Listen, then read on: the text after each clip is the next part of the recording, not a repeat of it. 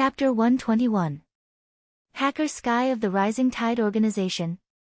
Is she the future shockwave woman, Daisy Johnson? After hearing Erica's introduction, Rog looked up and down at Sky while using chakra perception to sense her situation. There is no special energy except for the normal life energy reaction. Is it because she hasn't awakened as an inhuman yet? Although it was the first time Sky met Rog, she knew very well that the man in front of her was the real owner of the firm. The legendary private detective. After sensing Rog's look up and down, Sky involuntarily took a step back silently. "Okay, I know, you can go out first," Rog said to Sky.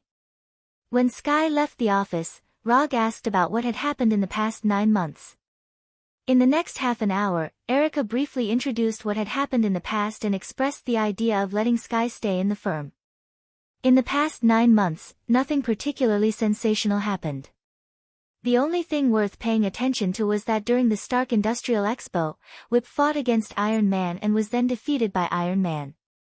In addition, Tawny participated in a hearing organized by the Senate Armed Services Committee and refused to hand over any technology for the Iron Man armor. Although Tawny still maintains his unruly playboy style, he has also become a well-known superhero and has even gained a lot of fans. Through Erica's introduction, Rog finally knew that Sky, the future shockwave woman, would appear in his firm. After Tawny publicly admitted that he was Iron Man, many people suspected that the government had concealed many important things. In this magical land, the right of citizens to know is a sacred right. At least that's what the people think. As a result, many hacker organizations began to investigate government agencies, trying to dig out substantial evidence that the government concealed from the people. And the Rising Tide organization is one of them. However, unlike other hacker organizations, the Rising Tide organization focused on the investigation of metahumans. After a careful investigation, the Rising Tide organization discovered the existence of S.H.I.E.L.D., and by the way, they also discovered Roger's small, inconspicuous firm. Although they have not investigated what kind of organization S.H.I.E.L.D. is, the existence of this secret organization is enough to prove something. As the top hacker of the Rising Tide organization, Sky was naturally the main force in the investigation. However, Sky had overestimated her ability to act. Her investigation had attracted the Punisher's attention. On a dark and windy night, Sky was gently invited to the office by the Punisher. In the past few years, there had been at least 80, if not 100, people like Sky, who worked in a covert investigation firm. This kind of thing could be easily solved, but after talking to Sky face to face, Erica kept Sky in the office. According to Erica, the firm needed a technical talent like Sky. And after knowing that Sky's ultimate goal was to find her parents, Erica's motherly love inexplicably overflowed. She didn't know if she was moved by Erica's concern or if she wanted to continue investigating something, but Sky happily accepted Erica's arrangement and became a new assistant in the law firm. When Sky stayed, Erica and the other two also quietly monitored her for a while. Except for the occasional hacking, Sky did not pose any threat to the firm, so the Punisher and the Abomination later agreed to Erica's approach. During Rog's absence from the Earth, the affairs of the firm were basically decided by the three of them voting and discussing, so Sky's stay can be regarded as a joint decision of the three of them. "Okay, I see, by the way, sort out the previous commissions and give them to me." It didn't take long for Erica to hand over a sorted commission document to Rog. Although he left the Earth, the work of the firm did not stop completely because of his departure. Erica is responsible for receiving commissions, and the Punisher and the Abomination are responsible for completing them. Of course, sometimes Erica herself will complete some commissions, but most of the commissions are completed by the Punisher and the Abomination. Also, unlike him who accepted random commissions, Erica and the others were obviously more focused when they accepted commissions. They were not as confusing as he was. After reading the commission document in his hand, Rog suddenly found that it doesn't seem to make much difference whether he's in the firm or not. Even if he's not there, the firm can still run well, and judging from the completion of these commissions recently, it's running quite well. In the next month or so, Rog resumed his commission career and successfully earned 40 ninja coins with the remaining 3 commission scrolls. Just when he thought that this kind of dull life would continue for several months, Coulson, who he hadn't seen for more than 10 months, suddenly came to the firm. "Rog, we're in a bit of trouble now." After that, Coulson directly handed the strange-looking tablet in his hand to Rog. "You need to look at this, look at it now," Coulson said to Rog with a serious face, with a serious look on his face that he had never seen before. "Don't be so nervous, relax," Rog said to Coulson with a smile and turned on the tablet casually. Then, his face became extremely serious. There was only one surveillance video on the computer, and it was last night's surveillance video. In the video, there was an empty laboratory the size of a basketball court. In the middle of the laboratory, there was a complex instrument. A few seconds later, a blue light shot out from the center of the instrument. This blue light hit a mechanical platform more than 20 meters away, and then a spherical portal appeared on the platform. This spherical portal only lasted for a few seconds before it exploded, and the light blue energy blew around like a hurricane. When the energy storm dissipated, a man with a spear in his hand appeared on the platform. At first sight of this man, Rog recognized his identity. The god of trickery, Loki. When he first opened the surveillance video, Rog felt that the surveillance picture was a bit familiar. When Loki appeared, he was 100% sure that the laboratory in the surveillance was the laboratory where S.H.I.E.L.D. studied Space Gem. Loki, Space Gem, S.H.I.E.L.D., the wheel of fate turned forward again. "Tell me, what do you want to commission? We hope you can find this person and give him to us, and you can pay him." Chapter 122. 500 million US. At this time, there is no need to be polite to S.H.I.E.L.D., they have money anyway. And compared with the Space Stone, 500 million US is nothing. No problem. Coulson has obviously been fully authorized by Nick Fury and agreed without thinking about it. As usual, write the commission content. Remember to send the reward in advance. After that, Rog handed an unused commission scroll to Coulson. Judging from the system's previous performance, the possibility of this commission passing the judgment is extremely high, and if nothing unexpected happens, the commission reward given will also be amazing. Although he was mentally prepared, Rog couldn't help but take a deep breath after seeing the commission information that appeared on the system commission page. Commission content: capture Loki and hand him over to S.H.I.E.L.D., commission status: incomplete, commission reward: 200 ninja coins. A full 200 ninja coins, the reward given by the system has once again refreshed the record, and it is double the previous record. The last time he captured Hulk, the system only gave a reward of 100 ninja coins. After seeing the commission reward this time, Rog felt that he suddenly liked Loki. "Loki, you are really too good.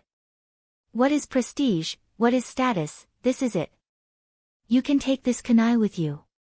When you are ready, just let me know." After taking the Flying Thor kunai from Rog, Coulson quickly left the office and began to go to Stark Building. At the same time, Black Widow Natasha also found Dr. Banner in Canada, who had become single again.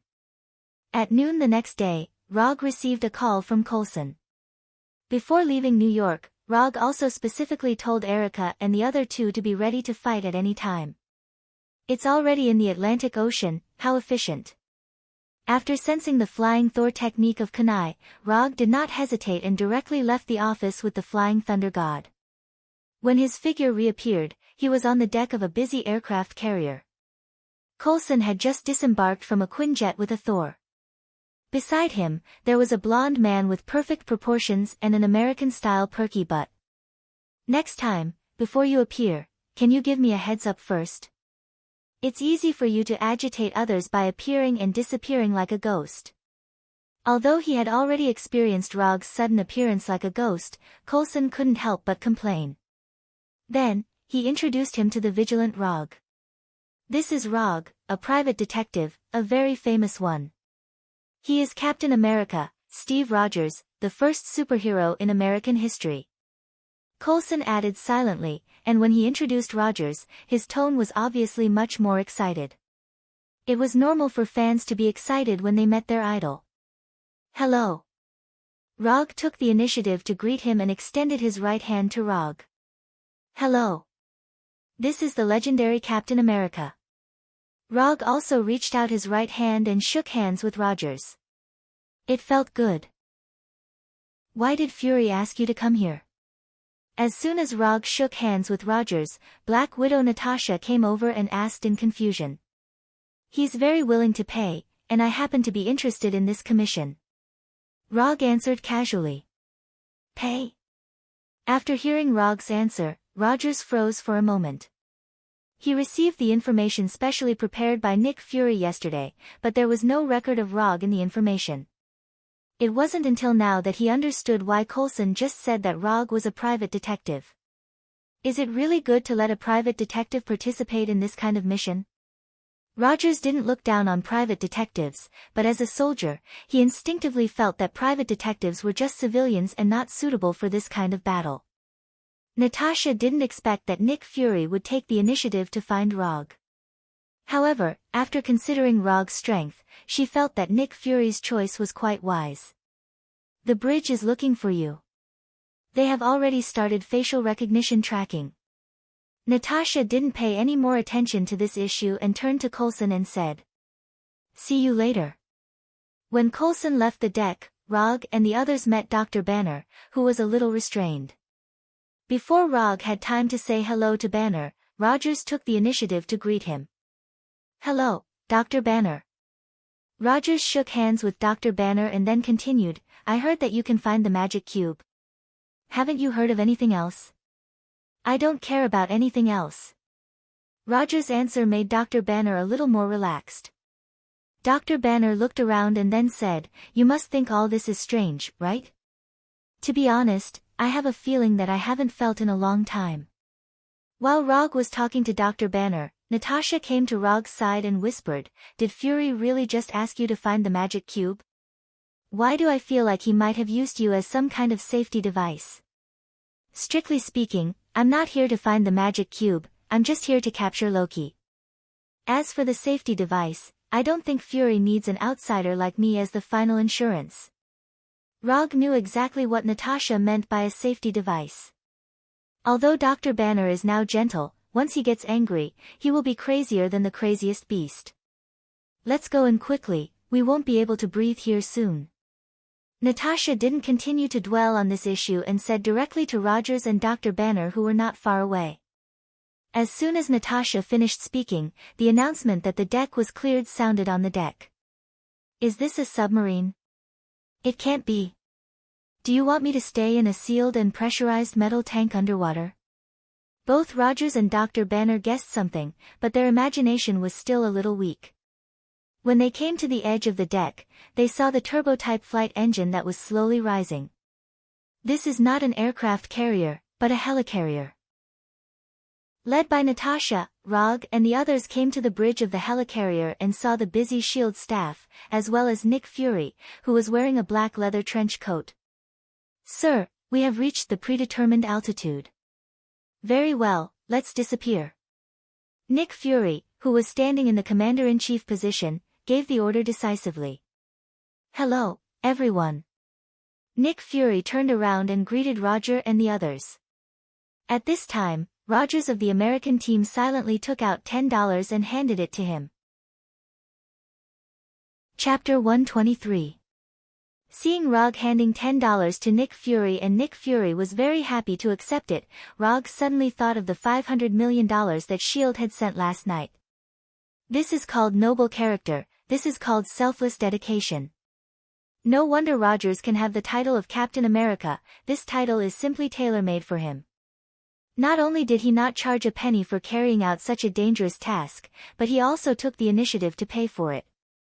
This kind of character, this kind of style, it seems that he can only be a vulgar person in the future. Thank you for coming. After putting away the $10, Nick Fury deliberately looked at Rog with his remaining right eye, as if to say, look at him and then look at him. Rog chose to ignore Nick Fury's suggestive eyes. Then, Nick Fury came to Dr. Banner and said slowly, Doctor, thank you for coming. Thank you for not being rough. Dr. Banner answered calmly, and then continued, "How long do I have to stay here? We will let you go as soon as we get the magic cube, and you can go anywhere you want." "So, how are you doing now?" Dr. Banner continued to ask. If he could, he was not very willing to stay here. In particular, Rog was also here. "We are scanning all the wireless readable cameras, mobile phones, and laptops in the world. As long as they are connected to satellites, they are our eyes." Coulson answered the question for Nick Fury. "How many spectrometers can you mobilize if you want to narrow down the scope?" "As many as you want," Nick Fury said with great confidence. "Contact all the laboratories you can find and ask them to put the spectrometers on the roof and search for gamma rays. I will draft a tracking algorithm based on cluster recognition, so that at least a few areas can be ruled out." After entering his professional field, Dr. Banner immediately showed the qualities that his 7 doctorate degrees should have. "What is professional? This is it. Can you find me a place to work?" Dr. Banner continued. "Agent Romanoff, please take Dr. Banner to his laboratory." As a professional agent, Nick Fury naturally made all the necessary preparations and instructed Natasha. After Banner and Natasha left, Nick Fury came to Rog and said, "Are you really not considering joining the Avengers project? We need a professional like you. What you need is not a professional, but a professional fighter. It's better for us to maintain our current relationship. You'll pay, and I'll do my best. Money and goods are even, and I won't cheat anyone."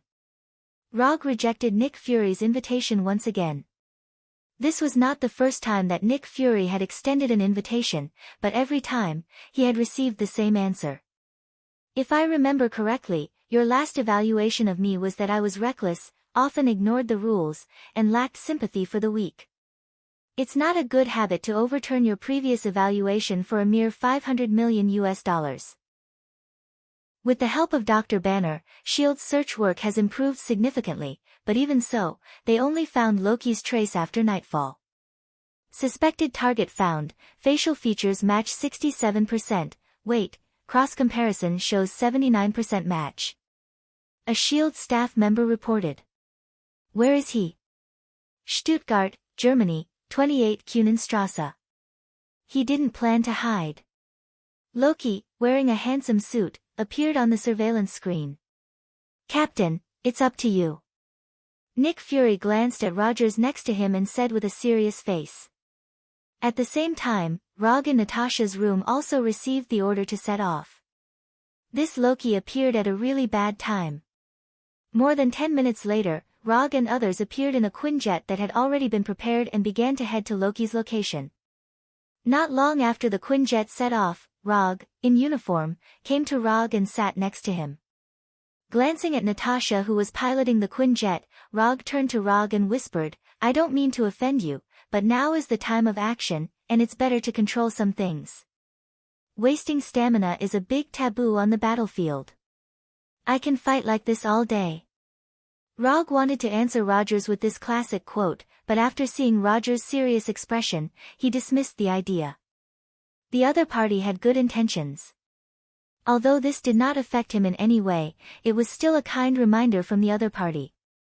Proper relaxation is good for reducing the pressure before the battle. "Just kidding, thank you for reminding me, I will pay attention next time."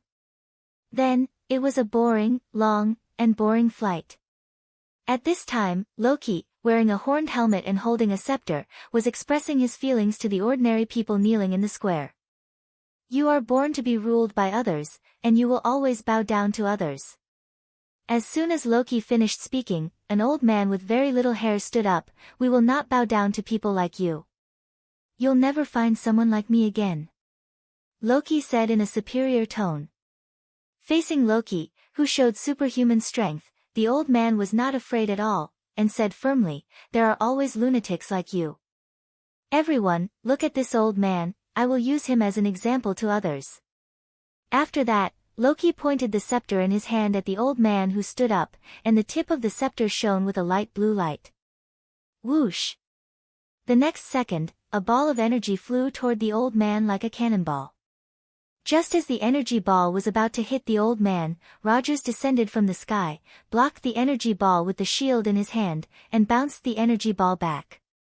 Bang! Loki, who was caught off guard, was knocked to the ground by the energy ball he fired.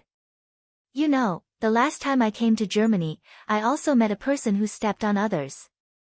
After blocking the energy cannonball, Rogers of the American team walked towards Loki, who was lying on the ground. Where did these people learn the habit of chatting before fighting? Isn't it better to just fight? Loki, who was knocked down, stood up immediately. Just as he was about to say a few harsh words to Rogers, he saw a person who was falling rapidly, a somewhat familiar person. Is it Rog? Why is he here? Isn't he at Asgard? Has the Bifrost been repaired? In an instant, several questions appeared in Loki's mind at the same time. Before he could think of any results, he saw a flying Thor kunai shining with a light silver metallic light in front of him. Chapter 124. Although Loki is not a professional melee player, it doesn't mean that he is not good at dodging. Not to mention the flying Thor kunai thrown by Rog, even if it's an arrow shot by Hawkeye, he can easily catch it. But now, he obviously doesn't have the idea of catching the kunai with his bare hands. Rog is very dangerous, and the weapon he throws is also very dangerous. With this in mind, Loki slightly tilted his head and avoided the flying Thor kunai that flew directly toward his handsome face. That's it. After avoiding the attack of the flying Thor kunai, Loki's face showed a look of disdain. However, in the next second, his disdain turned into shock. Rog, who was still falling rapidly in the air, instantly flashed in front of him, and his left hand grabbed the flying Thor kunai that just flew over his head. In Rog's right hand, there is a palm-sized light blue ball. Rasengan. Rog didn't give Loki any time to react, the Rasengan in his right hand directly pressed on Loki's chest. Boom! At the moment of contact with the Rasengan, Loki felt a strong twisting and tearing force. Then, his whole body was sent flying, and he crashed heavily into the house behind him. Leave him to me, I have a personal friendship with his brother, you are responsible for evacuating the crowd. Rog said to Rogers without looking back, but he soon found that his words just now were a little superfluous. The onlookers kneeling in the square didn't need anyone to remind them. After seeing Loki flying out, they scattered like a nest of frightened mice. How did you do that just now? Rogers of the American team came to Rogers' side with his shield and asked in confusion. You can simply understand that these are my superpowers. Rog didn't intend to explain to Rogers what ninjutsu is, this kind of thing will only be more complicated. Just as Rogers was about to continue to ask something, Loki, who was hit, came out of the broken wall. Although the power of the Rasengan is not bad, it depends on who it hits. For Loki, a frost giant, although the Rasengan hurts a little, it's not enough to knock him down with one blow. At this time, Loki has completely lost his previous arrogance and disdain. The appearance of Rog can be said to have completely disrupted his plan. Rog's appearance means that Bifrost is repaired, and Bifrost's repair means that Thor will come at any time. Should I change the plan? Just as Loki was considering whether or not to change himself, Rog once again appeared in front of him. Body flicker technique. The flying Thor kunai in Rog's hand pierced Loki's heart like lightning, and then it directly passed through Loki's body. Illusion. The reappeared Loki was just an illusion. As a sorcerer, he's tss, he's tSST. 3 Tomo Sharingan, open. In an instant, Rog's eyes turned blood red, and then he quickly glanced around. Streets, squares, roofs. After a quick observation of the surrounding environment, Rog did not find any trace of Loki. Since he can't see him with his eyes, he'll use another way. Chakra perception. Loki can use magic to change his figure and create illusions to mislead the enemy, but his life strength and energy intensity are not so easy to change. Especially in a place like the Earth, his frost giant's life strength is as obvious as the moon in the night sky. He's running really fast. At this time, Loki had run out of several streets, decisively like an Olympic athlete in a 100-meter sprint. However, Loki didn't expect that at this time, a man in a red Iron Man armor would fly towards him, and without thinking, he gave him 2 energy cannons. Boom! Loki, who was running wildly, was hit by Iron Man Tani's 2 arc pulse cannons and he flew out in an extremely embarrassing manner. Make a move, Bambi. Loki, who was hit, just sat up and Iron Man Tani opened all the weapons on his armor and pointed them at him. Under Tani's naked threat, Loki decisively lifted the magic on his body, the armor on his body and the horned helmet on his head quickly disappeared, and then he silently raised his hands. That's a good boy. Tani put away his weapon, and Rog and Rogers also rushed over at this time. The next thing was much simpler. When Tani and Rog escorted Loki to the Quinjet, Rog picked up the scepter that fell aside. Is this the scepter that hides the Mind Gem? Mind Gem, the embodiment of the universal consciousness, can dominate the mind of all creatures, can read, modify, manipulate, and create the spirit of life. Even with a light touch, it can change the mind of the target. Even Rog, who has seen a lot, couldn't help but get a little excited at this time. However, when he picked up Loki's scepter and seriously perceived the blue gem at the top of the scepter, his face became extremely ugly. There is a ghost mind gem in it. Inside the blue gem at the top of the scepter, there is nothing but a huge amount of energy of unknown origin. Is there really no mind gem? Or is this scepter just a forgery? If the scepter is a forgery, it will be a little better, as long as the genuine one is found. If this scepter is genuine, then the problem is very serious. This means that in the future, he will no longer be the one he knows, and he will lose an extremely powerful invisible golden finger. After a helpless sigh, Rog boarded the Quinjet with the scepter that he didn't know if it was genuine or not. Did he speak? After knowing that Loki was successfully arrested, Nick immediately asked Natasha, who was piloting the Quinjet. He didn't say a word. Bring him back, we don't have much time. Nick Fury decisively ended the call. Rog and Tani of the American team said, I have a bad feeling. Why, isn't it good for a rock star to surrender? Tani replied with an indifferent face. Rog, what do you think?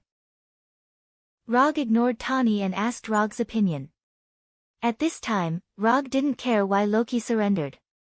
He just wanted to know if this scepter is genuine. It's okay, nothing special. Rog's answer was equally casual. With his skill, he shouldn't surrender so easily. Looking at the indifferent expressions of his 2 teammates, Rog's face became a little ugly. Just as Rog was about to say something, a few violent lightning flashed in the night sky. Loki, who didn't say a word, involuntarily turned his head and looked outside. Chapter 125. Loki's action immediately attracted the attention of Rogers from the American team. What's the matter, are you afraid of thunder? I don't like guys who follow lightning. Loki ignored Rogers' sarcasm and answered nervously. Thor really came. Although Loki had been mentally prepared when he saw Rog, he didn't know what to expect.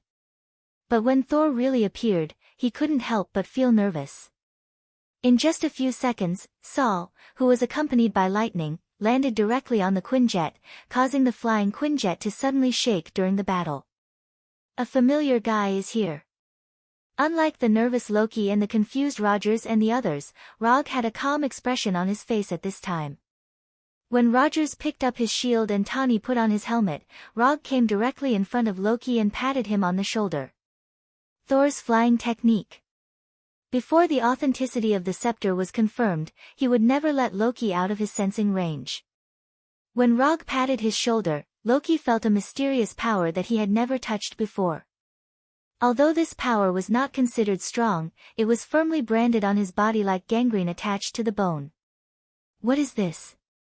Just as Loki was about to speak, Tani, who had already put on his helmet, opened the hatch at the tail of the Quinjet.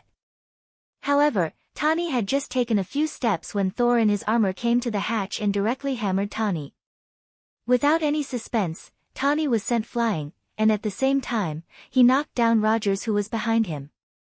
It was not until then that Thor realized that not only Loki was here, but Rog was also here. Long time no see. Rog took the initiative to greet him. Long time no see. Thor replied subconsciously, and then he remembered the real purpose of his trip. I still have some things to take care of. As soon as he finished speaking, Saul grabbed Loki and pinched his neck like he was pinching a cat's neck. Then, he waved Mjolnir and flew out. Another troublemaker.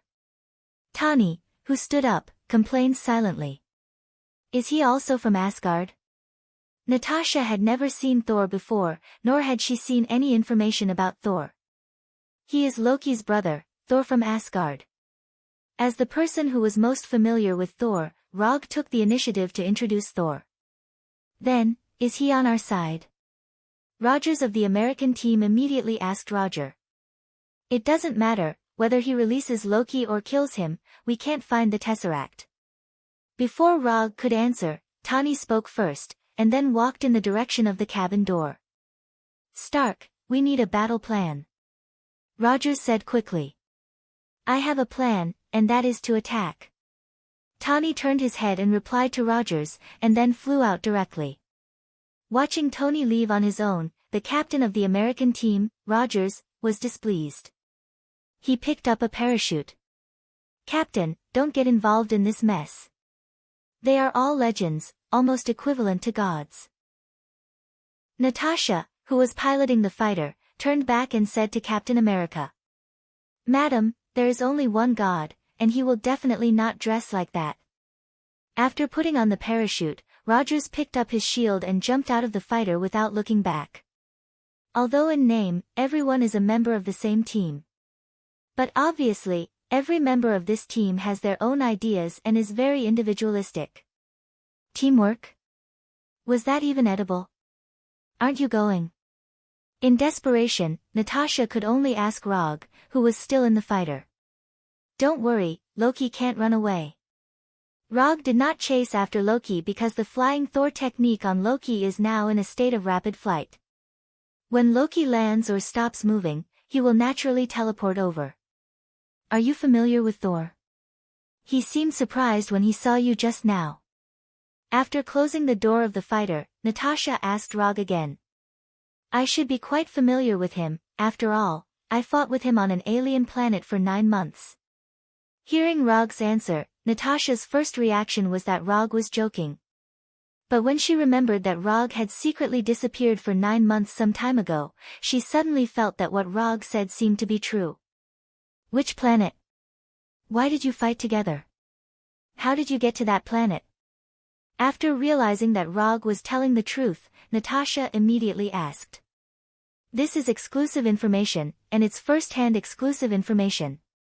As a professional agent, Natasha immediately realized the value of this information. I'll tell you next time. In Rog's perception, Loki had stopped flying and was staying on an unknown mountain top.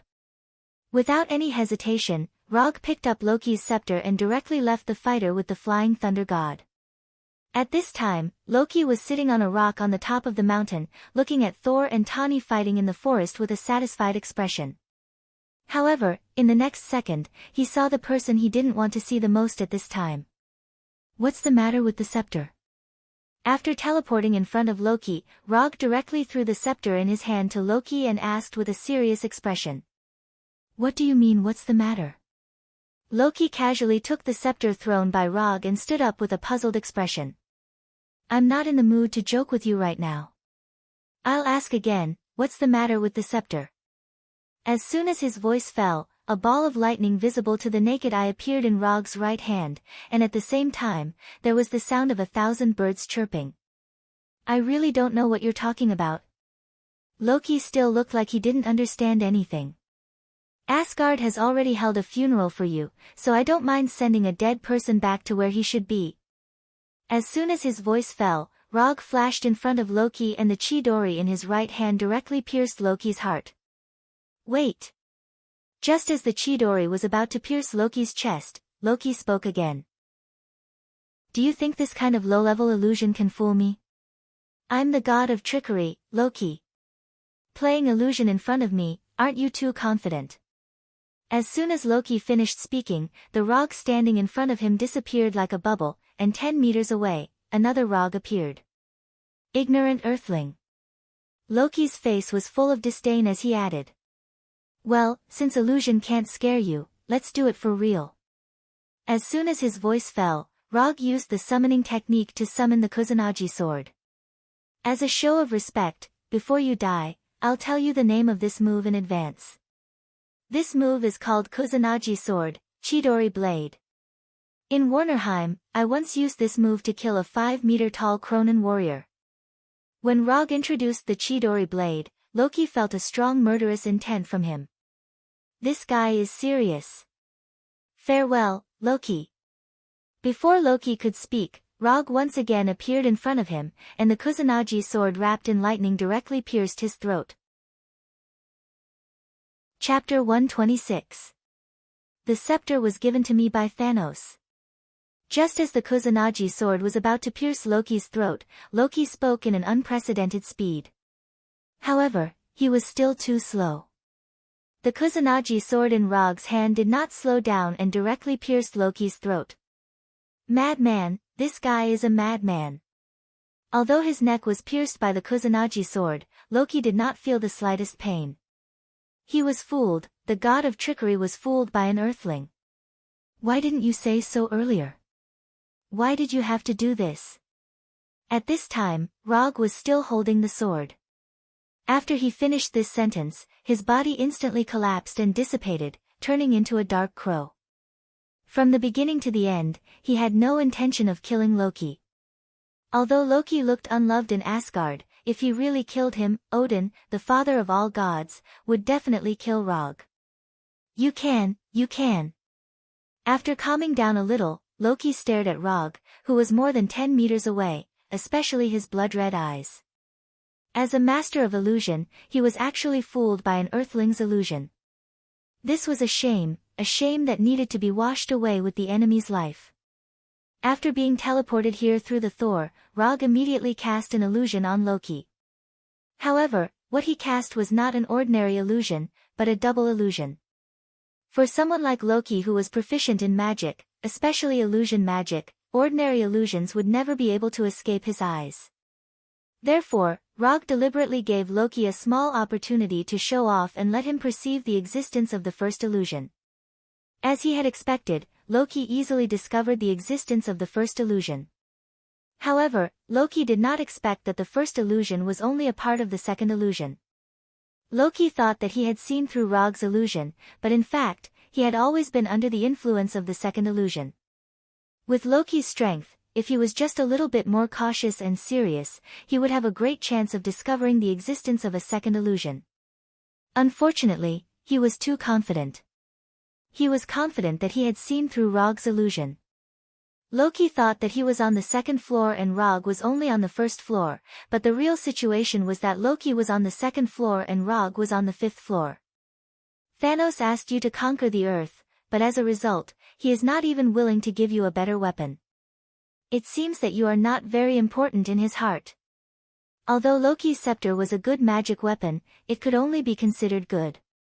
Not to mention the hammer of Thor, even Rog's enchanted fan that had been enchanted by Odin was several levels higher than this thing.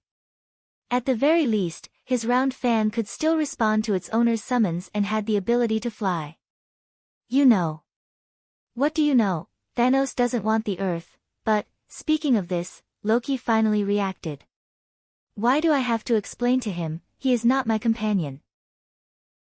Not knowing if it was because of shyness or other reasons, Loki snorted proudly and then ignored Rog. At this time, Tani and Thor were still fighting in the forest below, but they soon ushered in another game partner. Rogers of the American team finally rushed over and attacked Tani and Thor with the shield in his hand at the same time. The appearance of Rogers made the battle between Tani and Thor temporarily stop. Then not long after, Thor waved Thor's hammer and smashed it on Rogers' shield. Boom! A dazzling and powerful explosion sounded, and the surrounding trees were instantly broken, and a very obvious circular gap appeared in the forest. After the explosion, Thor, Rogers, and others finally calmed down and put an end to this meaningless battle. More than half an hour later, the group returned to the helicarrier, and Loki was escorted by a team of heavily armed shield soldiers to his VIP presidential suite. As he passed by Dr. Banner's laboratory, Loki turned to look at Dr. Banner and showed an ambiguous smile. "Let's be clear, if you try to escape, even if you just scratch the glass, you will fall to a height of 9,000 meters with this cage, understand?" Nick Fury demonstrated his VIP exclusive service to Loki. "This cage is really good, I guess it wasn't made for me." Even at a time like this, Loki still looked indifferent. "It was built for something more powerful than you." Nick Fury answered Loki's question. "I've heard of it." After that, Loki turned his head and glanced at the surveillance camera next to him. "It's obviously a stupid beast, but you still pretend to be an ordinary person. How panicked are you to think of such a monster as a rescue?" Loki's ridicule was clearly transmitted to a conference room in the helicarrier. Nick Fury is not the only one who is paying attention to Loki. "Panicked? You threatened me by saying that you would go to war with my world. You stole the power that you couldn't control. You took pleasure in killing. It was you who forced me to do this." Nick Fury didn't take Loki's ridicule to heart and said righteously, "If you don't know his identity, you will definitely think that he is a good person after hearing his words." Although Rog is also in the conference room, his attention is not on the conversation between Nick Fury and Loki, but looking at the system's commission page with a puzzled face.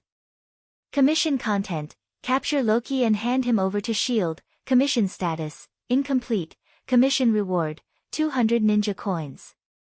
Loki has been successfully captured and handed over to S.H.I.E.L.D., but the system still hasn't judged that the commission has been completed. The 3 words, incomplete, are still so dazzling. Judging from the content of the commission, it is definitely in the state of being completed. But the problem is that the system doesn't seem to recognize this. What the hell is going on here? Rog read the commission content over and over several times, but he still has no clue. Just as he was thinking about whether there would be any hidden conditions in this commission, Captain Rogers suddenly asked Thor, "Loki is stalling for time. Thor, what is he planning?" "He has an army of Chitauri, and no one knows his origin. He intends to lead this army to invade the Earth. The Chitauri will help Loki conquer the Earth, and in return, Loki will give them the magic cube." Saul told him everything he knew about the current situation. "An army, or an army from outer space?" Roger's tone became serious. However, when she heard the word outer space, Natasha, who was sitting opposite Rog, silently looked back at Rog. Chapter 127. Why are you looking at me? I don't know anything about Chitauri. Because of Natasha's turn back, Rogers, Dr. Banner, and others also turned to look at her. If Loki has an army from outer space, then he also needs a stable space portal. That's why he kidnapped Dr. Selvig. Since meeting Rog on the helicarrier, Dr. Banner has deliberately avoided dealing with Rog, so he pulled the topic back to the main topic. "Selvig?" Thor suddenly asked. "He's a Ph.D. in astrophysics." Dr. Banner explained. "He's my friend. I don't know what method Loki used to control him, and one of our agents." Natasha added in her mind. "I want to know why Loki surrendered so easily. He can't command the army if he's locked up here." Rogers always felt that something was wrong with Loki's choice to surrender so easily. On the Quinjet, he asked Rog and Tani about it, but they obviously didn't care about it. "I don't think we should focus on Loki. This guy is a madman. You can see it at a glance." Dr. Banner expressed his opinion. Until now, he felt that Loki's meaningful smile was a bit scary. "Pay attention to what you say. No matter how rude and unreasonable Loki is, he is still Asgard. He is my brother." After hearing Dr. Banner's evaluation of Loki, Thor couldn't help but defend Loki. "He killed 80 people in 2 days." Natasha added silently again. "He was adopted." Thor immediately explained. Rog did not participate in the discussion between them. His mind was now full of why the commission was not completed and why there was no Mind Stone in the scepter given by Thanos. How about throwing Loki out and then catching him back? A crazy idea began to take shape in his mind. Just as he was considering the feasibility of this plan, Tani and Coulson came to the bridge and said to Dr. Banner at the same time, Iridium can be used as a stabilizer to prevent the portal from collapsing on itself, just like S.H.I.E.L.D.'s previous one. Big guy, don't hold a grudge. Your 2 hammers are very powerful. When he passed by Thor, Tani patted Thor's muscular shoulder and continued to walk towards the Commander-in-Chief's position on the bridge. Iridium allows Loki to expand the portal as he pleases and maintain it for a very long time. Tani spoke as he walked, and soon arrived at Nick Fury's commanding position. He then continued, raise the mizzen mast and turn the topsail. When the staff on the bridge turned to look at Tani, he suddenly pointed at one of them and said, that person is playing with a bee. He thinks that others can't see it, but I can see it. Tani's jesting instantly swept away the depressing atmosphere in the bridge.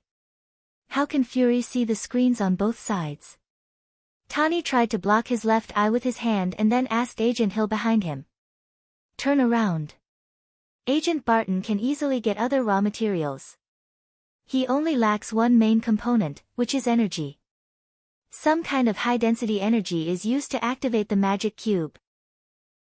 After a few random clicks on the screen, Tani said casually, and then when he turned around, he installed a small device that looked like a nut on the pillar under the screen. When did you study thermonuclear astrophysics so much? Agent Hill asked. After hearing Agent Hill's words, Rog sighed helplessly. You shouldn't have asked this question. It will make everyone present look like they haven't graduated from elementary school. Last night. The dataset, Dr. Segwell's notes, and some papers on extraction theory, didn't you do your homework in advance? Thor said in a slightly exaggerated tone. Does Loki need any specific energy? Roger ignored Tani's exaggerated expression and asked silently. He has to heat the magic cube to more than 100 million degrees to surpass the Coulomb barrier. Dr. Banner answered immediately. Unless Sylvig has already figured out a way to stabilize the quantum tunneling effect. Tani added while walking towards Dr. Banner. If he really figures it out, he can use any reactor to complete heavy ion beam fusion. Dr. Banner continued. Finally, there is someone who can speak. What do you mean by that? Roger complained. Compared with Tani and Dr. Banner, everyone present is an elementary school student who hasn't graduated yet. It's nice to meet you, Dr. Banner. Your research in the field of anti-electron collision is really unparalleled, and I think it's great that you turned into Hulk when you lost control.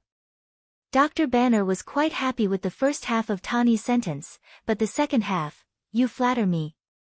Dr. Banner replied with a little helplessness. Dr. Banner's purpose this time is only to track the magic cube. I hope you can find it with him. Nick Fury returned to the bridge and interrupted Tani's crazy idea in time. When Tani and Dr. Banner went to the laboratory, Thor came to Rog and asked Rog, why are you here? I received a commission from someone else, so I came. Rog replied casually. Loki may have done something wrong, but no matter what, he's still an Asgardian. He's still my brother, so I hope you can help me bring him back. The purpose of Thor's trip is to retrieve the magic cube and bring Loki back to Asgard, but if Rog stops him then he feels that it will be difficult for him to take Loki away. So he needs to confirm Rog's attitude in advance, lest things go in the worst direction. No problem. But only after I complete the commission, and I happen to have something I need your help with. The commission Rog said is, of course, not the commission of S.H.I.E.L.D. If it was the commission of S.H.I.E.L.D., it would have been completed from the moment Loki boarded the helicarrier. What he is talking about now is the commission of the system. He will not let anyone take Loki away until the status of the system's commission becomes completed. That's 200 ninja coins. And he has never had the habit of giving up commissions. What's the matter? As long as Rog doesn't stop him from taking Loki away, everything else is fine. It doesn't matter if it's earlier or later. I want to know the whereabouts of the Spirit Stone. As soon as Rog finished speaking, Thor's face became a little ugly. Thor knows exactly what the Spirit Stone is, but he didn't expect that Rog would want to know the whereabouts of the Spirit Stone.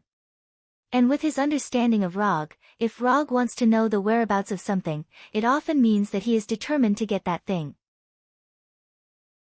Chapter 128. You want to find the Mind Gem. This is not a power that can be controlled by humans, it will only bring disaster. Thor felt that it was necessary to stop Rog's dangerous idea. That is one of the 6 Infinity Stones, one of the most dangerous forces in the universe. I just want to know the whereabouts of the Mind Gem now, I am not arrogant enough to control the Mind Gem. Rog knew exactly what Thor was worried about, but his worries now were obviously superfluous.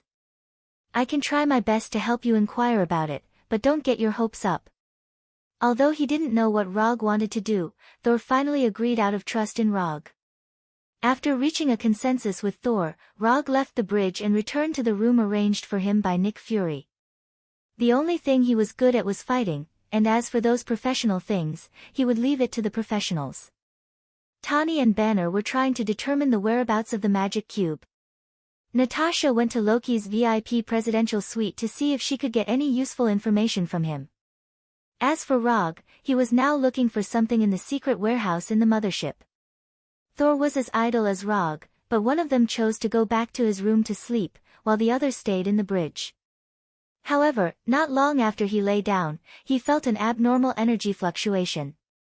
To be precise, it was a magic fluctuation. Is this serious? The Mind Gem is gone, can this scepter still have the effect of bewitching the mind? After sensing this sudden energy fluctuation, Rog could only end his rest time helplessly and walk towards Dr. Banner's laboratory. When he came to the laboratory, he saw Tawny and others arguing, and Dr. Banner, who had unknowingly picked up the scepter. Looking at the noisy Tawny and others, Rog frowned slightly, and then mobilized chakra in his body. Although he didn't know how the scepter bewitched Tawny and others, he had a very simple and crude way to crack it. Everyone, calm down. When Tawny and others all looked at him, Rog's eyes instantly turned into 3 Tomo Sharingan. Sharingan, Genjutsu. The moment they saw Rog's eyes, Tawny and others were pulled into an illusion by Rog. But he didn't do anything to them, and a few seconds later, he took the initiative to lift the illusion. When the effect of Genjutsu disappeared, Tawny and others also recovered their original reason and realized that something was wrong with them. Try to stay away from that scepter. Rog reminded them. At this moment, the monitoring device in the corner of the laboratory suddenly emitted a burst of urgent alarm. The energy signal match is 100%. Looking at the alert information and location displayed on the screen, Dr. Banner subconsciously took off his glasses. Boom! A strong explosion sounded, and the entire helicarrier shook violently.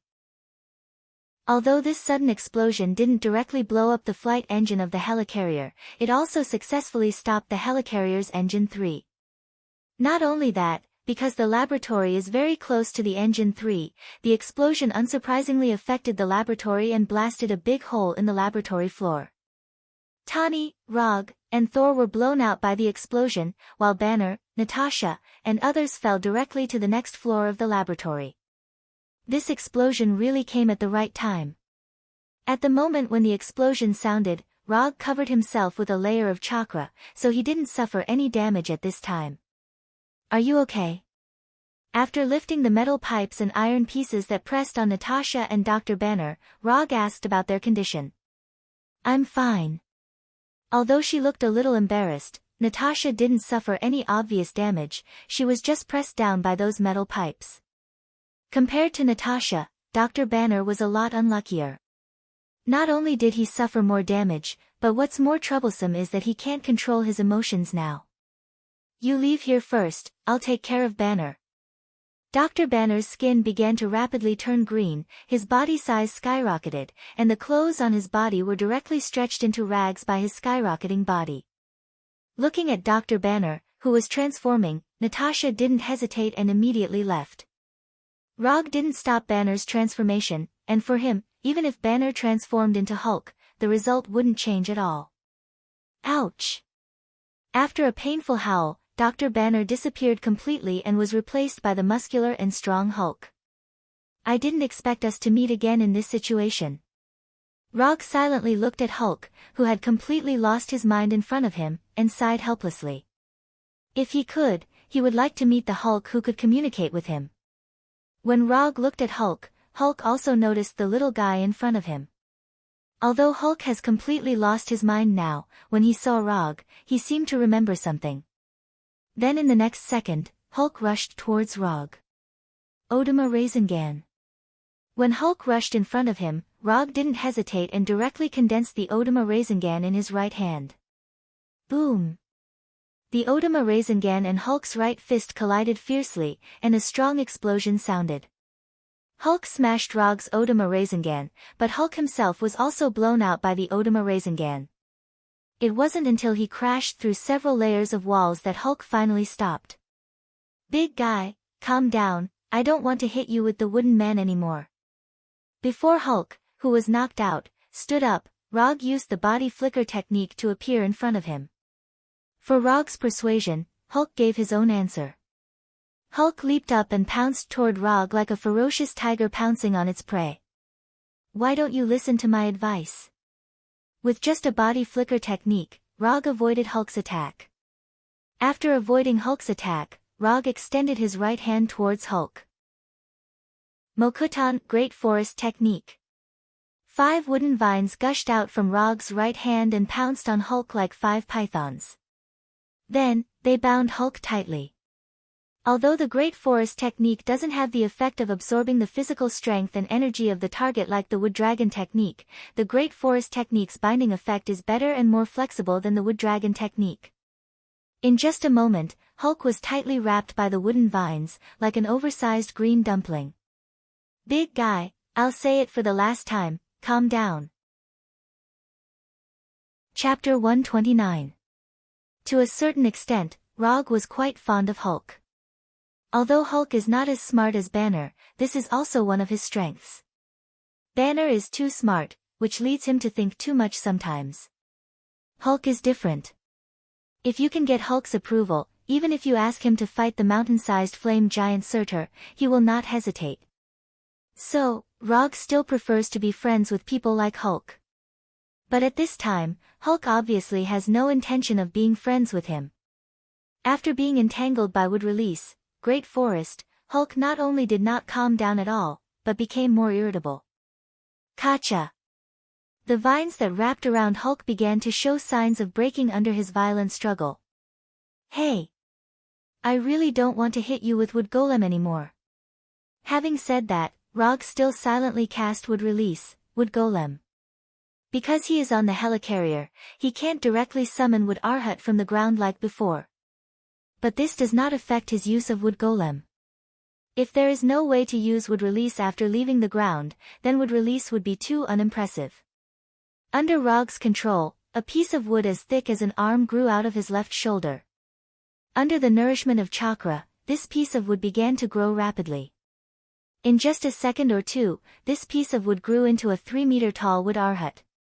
When this Wood Arhat with a long hook-nosed wood dragon wrapped around his body appeared, Rog lifted Wood Release, Great Forest and let his right hand return to its original state, and at the same time let Hulk regain his freedom. Hulk finally got rid of the wooden vines, but in the next second, Wood Arhat had already rushed in front of him and gave him a beautiful and powerful uppercut. Boom!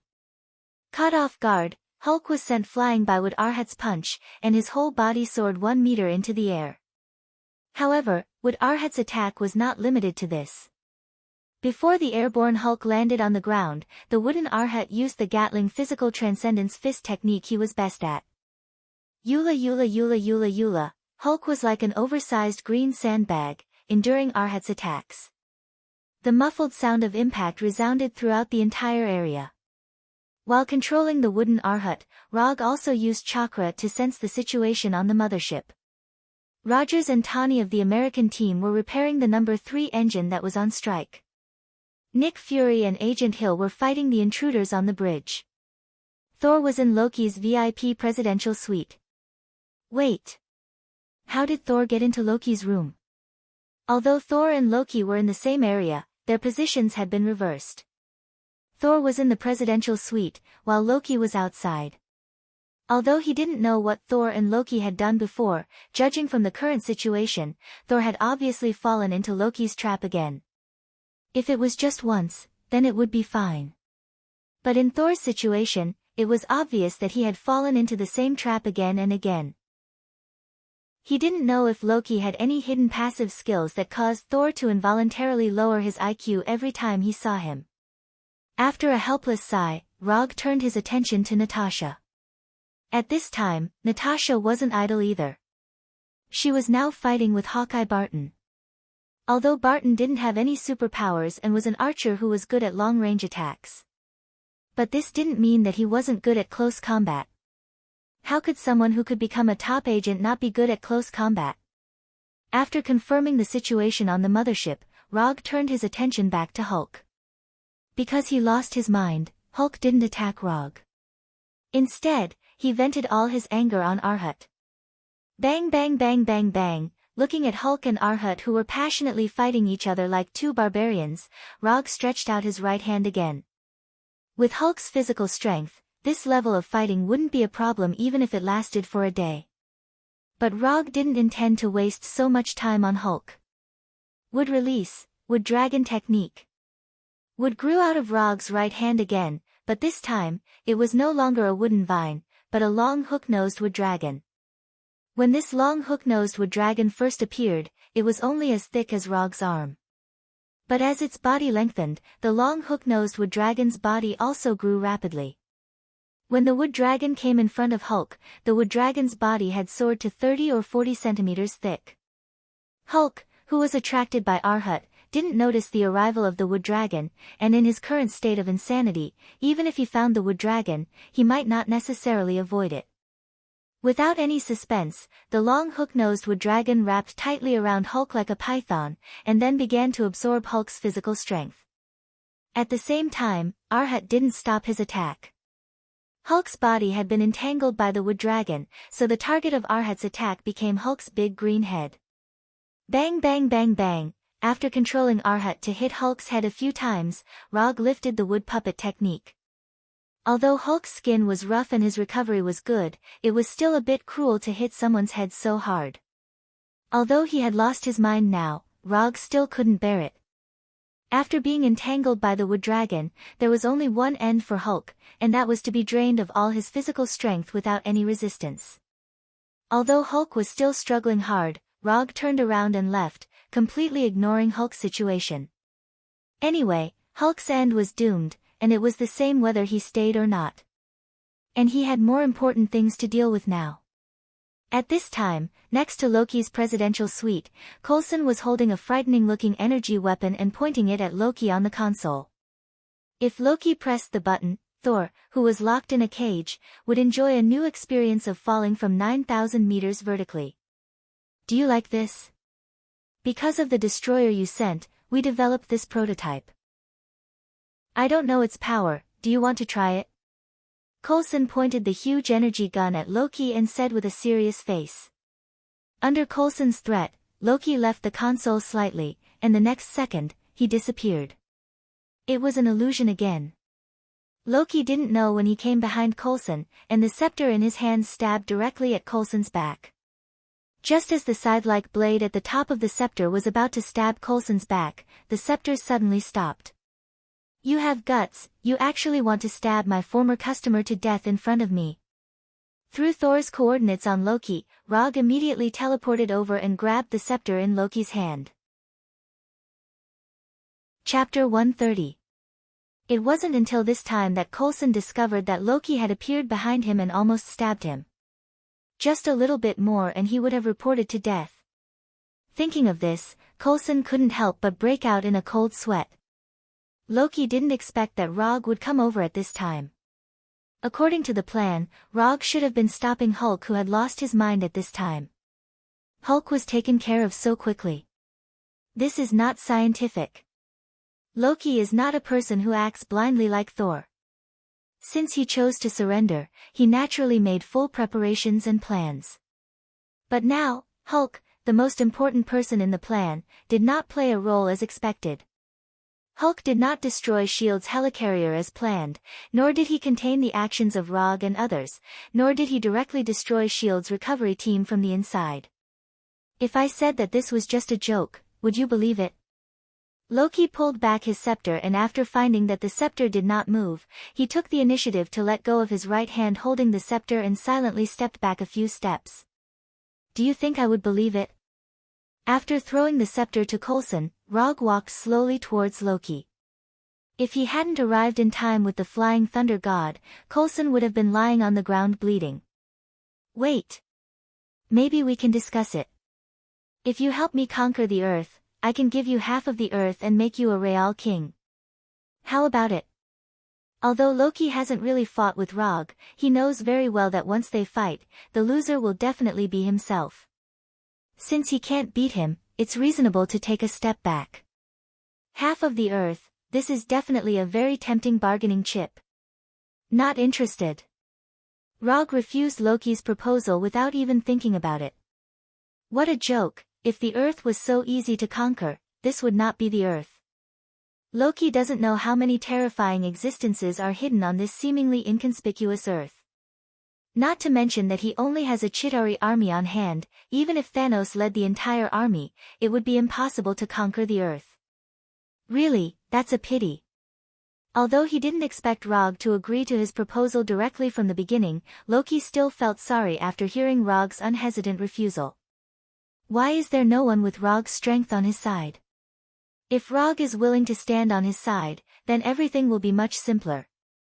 However, there are not so many ifs in this world. Loki can only pull out his only weapon, a knife of more than 10 centimeters long. A mage was forced to fight with a dagger. This was something no one else could do. However, at this moment, Loki's men's. Although he was entangled, he was not the only one who invaded the helicarrier's attack. Ants. Bang bang bang bang, fierce gunshots sounded, bullets flew toward Rogg's direction. If he was alone, Rogg could safely leave here before the bullets hit him. But now, he still needs to take care of Coulson, who is an ordinary person. Wood release, wooden spindle wall. Rogg's body quickly rushed out of wood, instantly forming a curved wall, covering himself and Coulson. The flying bullets, without exception, all hit the hemispherical curved wall. There is no doubt about the power of the bullets, but the wood that makes up the wooden spindle wall is not ordinary wood. Clanking sounds rang out continuously. Although the mercenaries' shots were concentrated and accurate, they were still unable to penetrate the wooden spindle wall's defense. You stay here, I'll deal with the people outside. After that, Rogg used the body flicker technique to leave the wooden spindle wall. After mastering the sage mode of the Shikatsu forest, his wood-release ninjutsu has increased a lot. Tree World Descent, Great Forest Jutsu, Wooden Spindle Wall, these are the ninjutsu he learned after mastering the sage mode. In addition to these ninjutsu, he also mastered a ninjutsu that he likes, but never used in actual combat. The reason is very simple, because that ninjutsu is too cruel. After using the body flicker technique to leave the defensive range of the wooden spindle wall, Rogg quickly glanced at the mercenaries who were attacking. 7 people. After confirming the number of enemies, Rogg decisively used a ninjutsu that has never been used in actual combat. Wood release, cutting technique. A wooden spike that was tens of centimeters long grew out of his right arm and connected to his right arm like a dagger. Then, Rogg flashed in front of these mercenaries like a ghost. Chi! The wooden spike of Rogg's right arm pierced a mercenary's chest like lightning. At the same time, more than 10 wooden spikes as thick as an arm rushed out of the mercenary's body, instantly ending his life. For mercenaries, death is not a rare thing. But the scene in front of them is beyond their imagination. Being completely pierced by wooden spikes, this kind of death is cruel and shocking. Not only were these mercenaries scared, but even Loki and Thor couldn't help but take a deep breath when they saw this scene. Although they didn't personally experience the feeling of more than 10 wooden spikes growing out of the body, they can imagine the extreme pain just by looking at the hedgehog-like mercenary. After killing the first target, Rogg didn't stop his footsteps and continued to attack the remaining 6 mercenaries. The 6 mercenaries only lasted for 6 seconds. When these mercenaries were all dead, Rog removed the cutting technique. The removal of the cutting technique didn't make the wooden spikes in the mercenaries disappear, they still kept the miserable way of death. Although these mercenaries didn't give Loki any hope of winning, they bought him a few precious seconds. While Rog was killing the mercenaries, Loki once again returned to the control panel and opened the round hatch under the cage. The moment the hatch was opened, a strong airflow whistled and the temperature began to drop rapidly. After the third engine stopped working, the helicarrier began to rapidly descend, but even so, the helicarrier was still thousands of meters in the air. "You really are a monster," Loki said to Rog with a little helplessness. Then under the gaze of Rog and Thor, he jumped down from the open hatch. Chapter 131.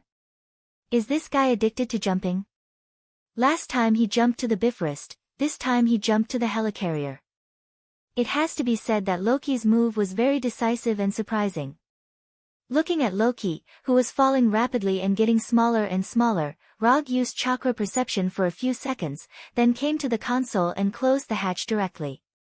After being teleported in front of Rog twice in a row, even if Loki's reaction was slow, he realized that something was wrong. Although he couldn't directly erase the flying Thor technique on his body, it wasn't difficult to interfere with the space coordinates transmitted by the flying Thor technique. If he was given enough time, he could even directly create a small space barrier to completely isolate the flying Thor technique. Loki finally showed a little of his sorcerer nature, putting an end to the possibility of Rog's teleportation again. Not long after Loki jumped off the ship, the other intruders on the helicarrier were also eliminated by S.H.I.E.L.D. one by one, and the helicarrier regained its calm again. There are some things that if you don't hurry up, you may never have another chance in the future. Go ask Rogers for an autograph. Coulson is a loyal fan of Rogers, and for this reason, he spent several years collecting a set of out-of-print Team America cards. In the eyes of others, it is very naive for a man in his 40s or 50s to collect this kind of hero card. But in Rog's view, this is not naive, this is a man's original intention and a dream worthy of respect. Thank you.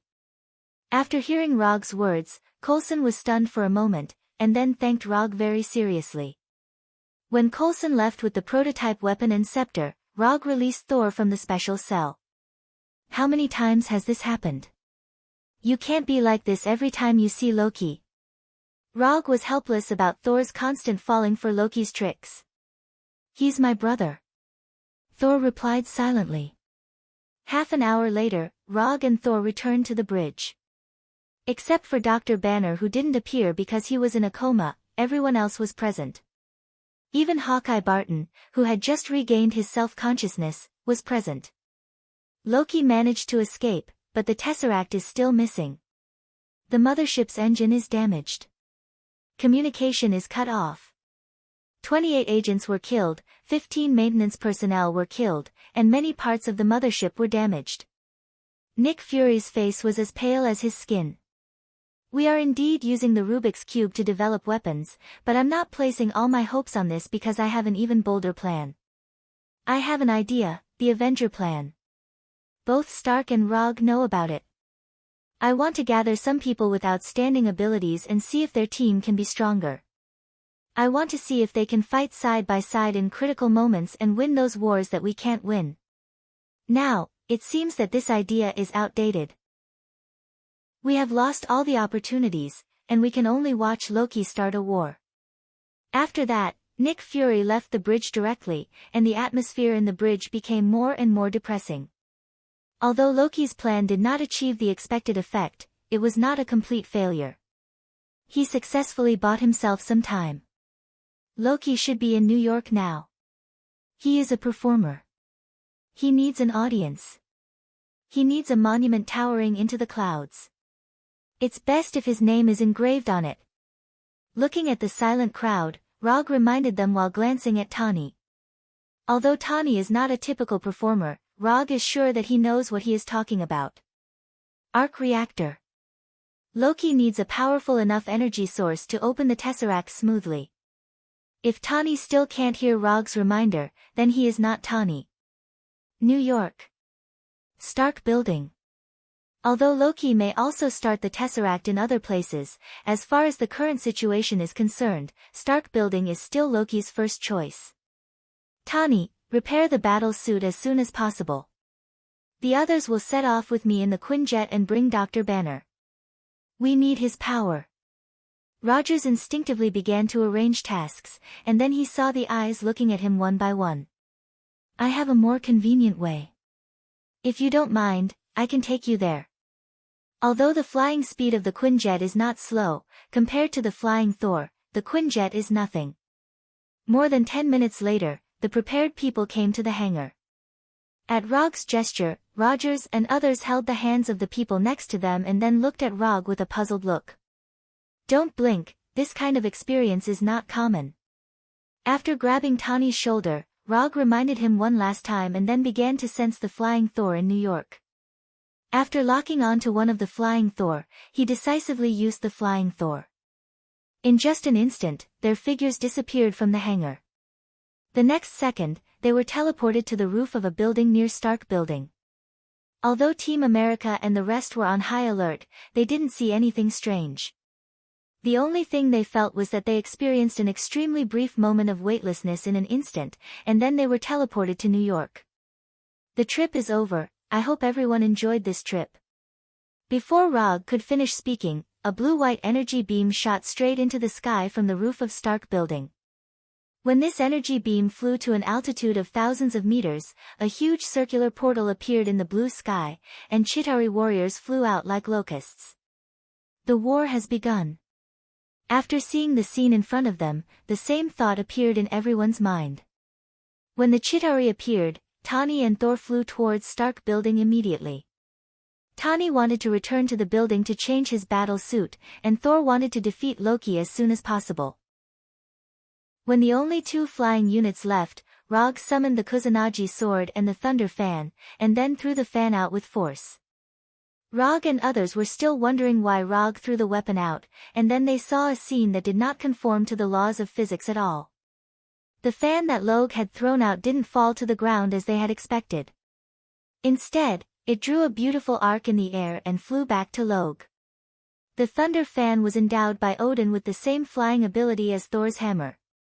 As long as Odin was alive, this enchantment effect would not disappear. Rog didn't like Thor's flying method of being carried by Thor's hammer, so he adopted another flying method. Flying with the fan. Chapter 132. Under the gaze of Rog and the others, Rog stepped on the Thunder Fan and flew straight to Stark Building. Although it looked a little strange to fly on the fan, one had to admit that it was a very cool feeling. When Rog arrived at Stark Building, the first thing he saw was Thor beating up Loki. That's right, it was a real beating. At this time, Thor had no intention of holding back at all. Thor's hammer kept smashing at Loki. Although Loki only had 2 mini daggers in his hands, he showed excellent fighting skills. With those mysterious magic, Loki even suppressed Sol in close combat for a time. Doppelganger, illusion, invisibility, blinding, slow, one magic after another was thrown out by Loki, neutralizing Thor's thunderous attacks. It was not until this time that Loki truly showed his full ability as a mage. While Loki was fighting with Thor, Tani finally finished changing and put on the latest Mark 7 battle suit. After putting on the latest Mark 7, Tani did not hesitate and immediately joined the battle between Loki and Thor. With the addition of Tani, Loki, who had been fighting with Thor, suddenly felt a lot of pressure, and he kept retreating. Rog didn't join them in the battle.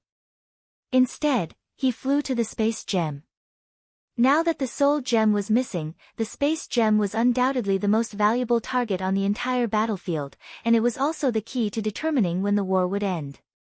As long as the portal opened by the space gem was closed, Chitauri's army would not be able to invade Earth from distant outer space, and the war would come to an end in advance. Turn it off, Dr. Selvig. After activating the space gem, Dr. Selvig did not leave, but looked at the space gem in front of him with a longing look. It's too late, there's no way to stop it now. It has something to show us, a new universe. Dr. Selvig ignored Rog's request, and his eyes were still shining with a strange light blue light. Up to you. Although he had interacted with Dr. Selvig before, now was not the time to reminisce about old times. Since Dr. Selvig was unwilling to do it, he would do it himself. Rog pulled out the Kusanagi sword from his waist and used Chidori blade. When the Kusanagi sword was wrapped in lightning, Rog jumped down from the fan and stabbed the space gem with the Kusanagi sword. The invincible Kusanagi sword did not pierce the space gem as expected. A layer of energy barrier blocked the tip of the Kusanagi sword. It couldn't pierce through. The moment the Kusanagi sword touched the energy barrier, Rog came to a conclusion. This spatial barrier looked only a few centimeters thick, but it contained an incomparably abundant amount of spatial energy.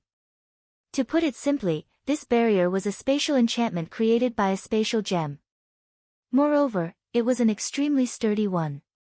Unless there was a high-grade energy source of the same nature as the space gem, the only way to break this barrier was to use brute force.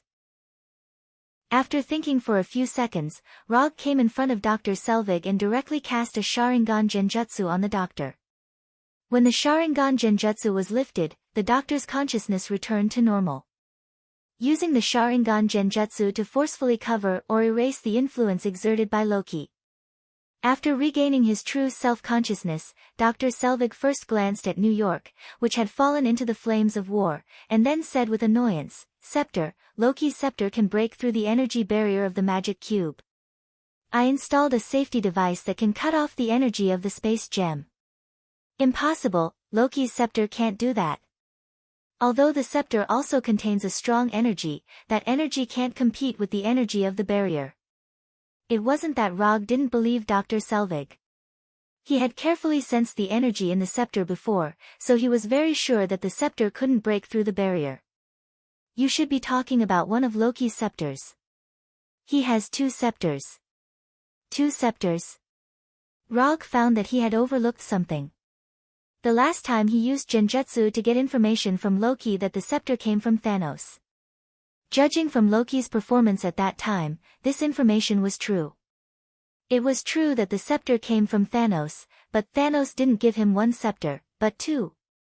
Habitual thinking is not good. He always thought that there was only 1 scepter, so he only considered whether the scepter was real and whether it was forged by Loki. So he didn't think that Thanos might have given him more than 1 scepter. If he could travel to this world, then it's not impossible for Thanos to give Loki 2 scepters. Thinking of this, he sighed helplessly and then looked at Loki, who was fighting 2 people. This is not a game, nor a movie. There is no so-called fixed plot here. Even if there is some kind of fate here, it can be changed. "Doctor, you stay here. If someone comes with a scepter, you tell him how to close it." After that, Rog joined the team attacking Loki. Although Loki used all his skills and threw out magic as if it was free, he still inevitably fell into a situation where he could be defeated at any time. Especially when Rog also joined the battle, the situation became even worse. Although the battle was getting more and more difficult, it has to be said that Loki's performance at this time was perfect. In this extremely unfavorable situation, he not only did not lose quickly, but also took advantage of Rog and others' lack of experience in fighting together to make several threatening counterattacks. "You are indeed very strong, but I, Loki, am not an ant that can be pinched by you." As soon as his voice fell, Loki crazily burned the magic in his body, and an amazing momentum gushed out of his body in an instant. Loki began to play with his life. Blinding, slowing, paralyzing, weakening, energy storm, mind erosion, magic missile, flame, lightning, ice storm, one magic after another was instantaneously released. At this moment, Loki proved with practical actions what a magic cannon was. In the face of Loki's crazy output, Rog and the other 2 had to choose to retreat for the time being. Mages never admit defeat when it comes to output. It turned out that no one who could make a name for himself in Asgard was weak. Although the god of trickery sounded a bit wretched, when he really played with his life, even a weak god could show an unparalleled tyrannical posture. Loki's crazy output directly destroyed the top floor of Stark Building, and even the energy beam emitted by the space gem trembled violently in the chaotic and violent magic storm. Chapter 133. When a sorcerer attacks recklessly, the scene will be extremely gorgeous and the power will be beyond imagination.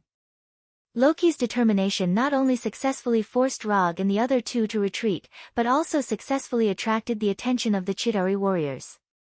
Although Loki is only the temporary commander of the Chitauri warriors, after discovering that their commander is facing the enemy's siege, these Chitauri warriors rushed over as soon as possible. After these Chitauri warriors arrived at the Stark Building, without any hesitation, they immediately launched an attack on Rog and the other two. Beams of energy shot towards them like a storm. Facing the attack of the Chitauri warriors, Rog and the other two each chose different ways to deal with it. Tani flew away from the Stark Building at the first time, and then fought back with the mini-missiles on his shoulder and the arc pulse cannon in his hands. Compared with Tani, Thor's counterattack was much more violent. Thor didn't retreat but moved forward, flying directly in front of these Chitauri warriors, and the Thor's hammer in his hand violently smashed these Chitauri warriors. In addition to letting these Chitauri warriors feel the physical attack of Thor's hammer, Thor also summoned lightning from time to clear a large area. Among the three, Rog was the only one who stayed in the Stark Building. When these energy beams flew towards him, he waved his Kusanagi sword wrapped in lightning and blocked these energy beams one by one. Although this scene looked very unscientific, with the incredible dynamic vision of Sharingan, Rog turned this slightly fantasy scene into reality. It is said that someone can block all the bullets fired by a Gatling gun by just waving a sword. Although Rog hasn't seen this scene with his own eyes, he doesn't think it's impossible. As long as the speed is fast enough, not to mention waving a sword to block bullets, it's not difficult to even catch bullets with bare hands. After blocking all the energy beams shot at him, Rog decisively used the body flicker technique and arrived in front of Loki like lightning. In an instant, the Kusanagi sword in Rog's hand directly pierced Loki's chest. It's an illusion again. After being pierced by the Kusanagi sword, this lifelike illusion quickly collapsed and turned into pure energy dissipating in the air. While the Chitauri warriors were attacking Rog and the other two, Loki once again used his best illusion escape technique. Because of Loki's departure, the number of Chitauri warriors attacking Rog and the other two decreased. It didn't take long for these Chitauri warriors to be completely wiped out by Rog and the other two. Don't worry about Loki, we have a new playmate now. Tani pointed to the portal above. A leviathan flew from the portal. Let's clean these Chitauri warriors first. Thor looked at the leviathan behemoth and flew towards the leviathan. And the Leviathan behemoth was not only a large war weapon of the Zetauri, but it was also a troop carrier for the Zetauri. When the Leviathan behemoth flew over the buildings in New York, one by one, the Chitauri warriors ejected from it. After Thor left, Rog used psychic technique to summon the white 3-tomo mask that he hadn't worn for a long time. Why, are you worried that these Chitauri warriors will see your face? Tani, who was hovering in the air, asked puzzledly. No, I just don't want to be famous. After putting on the mask, Rog stepped on the round fan and flew towards the Leviathan behemoth. The battle in New York made the whole world aware of the existence of the Avengers. However, Rog didn't want the ordinary people to know what he looked like. Superhero or something, let Tani and the others do it. When Rog stepped on the round fan and flew near the Leviathan behemoth was punched in the head by Hulk and its whole body fell forward under the influence of inertia. One punch, one Leviathan behemoth. Hulk announced his appearance in his own overbearing way. Just as the Leviathan behemoth was about to fall, Tani fired a small missile at the Leviathan behemoth. Boom! Stark's products must be the best. Although the small missile launched by Tani was only the size of an arm, the power of the explosion was beyond imagination. The flesh and blood of the astonishingly large Leviathan instantly splattered everywhere, and its entire body was blasted into several pieces. When the flames of the explosion dissipated, Tani deliberately turned his head to look at Rog. He seemed to be saying, "Did you see that? This is the power of technology." Give the order, Captain. When everyone gathered together, Hawkeye Barton said to Captain America. Okay, pay attention. If we can't close the portal, we have to control the situation. Barton, go to the roof and report the whereabouts of the main force and the skirmishers. Stark, you guard the blockade line. Any enemy who runs out of 3 blocks, either rush back or kill them. Captain America immediately arranged the tasks for Hawkeye and Tawny. Can you give me a ride? Hawkeye turned to Tawny and asked. No problem. Hold on tight, Elven Prince. Tawny didn't talk nonsense and went directly to Hawkeye, lifted him up, and then flew to the roof. Thor, you have to find a way to block the portal and slow down their advance. Can't you summon lightning? Use lightning to strike these bastards. Natasha, you and I stay on the ground and pin down the enemies on the ground. Natasha and Thor's tasks were immediately arranged. As for Hulk and Rog, you two are free to move and attack with all your strength. After hearing Captain America's arrangement, Hulk didn't hesitate and jumped directly to the Chitauri soldiers hanging on the wall. Rog didn't have any objections to Captain America's arrangement. However, he didn't immediately attack like Hulk. Instead, he stood on the round fan and moved his arms, then used the shadow clone technique. Bang bang bang bang bang, under the watchful eyes of Rogers and Natasha of the American team, 50 masked rogues instantly appeared around them. I'll let you see what a large-scale ninja battle is like. As soon as his voice fell, Rog and the shadow clones instantly disappeared in front of Captain America and Natasha. The Thunder Round fan was left in place by him. A long time ago, he left hundreds of flying Thor techniques in New York. Although some of the techniques were far away from the battlefield, the rest were enough for him to perform a flying Thor's killing show. And in addition to these flying Thor techniques, each of the shadow clones also has a flying Thor technique. 50 active flying Thor techniques, plus hundreds of fixed flying Thor techniques. New York is his home ground of flying Thor. Chapter 134. The killing has begun. No one could see clearly how Rog did it. When he disappeared with the shadow clone, the Chitauri warriors lost their lives one by one as if they had ushered in an invisible death. Whether it was on the ground or in the sky, as long as the Chitauri warriors appeared in people's sight, they were all greeted by their elusive and extremely efficient attacks. Flash, attack, death, disappearance, throat, heart, head, chest. Every time Rog and the shadow clone appeared, they would take the life of at least one Chitauri warrior. Every time they appeared, they would only appear for less than a second. To ordinary people, the Chitauri warriors were difficult to deal with, but in front of them, they were like insignificant ants that could be easily squashed to death. Ninja is a profession born to kill. And Rog has taken the characteristics of the ninja profession to the extreme. Now the Chitauri warriors are not so much invaders as they are more like victims with no resistance. Watching the Chitauri warriors fall from the air one by one, or die on the spot, Captain Rog felt the horror of Rog for the first time. Fortunately, he is on our side. This thought involuntarily emerged in Roger's mind. Where did you find him? After dealing with a few blind Chitauri warriors, Rogers asked Natasha who was next to him. We didn't find him, but he suddenly appeared in New York a few years ago, and then did something that ordinary people couldn't do at all, so we noticed his existence.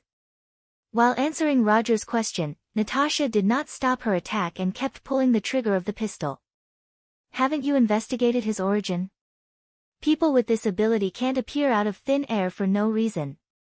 Rogers himself became a superhero by injecting the super soldier potion, so he knows very well that ordinary people can never have extraordinary strength for no reason. We have investigated, but we didn't get any useful information. The only thing we can be sure of now is that the identity ID he is using now is fake. Even S.H.I.E.L.D. couldn't find any useful information, and Rog dispelled his plans to investigate Rog's origins afterwards. Rog has many unknown secrets, but as long as he doesn't become a dangerous person like Red Skull, he won't care too much about his past. Rog's efficient killing not only attracted the attention of the American captain, but also of Loki. At this moment, Loki was standing on a Chitauri aircraft, looking down at the entire New York. Although Loki was not sad about the death of these Chitauri warriors, Rog's efficient killing seriously hindered his conquest plan. Everyone, attack!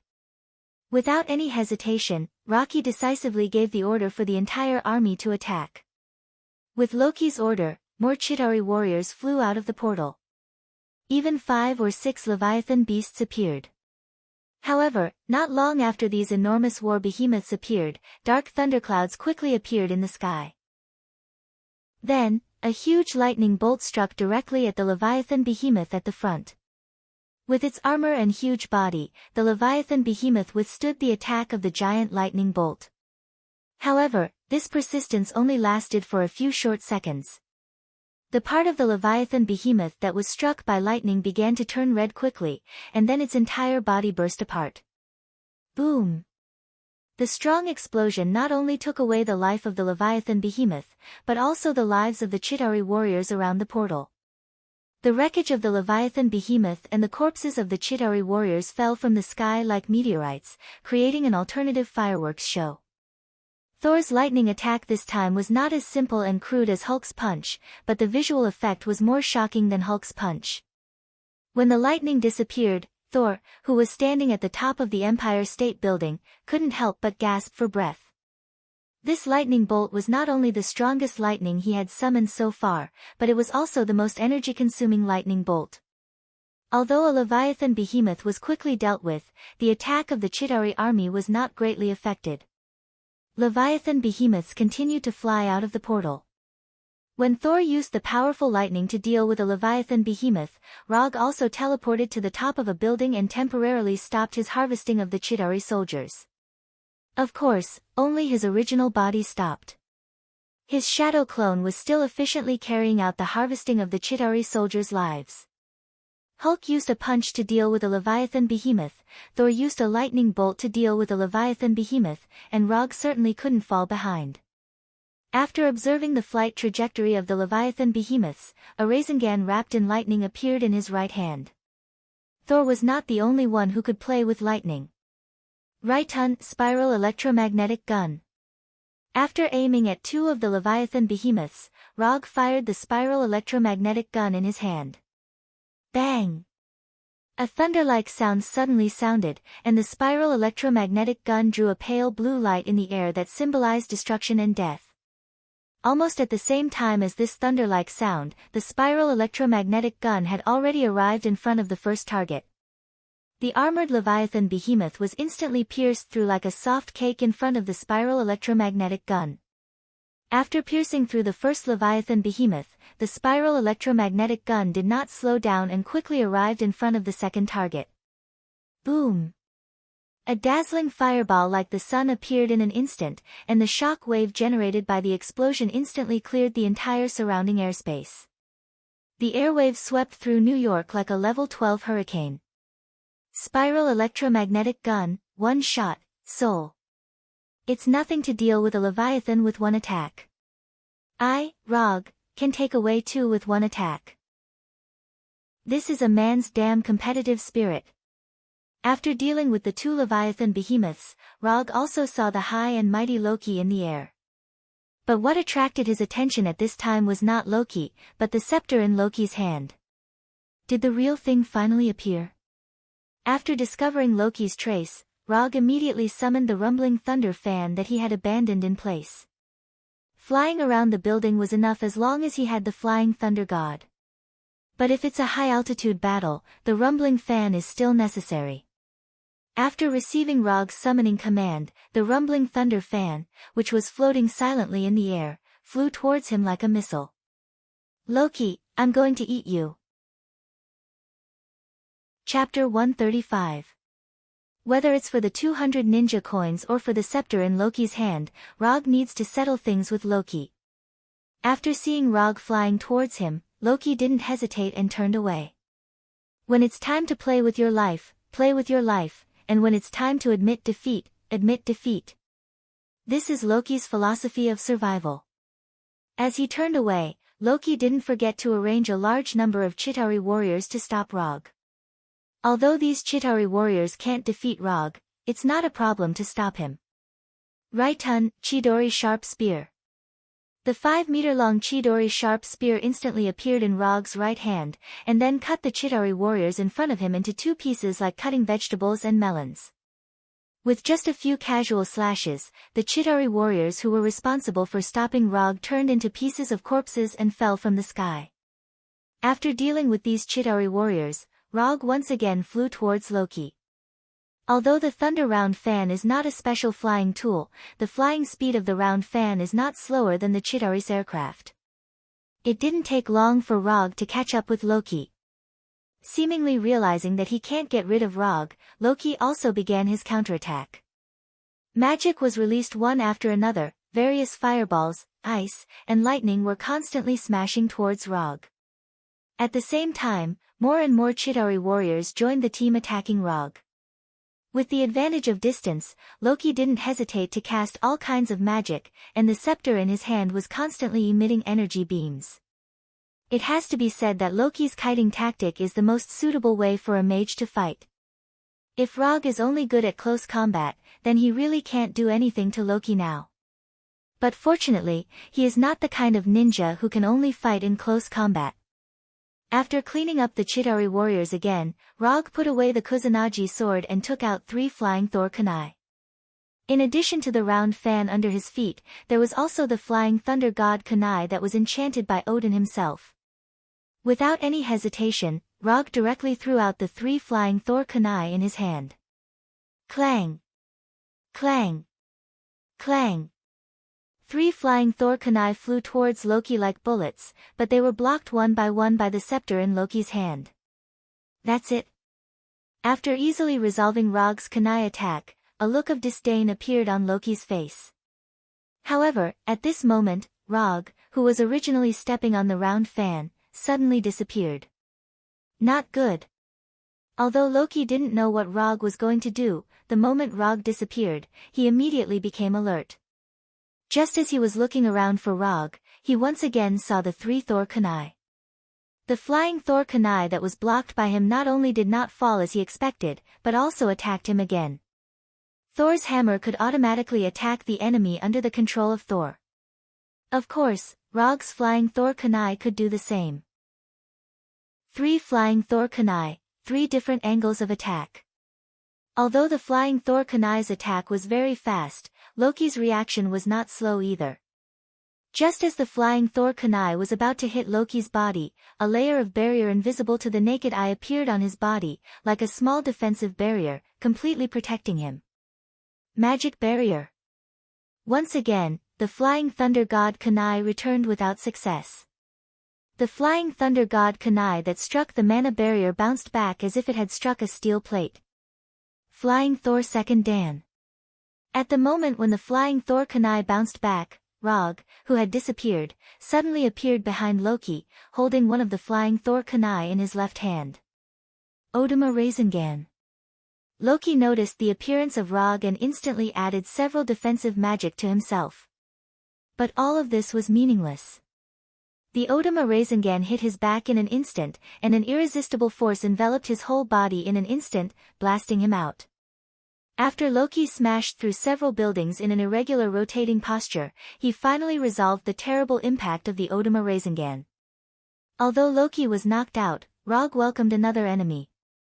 A leviathan rushed toward him like an angry bull, and at the same time, it opened its car-sized mouth.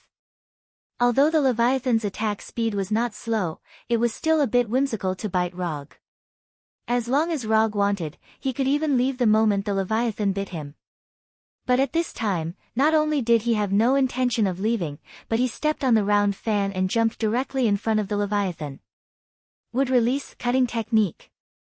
A wooden thorn more than 1 meter long gushed out of his right hand, and then, it fiercely pierced into the leviathan's huge right eye. Ouch!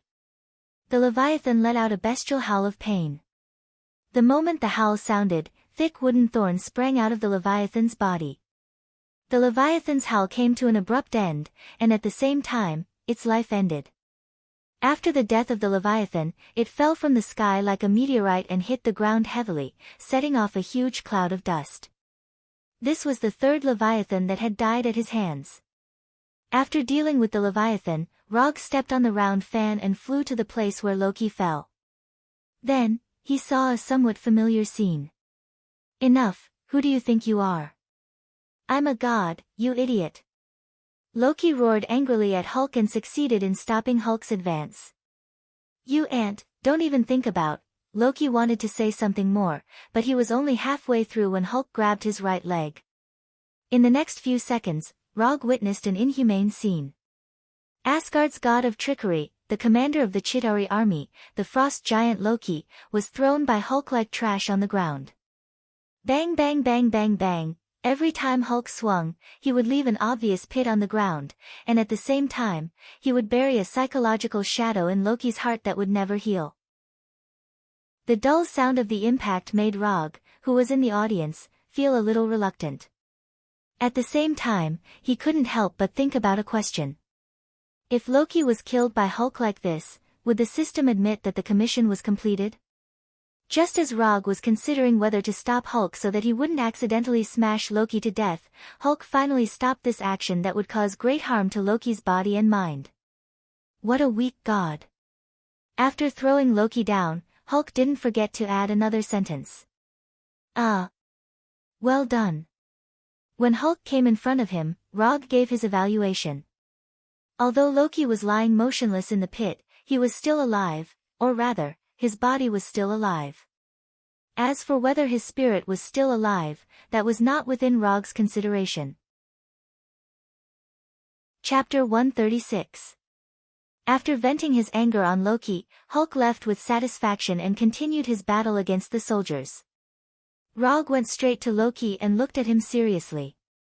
There were no fractures, no missing arms or legs. Except for the fact that his mental state didn't look too good, Loki now looked very healthy.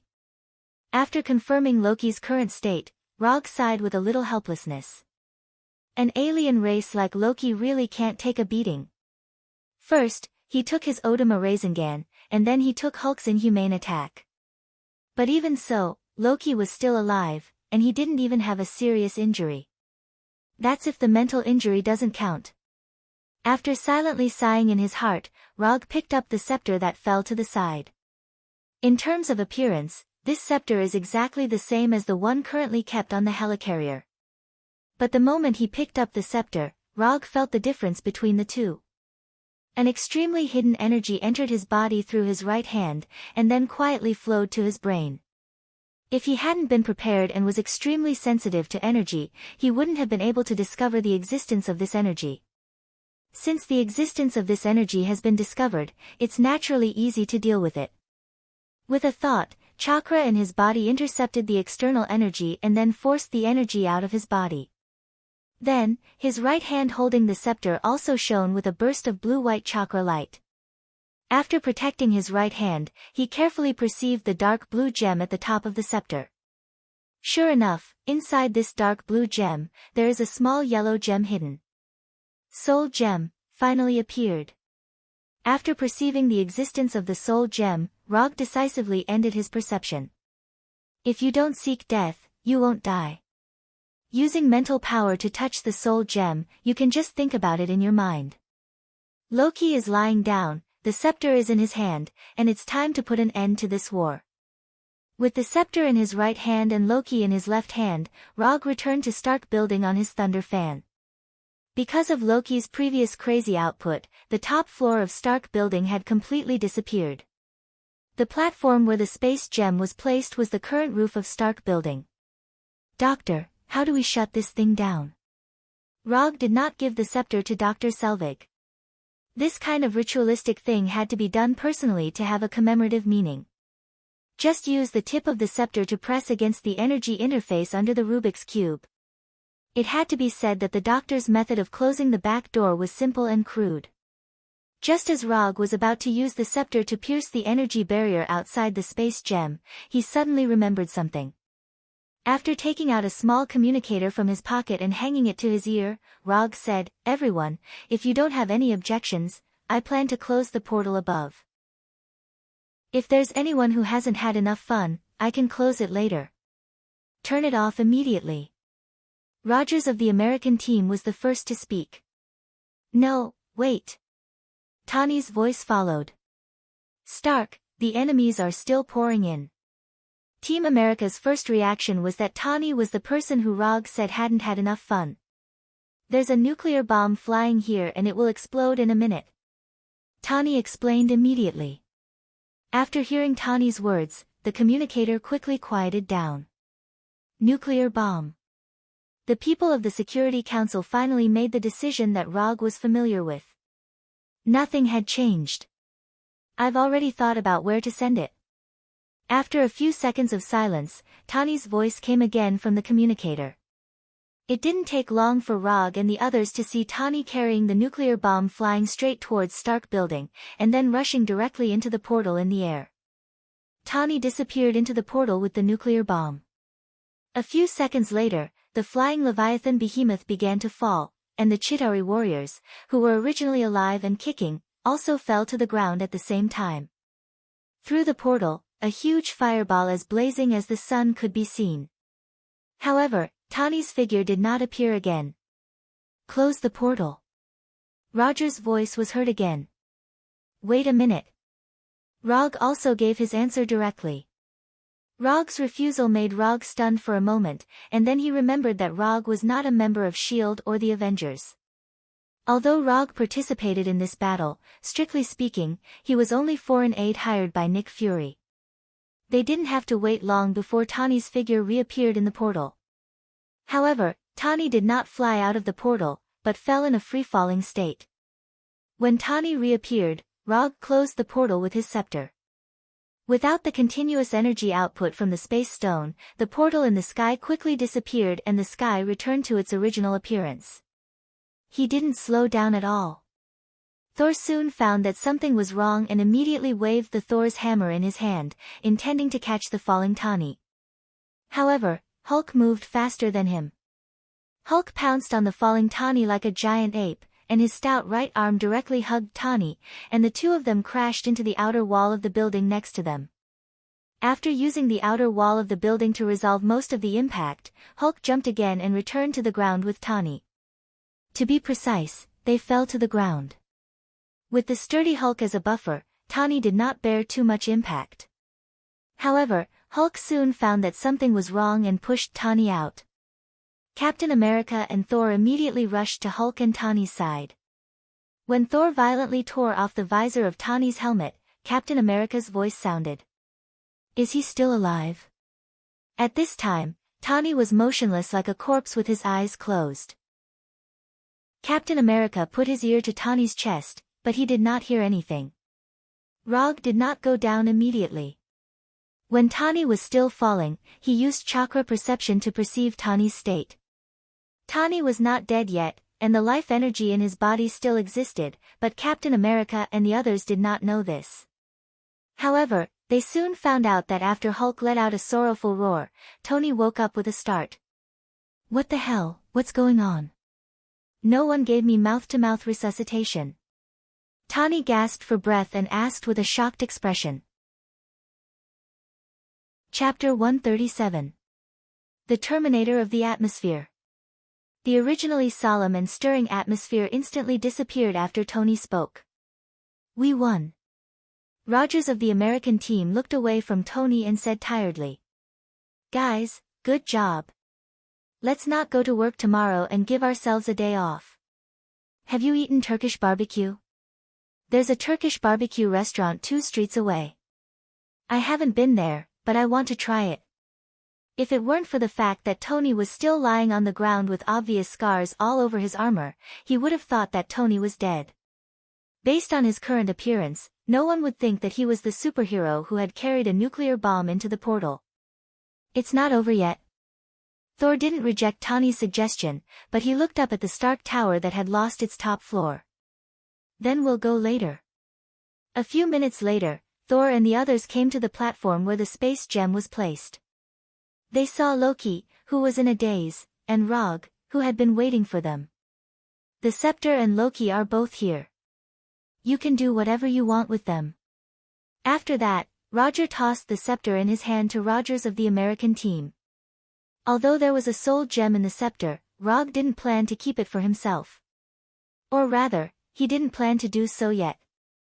After taking the scepter from Rog, Captain America looked at him in confusion and asked, "Is this scepter different from the previous one?" "This one is a little more powerful," Rog answered casually. As for the soul gem in the scepter, he didn't plan to tell him now. If possible, he hoped that the future would develop in the direction he was familiar with as much as possible. Whether or not Ultron and Illusion would be born wasn't his main concern. What he really cared about was Scarlet Witch Walter. "I definitely don't want Walter's body. I just care about Walter's superpower." "Yes, only her superpower." "Absolutely." According to his plan, Walter's superpower was the key to activating the Mangekyo. Although he could also directly exchange for the Mangekyo in the system, considering that this evolution required 300 ninja coins, he decisively gave up on this plan. That was 300 ninja coins. As for the most orthodox way of upgrading, experiencing great negative emotions, such as witnessing the death of a loved one, this was not in his consideration from the beginning. After completing the final handover, they finally went to the Turkish barbecue restaurant that Tawny had mentioned and had a depressing lunch. Time passed in a flash. Unknowingly, a week had passed since the Battle of New York. In the past week, S.H.I.E.L.D. showed its existence in a high-profile manner, dealing with the various problems left over from the Battle of New York. The corpses of the Chitauri warriors, various alien weapons and technology, collateral damage caused by the war, and the guidance and control of public opinion. Although S.H.I.E.L.D. started various post-war treatment measures in the first place, the existence of the Avengers still spread throughout the world. Iron Man Tony Stark, Captain America Steve Rogers, Hulk Banner, Thor, Black Widow Natasha, Hawkeye Barton, and the mysterious Masked Man. Although Rog was not a member of the Avengers from the beginning to the end, people tacitly agreed that he was one of them. It couldn't be helped. After all, he acted like he was on steroids during the battle. Fortunately, Rog had considered this problem from the beginning and had always been wearing his 3-tomo mask. Therefore, probably, perhaps, not many people knew his true identity. S.H.I.E.L.D. took Loki's scepter, and Thor took the Tesseract and Loki. Tony and Banner, two people with high IQs, hooked up together and carried out some research that ordinary people can't understand. Rogers, Natasha, and Barton began their respective vacations and were currently in a state of disconnection. After handing over Loki to the replicator, the Systems Commission finally changed to a completed state and sent 200 ninja coins to Rog.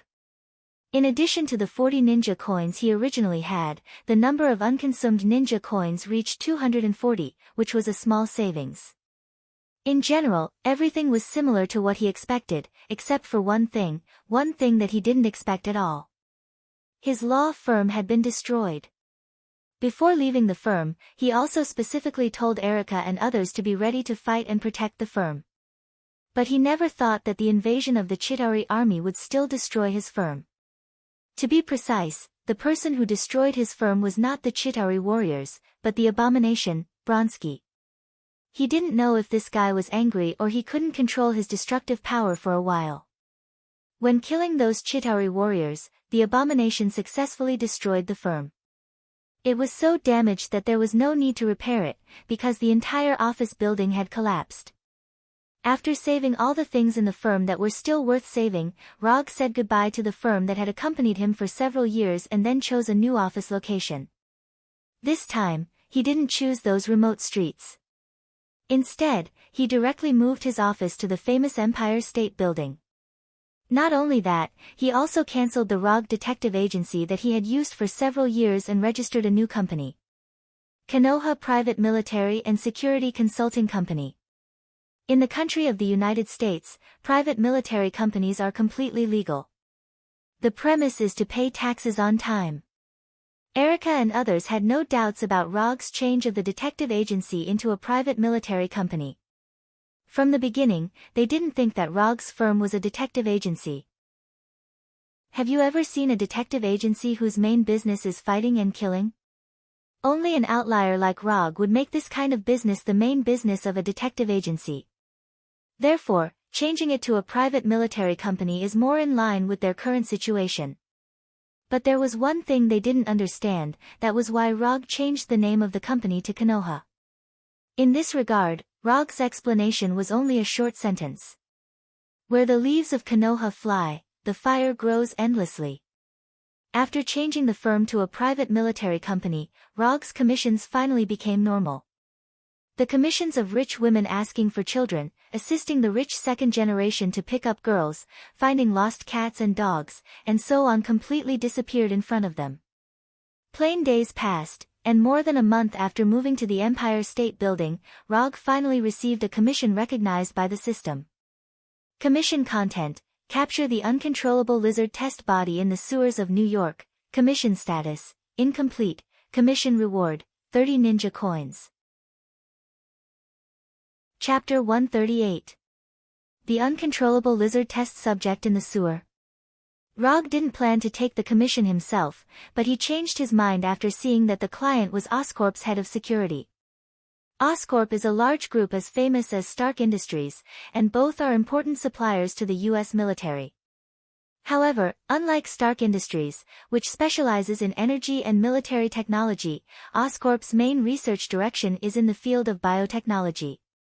Green Goblin Norman Osborn, Green Goblin 2 Harry Osborn, Spider-Man Peter Parker, Lizard Professor Kurt Connors, Octopus Dr. Octopus Octavius, Electric Man Max, Rhino Man. After accepting the commission from Oscorp, Rog's mind flashed through the names of people who were more or less related to Oscorp. Sky, come in for a second. Rog pressed the office phone on the desk and called Sky in from the next office. Although the company was moved to the Empire State Building, the newly established Konoha Private Military Company still maintained its original streamlined appearance. Simply put, there are still only 5 of them in the whole company. The only change is that everyone has their own office. Even Frank the Punisher and Bronsky the Abomination have their own offices. But because of their appearance, they haven't really been to the new company yet. What's the matter? After entering Rog's office, Sky sat down in front of Rog and said casually, "Help me look up a man called Peter Parker. He should still be an elementary school student now, or maybe he is already in middle school. I want all his information." Peter Parker. Elementary school student? Yes. Although she didn't know what Rog was going to do, Sky happily accepted the task. After the Battle of New York, Rog made a small deal with Sky. Sky would become a part of the company and would be responsible for information and intelligence gathering.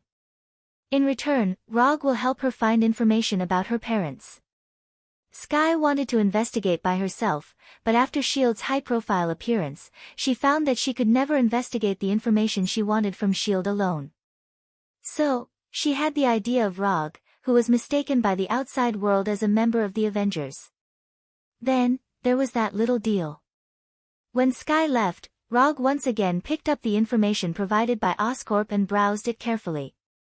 Due to an experimental accident, a certain experimental lizard had a mutated body similar to that of a human. Strong, agile, berserk, has a certain degree of intelligence, and a green appearance. The information provided by Oscorp was very limited. But this was normal. After all, the specific information and data belonged to Oscorp's trade secrets, and they had no need to disclose it to the public. According to Oscorp, this was a mutant lizard. However, if he was not mistaken, this was not a mutant lizard at all. This was the lizard professor himself. According to the head of security, in order to catch this mutant lizard, they had lost a lot of manpower, so they had to entrust it to a private military company. Unfortunately, all of the private military companies that accepted the commission failed without exception. Finally, under the recommendation of a reliable person, they found this Rog, Konoha's private military company that was just established a month ago. In the field of private military companies, Konoha is a completely new company. But Konoha's price is no less than that of those established companies. A single commission starts at least $10 million, and the full payment must be paid in advance. If it wasn't for the fact that there was no other way, Oscorp wouldn't have found Konoha and paid $30 million for it. During the war in New York, they flew in the sky, and now they have to drill into the sewers. But for the sake of $30 million and 30 ninja coins, the sewers will do. After putting down the information in his hand, Rog used the shadow clone jutsu. Bang bang bang, 8 shadow clones appeared in front of him in an instant. Things like drilling into the sewers should be done as little as possible. So he decisively handed over the early investigation work to the shadow clone jutsu. These 8 shadow clones will go to the places where Dr. Lizard appeared before to see if they can find the current whereabouts of Dr. Lizard. As long as they can determine a general range, he can use chakra perception to lock the exact location of Dr. Lizard. Although he can also use chakra perception to find traces of Dr. Lizard now, it will be very tiring, very tiring. New York currently has a population of about 20 million people. Dr. Lizard's life energy intensity will be stronger than normal ordinary people, but it definitely won't reach the point where it can be found at a glance. Instead of looking for it himself, it's better to let the shadow clone jutsu determine a general range first. Anyway, the shadow clone jutsu won't have any problem with drilling into the sewers. When the shadow clone jutsu was about to leave the office with the flying thunder god, he suddenly remembered something. All of you, turn into Nick Fury. He's also the president of a private military company, and he still needs to give face. As for Nick Fury, he shouldn't mind being seen in the sewers. With the title of F*King Fokker, it's impossible for him to mind these trivial matters. After the shadow clone jutsu left, Rog also returned home with the flying thunder god. He then started playing Berserker's Creed, which he still hasn't cleared yet. A few hours later, just as he controlled a certain Kong-style assassin who didn't want to reveal his name to complete a perfect infiltration, he received feedback that one of the shadow clones took the initiative to deactivate. At the same time, the feedback was the information that the shadow clone found. It's time to work. After deactivating the other 7 shadow clones, Rog summoned the Kusanagi sword and the 3 Tomo mask, and then the flying thunder god went to the last location of the shadow clone jutsu. After teleporting into the sewers, the first thing he did was to erase the flying Thor tactic left behind by the shadow clone jutsu. There are enough flying Thor tactics in New York, there's no need to leave another one in a place where it can only teleport once. After erasing the flying Thor tactic, he used chakra perception to sense the surrounding situation. It's really here. Putting on the 3 Tomo mask, he moved quickly on the walls of the sewers in a way that didn't conform to the law of gravity.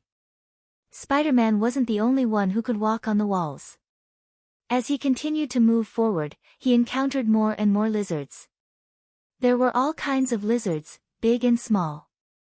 These lizards seemed to be summoned from the depths of their souls as they crawled forward one by one. Chapter 139. What is charm? That's it. Dr. Lizard probably didn't expect that he would have such great charm after transforming. The only pity was that his damned charm was only effective on lizards.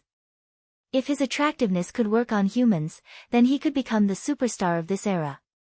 But now, he could only become a superstar in the eyes of lizards.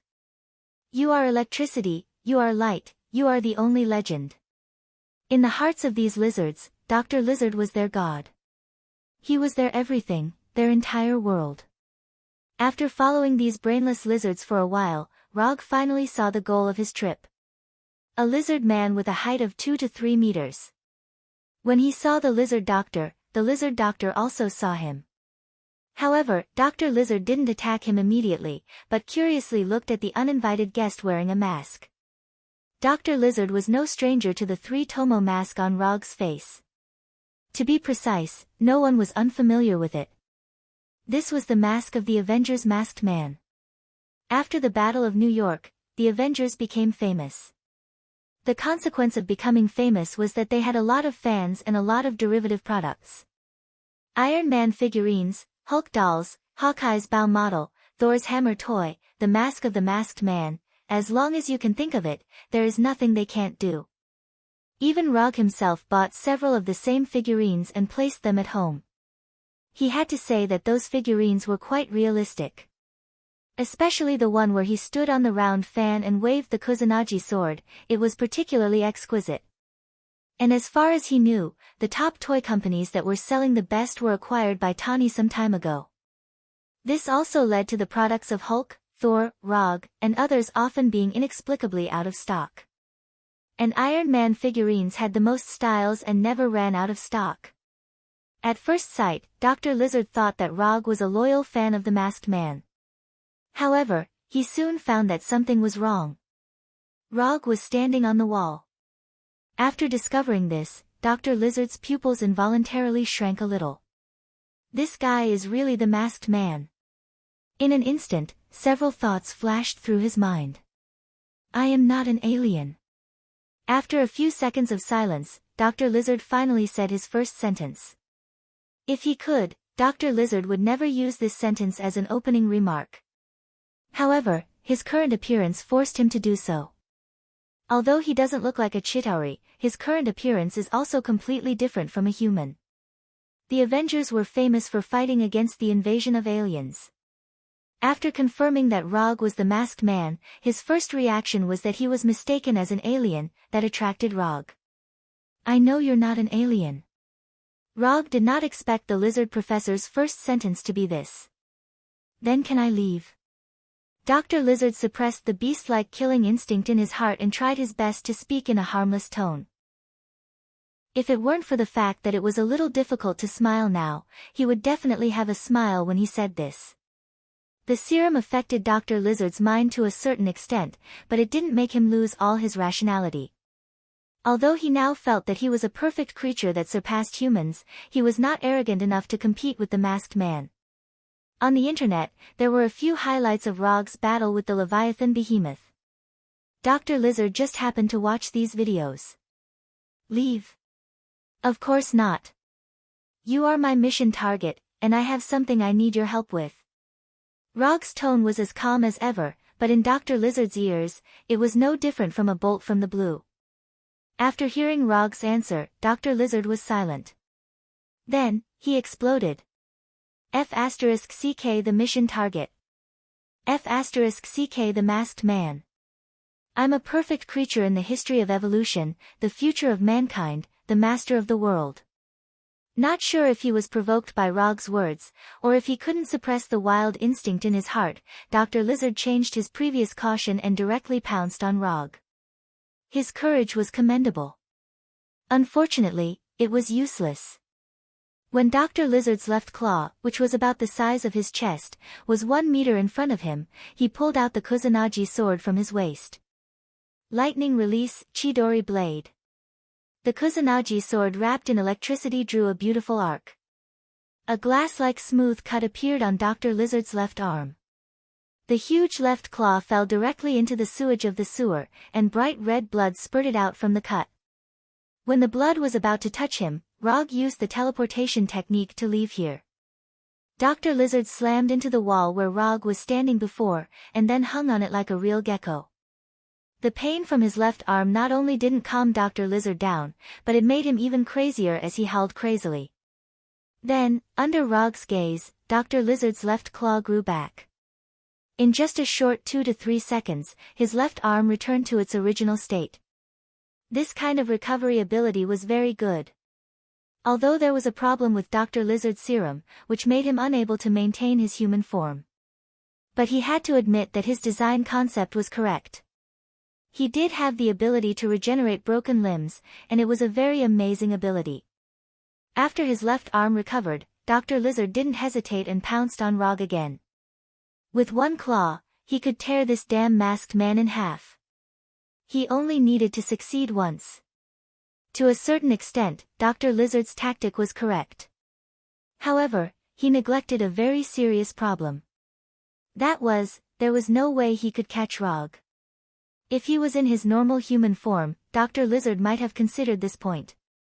But obviously, he didn't have this kind of rational thought right now. Facing Dr. Lizard who pounced on him again, Rog didn't hold back and slashed with the Kusanagi sword again. Relying on his speed that far exceeded Dr. Lizard's, Log easily dodged Dr. Lizard's pounce, and then gave him 2 slashes. Since you can't calm down with 1 hand, then I'll break 2.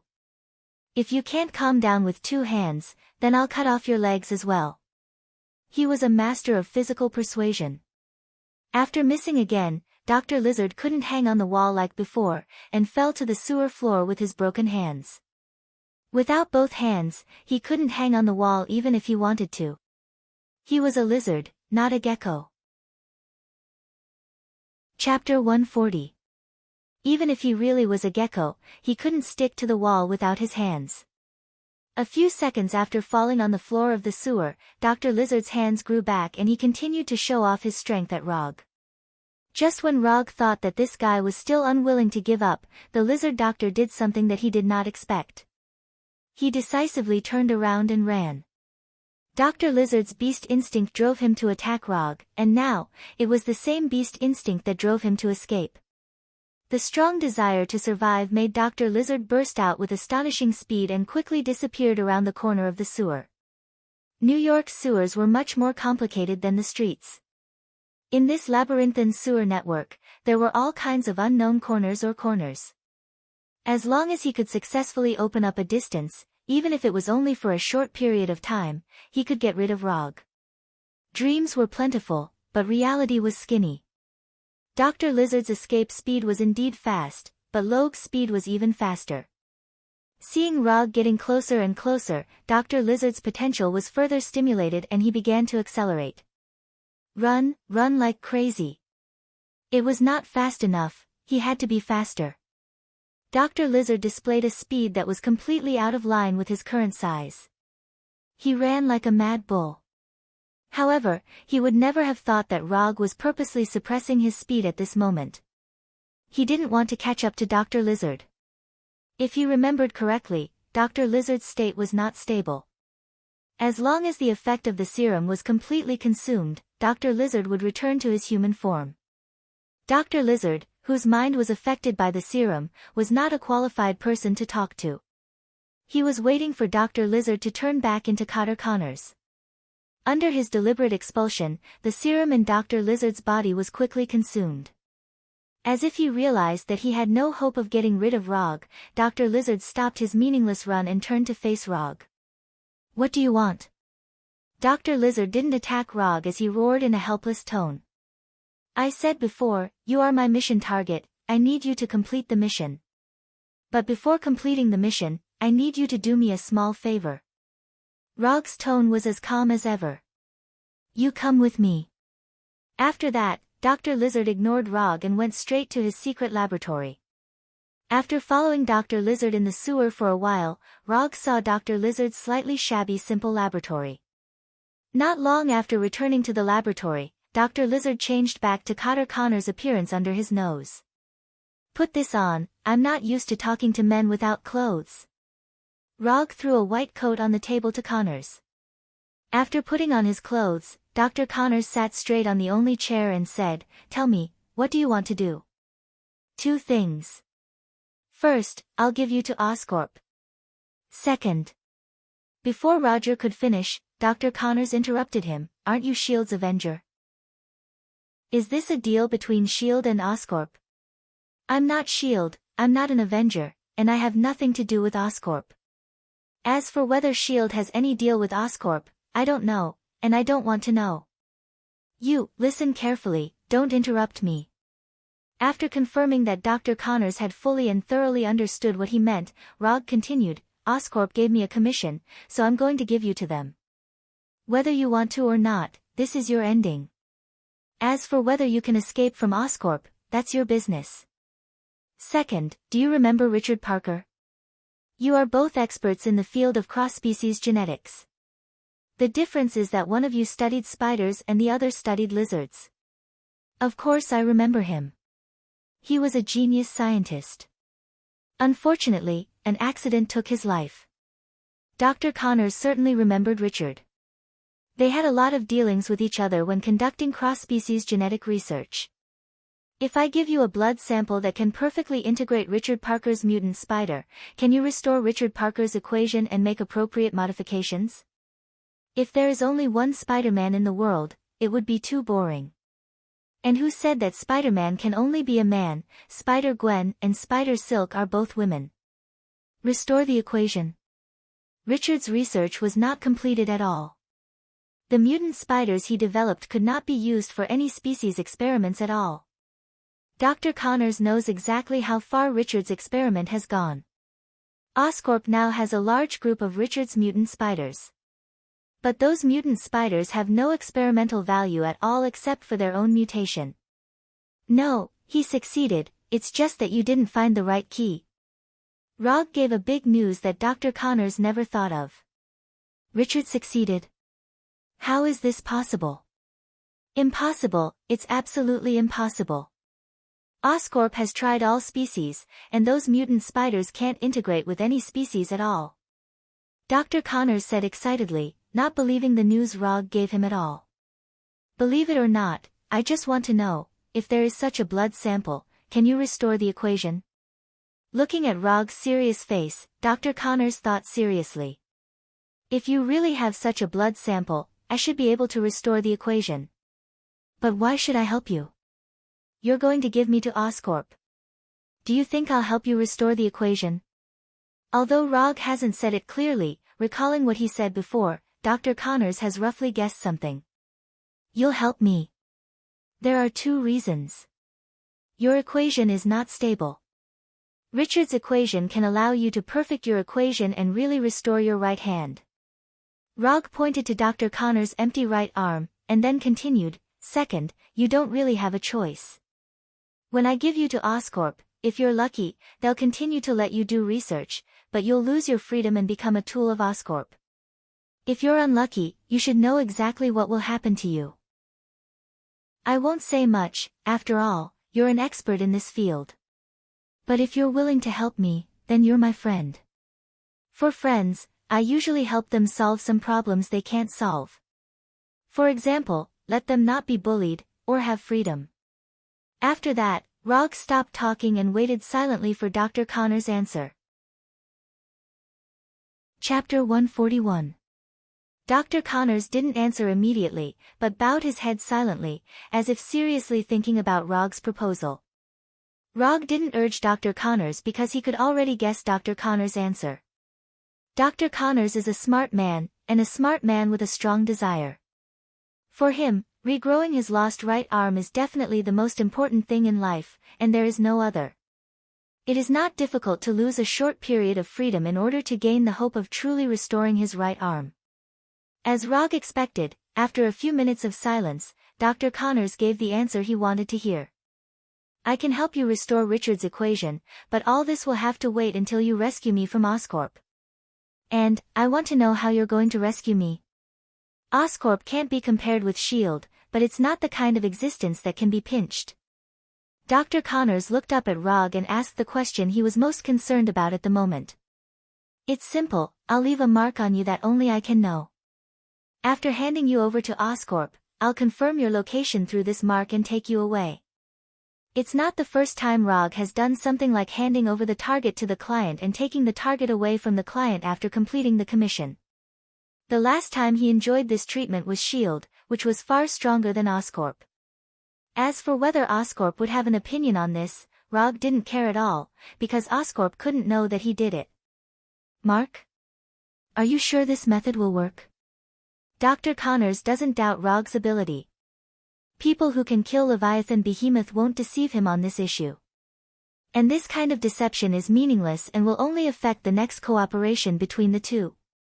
But as a scientist, he has a rational doubt about what Rog said about the mark that only he can see. Don't worry, in this regard, I never fail. In the next 10 minutes, Rog and Dr. Connors continued to communicate some details. Then, Rog gave Dr. Connors a hand knife and knocked him out completely. After leaving the sewer with the comatose Dr. Connors, Roger made a phone call to the Oscorp Group's head of security. When he received a call from Rog, the head of security named Alan froze for a moment and then rushed over with a security team. It's only been 4 or 5 hours since the commission. Rog's super efficiency made Alan doubt the professionalism of the previous private military companies. They are all private military companies. How can there be such a big gap? Can't he have a little professional quality? Can this industry be good? More than half an hour later, Alan came with Oscorp's security team to the place and saw Dr. Connors, who was unconscious on the ground. He's here, do you need to confirm his identity? Rog's voice. No, he's the person we are. With just a simple glance, Alan confirmed the identity of Dr. Connors. As Oscorp's head of security, Alan was no stranger to Dr. Connors. And when Dr. Connors had just escaped from Oscorp, he was the first to take people to hunt him down. It's just that he failed to hunt him down, so he entrusted the matter of private military companies outside. At Alan's signal, 5 or 6 security personnel quickly rushed up and added a bunch of restraints that Rog had never seen before to the unconscious Dr. Connors. After tying Dr. Connors up like a felon, the security personnel carried Dr. Connors to a special metal cage. Thank you for your help. We may have more opportunities to cooperate in the future. After that, Alan extended his right hand to Rog to express his gratitude. Happy cooperation. When Dr. Connors was imprisoned in a special metal cage, the status of the commission in the system was updated for the first time. Commission content: capture the uncontrollable lizard test body in New York sewer. Commission status: completed. Commission reward: 30 ninja coins sent. Ninja coins not consumed: 270. 30 ninja coins were easily obtained, and it was another day full of harvest. When Oscorp's security team disappeared from sight, Rog took out his mobile phone again and called the Punisher. Dr. Connors has been handed over to Oscorp according to the plan, so the things left by Dr. Connors naturally need to be dealt with. This is also the details that Rog had communicated with Dr. Connors before. The Punisher will take away the simple laboratory that Dr. Connors left in the sewer. Rog also needs to get the mutant spider cultivated by Richard and Peter Parker's blood samples before rescuing Dr. Connors. According to Dr. Connors, there is a laboratory dedicated to cultivating Richard's mutant spider next to the interspecies laboratory of Oscorp building. In that laboratory, there are thousands of mutant spiders. As long as you can enter the laboratory, you can easily get Richard's mutant spider. Invading a large company's secret laboratory may be a little difficult for ordinary people. But for Rog, it's as simple as going back to his own home to get things. He doesn't even have to do it himself, he just has to arrange a shadow clone. After instructing the Punisher, Rog first used the Flying Thunder God to return home to take a bath. After completely erasing the sewer smell from his body, he returned to his office with the Flying Thunder God. How is the investigation of Peter Parker's information going now? After returning to the office, Rog directly picked up the internal phone on the table and asked Sky about the progress of the investigation. The investigation has been done and it has been sent to your mailbox. After answering Rog, Sky hung up the phone directly. Although the time of the call was very short, Rog heard the obvious tapping of the keyboard from the other end of the phone. She's not invading another government department, is she? Normally, Sky's daily hobby would not be too much of a problem. But the key to the problem is that she is always playing with some important confidential departments, such as S.H.I.E.L.D. Sky's hacking skills are of course top-notch, but that doesn't mean she can quietly invade S.H.I.E.L.D. If she had such an ability, she wouldn't have to cooperate with Rog. Not long after moving to the new company, Rog received a warm reminder from Mother Fokker, asking him to control Sky's curiosity a little. Chapter 142. Putting Sky's question behind him for the time being, Rog opened his mailbox and began to browse the information collected by Sky. Peter Parker, Father Richard Parker, 11 years old, lives in Queens, lives with his uncle and aunt after his parents died, and is currently studying at Ellie Pond Park Elementary School in Queens.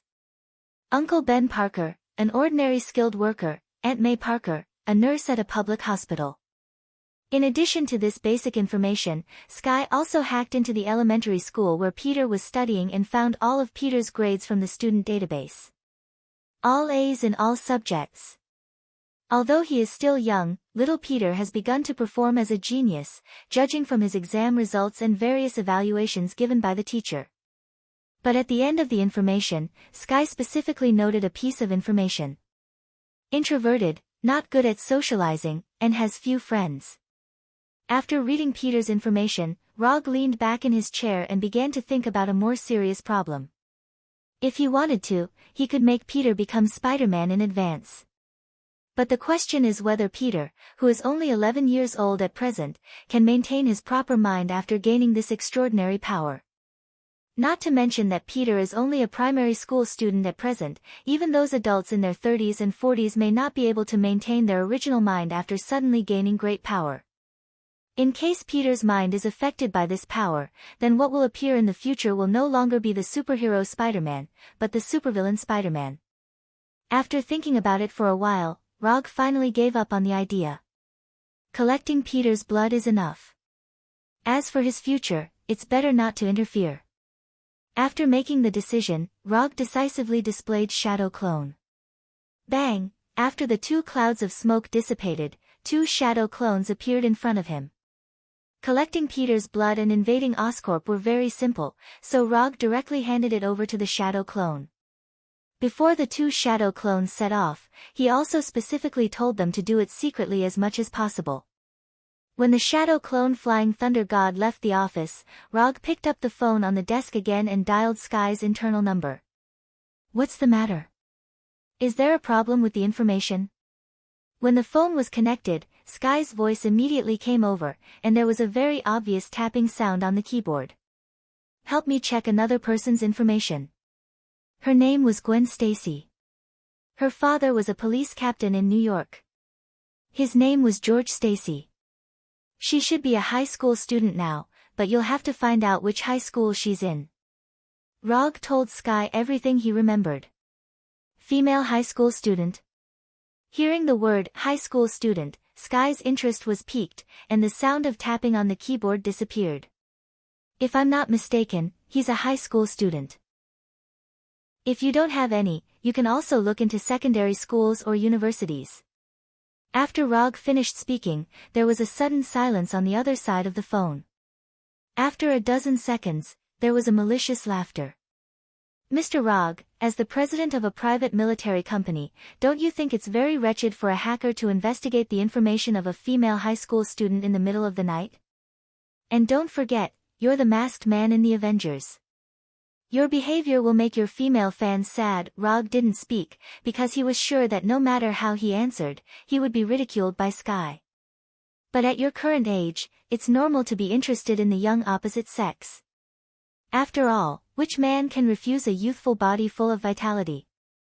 Sky, like discovering a new continent, opened the ridicule mode to his heart's content. "Your imagination is too rich. Start the investigation now. I hope to see Gwen's information as soon as possible." After that, Rog hung up the phone directly. Speaking of which, Sky's age should be about the same as Gwen's. It's just that one lives according to the normal trajectory of life, while the other deals with the dark side of the world all day long. If Sky's parents were normal, she should now be thinking about which university to apply to. Sigh, this is the damned fate. After instructing Sky, Rog also returned home with the Flying Thunder God. Before going to sleep, he deliberately used chakra perception to perceive Dr. Connor's Flying Thor technique and Dr. Connor's current strength of life energy. As he expected, Oscorp did not detain Dr. Connors in the Oscorp building, but took Dr. Connors to a secret research institute in the suburbs. And judging from Dr. Connor's current strength of life energy, he has not suffered any inhuman abuse, and his vital signs are stable and healthy. After confirming Dr. Connor's current situation, Rog went straight back to his room and went to sleep. According to their plan, he would not rescue Dr. Connors in the first place. The rescue time will be in a few days, and he needs to prepare all the equipment Dr. Connors needs in advance before the rescue. After a comfortable sleep and a hearty breakfast, Rog left home with the Flying Thunder God. Instead of returning to the company directly, he teleported directly to the warehouse prepared by the Punisher. This warehouse was originally a temporary base prepared by the Punisher for himself and Abomination, but after knowing that Rog wanted him to prepare a safe and secretive laboratory, he had to share this warehouse. After a busy night, he moved all the equipment and data left in the sewer by Dr. Connors to the warehouse. And now, in addition to him, who has been busy all night, there are also 2 of Rog's shadow doppelgangers in the warehouse. Peter's blood sample, Richard's mutant spider. The 2 most important raw materials for restoring Richard's super spider equation are ready. Dr. Connors can start restoring Richard's super spider equation by just preparing the various professional equipment needed by the Research Institute. These professional equipment are not difficult to find, but some more professional channels are needed. And Rog happens to know people who have such channels. After calling Tani again and paying $50 million, he got what he wanted smoothly. Tani didn't know what he wanted to do, but from the professional equipment he bought, Tani could roughly guess his plan. Biotechnology research, high-end technology in the field of genetics. But Tani didn't say anything about it. After all, everyone has their own little hobbies, and in his opinion, Rog is not the kind of madman who will destroy the world. Chapter 143. It had to be said that Tani's private channels were useful, and the efficiency was even amazing. 12 hours after the payment, Rog received a call from a biological research and development equipment company to pick up the goods. Of course, there was no need to do such heavy work himself, and the shadow clone was the best helper. There was nothing wrong with being lazy. It was because humans were lazy enough that there was a technologically advanced world. So Rog enjoyed this feeling of laziness with a clear conscience. After arranging the shadow clone to collect the goods, he opened his mailbox and began to browse the information collected by Sky. Gwen Stacy, 17 years old this year, studying at Zhongqing High School of Science and Technology, had both parents and 2 younger brothers. Like Peter Parker, Gwen was also a top student, with the highest A's in all subjects. But there was one thing that made her different from Peter. She was a very popular and beautiful scholar. Blonde hair, blue eyes, outstanding appearance, and a good figure.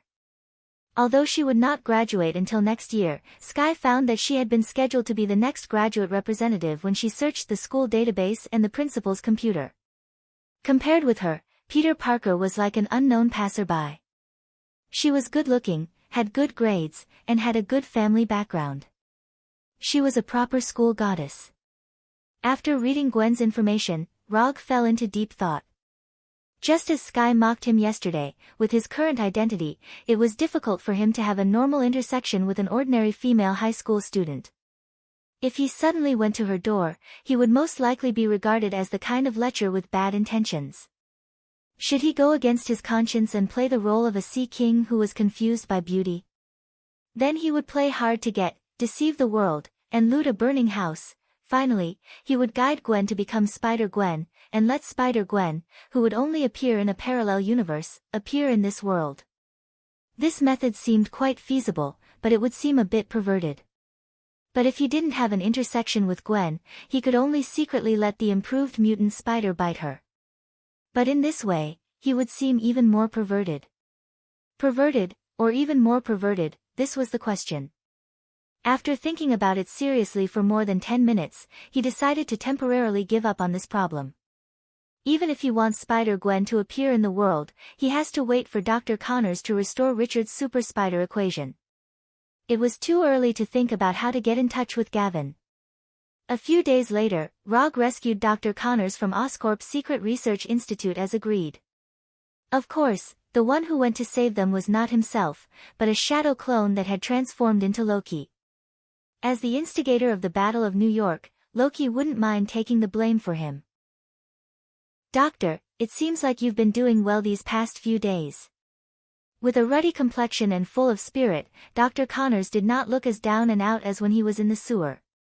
Dr. Connors' current image perfectly conforms to his status as a doctor. They wanted me to continue perfecting the equation, so they were quite polite to me. Other than letting those amateur third-rate fellows do research on my body. At the beginning, Dr. Connors' tone was calm, but towards the end, Rog felt a strong killing intent from him. These are small problems. When you complete the real equation, you can consider giving them a small gift as a thank you gift. Although Rog has not experienced this kind of body research, he can understand Dr. Connors' dissatisfaction. As a well-deserved leader in the field of cross-species genetics, he also has a powerful strength beyond ordinary people. As a result, he was studied as a white mouse by people who were far inferior to him. This kind of thing would be unbearable for anyone. I've got the equipment and instruments you asked me to prepare. Richard's mutant spider and blood samples had also been prepared. If you have nothing else to do, I hope you can start as soon as possible. Rog pointed to the temporary laboratory behind him that was not exquisite but was professional enough. No problem. As soon as he finished speaking, Dr. Connors went straight into the laboratory and began the reverse restoration of Richard's super spider equation. When Dr. Connors began to work seriously, Rog returned to his office with the Flying Thunder God. Professional things should be left to professionals. And with the Punisher, he doesn't have to worry about Dr. Connors having any ideas that he shouldn't have. Days passed, and unknowingly, more than half a month has passed. Although there is Peter's blood sample and Richard's mutant spider, it is still not easy to reverse restore Richard's equation. Dr. Connors is indeed a rare talent, but he is not a super genius like Tawny and Banner. The progress of restoring the equation is much slower than the two of them expected. According to Dr. Connors himself, there is still one of the most important key data that has not been derived, and it may take a week or two to complete the final restoration. Rog didn't care too much about this. As long as it can be restored, it doesn't matter if the time is slow. While Dr. Connors was restoring the equation, Rog was not idle and began to attack Gavin. No, it's getting to know her. In order to make the acquaintance between the two not seem so abrupt, he used a slightly roundabout method. First of all, he found a charity public welfare organization. Then, in his personal name, he donated a sum of $10 million to the charity organization and set up a charity fund to thank the New York police for their contributions. Finally, with the assistance of the public welfare organization, a charity party to thank the New York police for fighting against the Chitauri was born. When drawing up the invitation list, he included several police stations on the list of key thanks, including the police station where Gavin's father, Sheriff George, was located. Although the process was a little complicated, he finally achieved his goal and successfully got to know Sergeant George and his family. When Sheriff George shook his hand to express his gratitude, a trace of guilt emerged in his heart. If you know that I'm thinking about your baby girl, you certainly won't have any idea of thanking me, maybe you'll have the idea of shooting me directly in the head. With such a foreshadowing, the subsequent things were much simpler. Although Rog is now a typical single dog, he was an out-and-out VIP player before crossing over. The former little white dragon in the waves is now going to start galloping again. Chapter 144. What is the saying? If she is not deeply involved in the world, take her to see the prosperity of the world. If her heart has been vicissitudes, take her to ride the merry-go-round. This used to be Rog's tactical plan to gallop on the battlefield. But he later found out that this was not his real trump card. What really made him a little white dragon in the waves was not these seemingly reasonable methods, but a simple and crude fact that couldn't be any more simple and crude. Handsome. Very handsome. Very handsome. This is the trump card that made him famous. However, just as he was about to gallop, he soon encountered the Waterloo of his life. For a top student who likes knowledge more, his previous undefeated handsomeness has suffered an unprecedented challenge. Although he deliberately created several romantic encounters that little girls of Gwen's age would like, the cruel reality slapped him a few times. The 8-pack abdominal muscles with obvious lines, the golden ratio figure that is thin with clothes and fleshy without clothes, plus the handsome face that does not lose to the popular little fresh meat. Not only has his appearance not deteriorated, but it is better than before.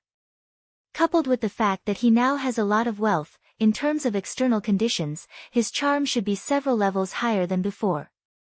It shouldn't be, even if cultural concepts are not the same, it shouldn't be such a bleak start. Even the well-informed widow of New York has been thinking about him, which shows that his charm has always been on the line. What exactly went wrong? It can't be because a top student only likes a top student, right? After thinking about it for a few minutes, Rog felt that this possibility seemed quite high. Of all the personas, a top student is the most difficult to disguise, especially in front of a real top student. Forget it, don't think about it. I'm not going to pick her up, I just want her to become the superhero Spider-Gwen. Time passed day by day, Dr. Connors continued the work of reverse restoring the equation, and Rog continued his daily life.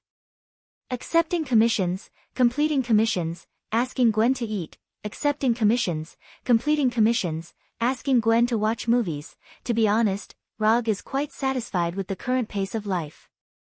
The difficulty of the commissions is not high, and the rewards given by the system are also very reasonable.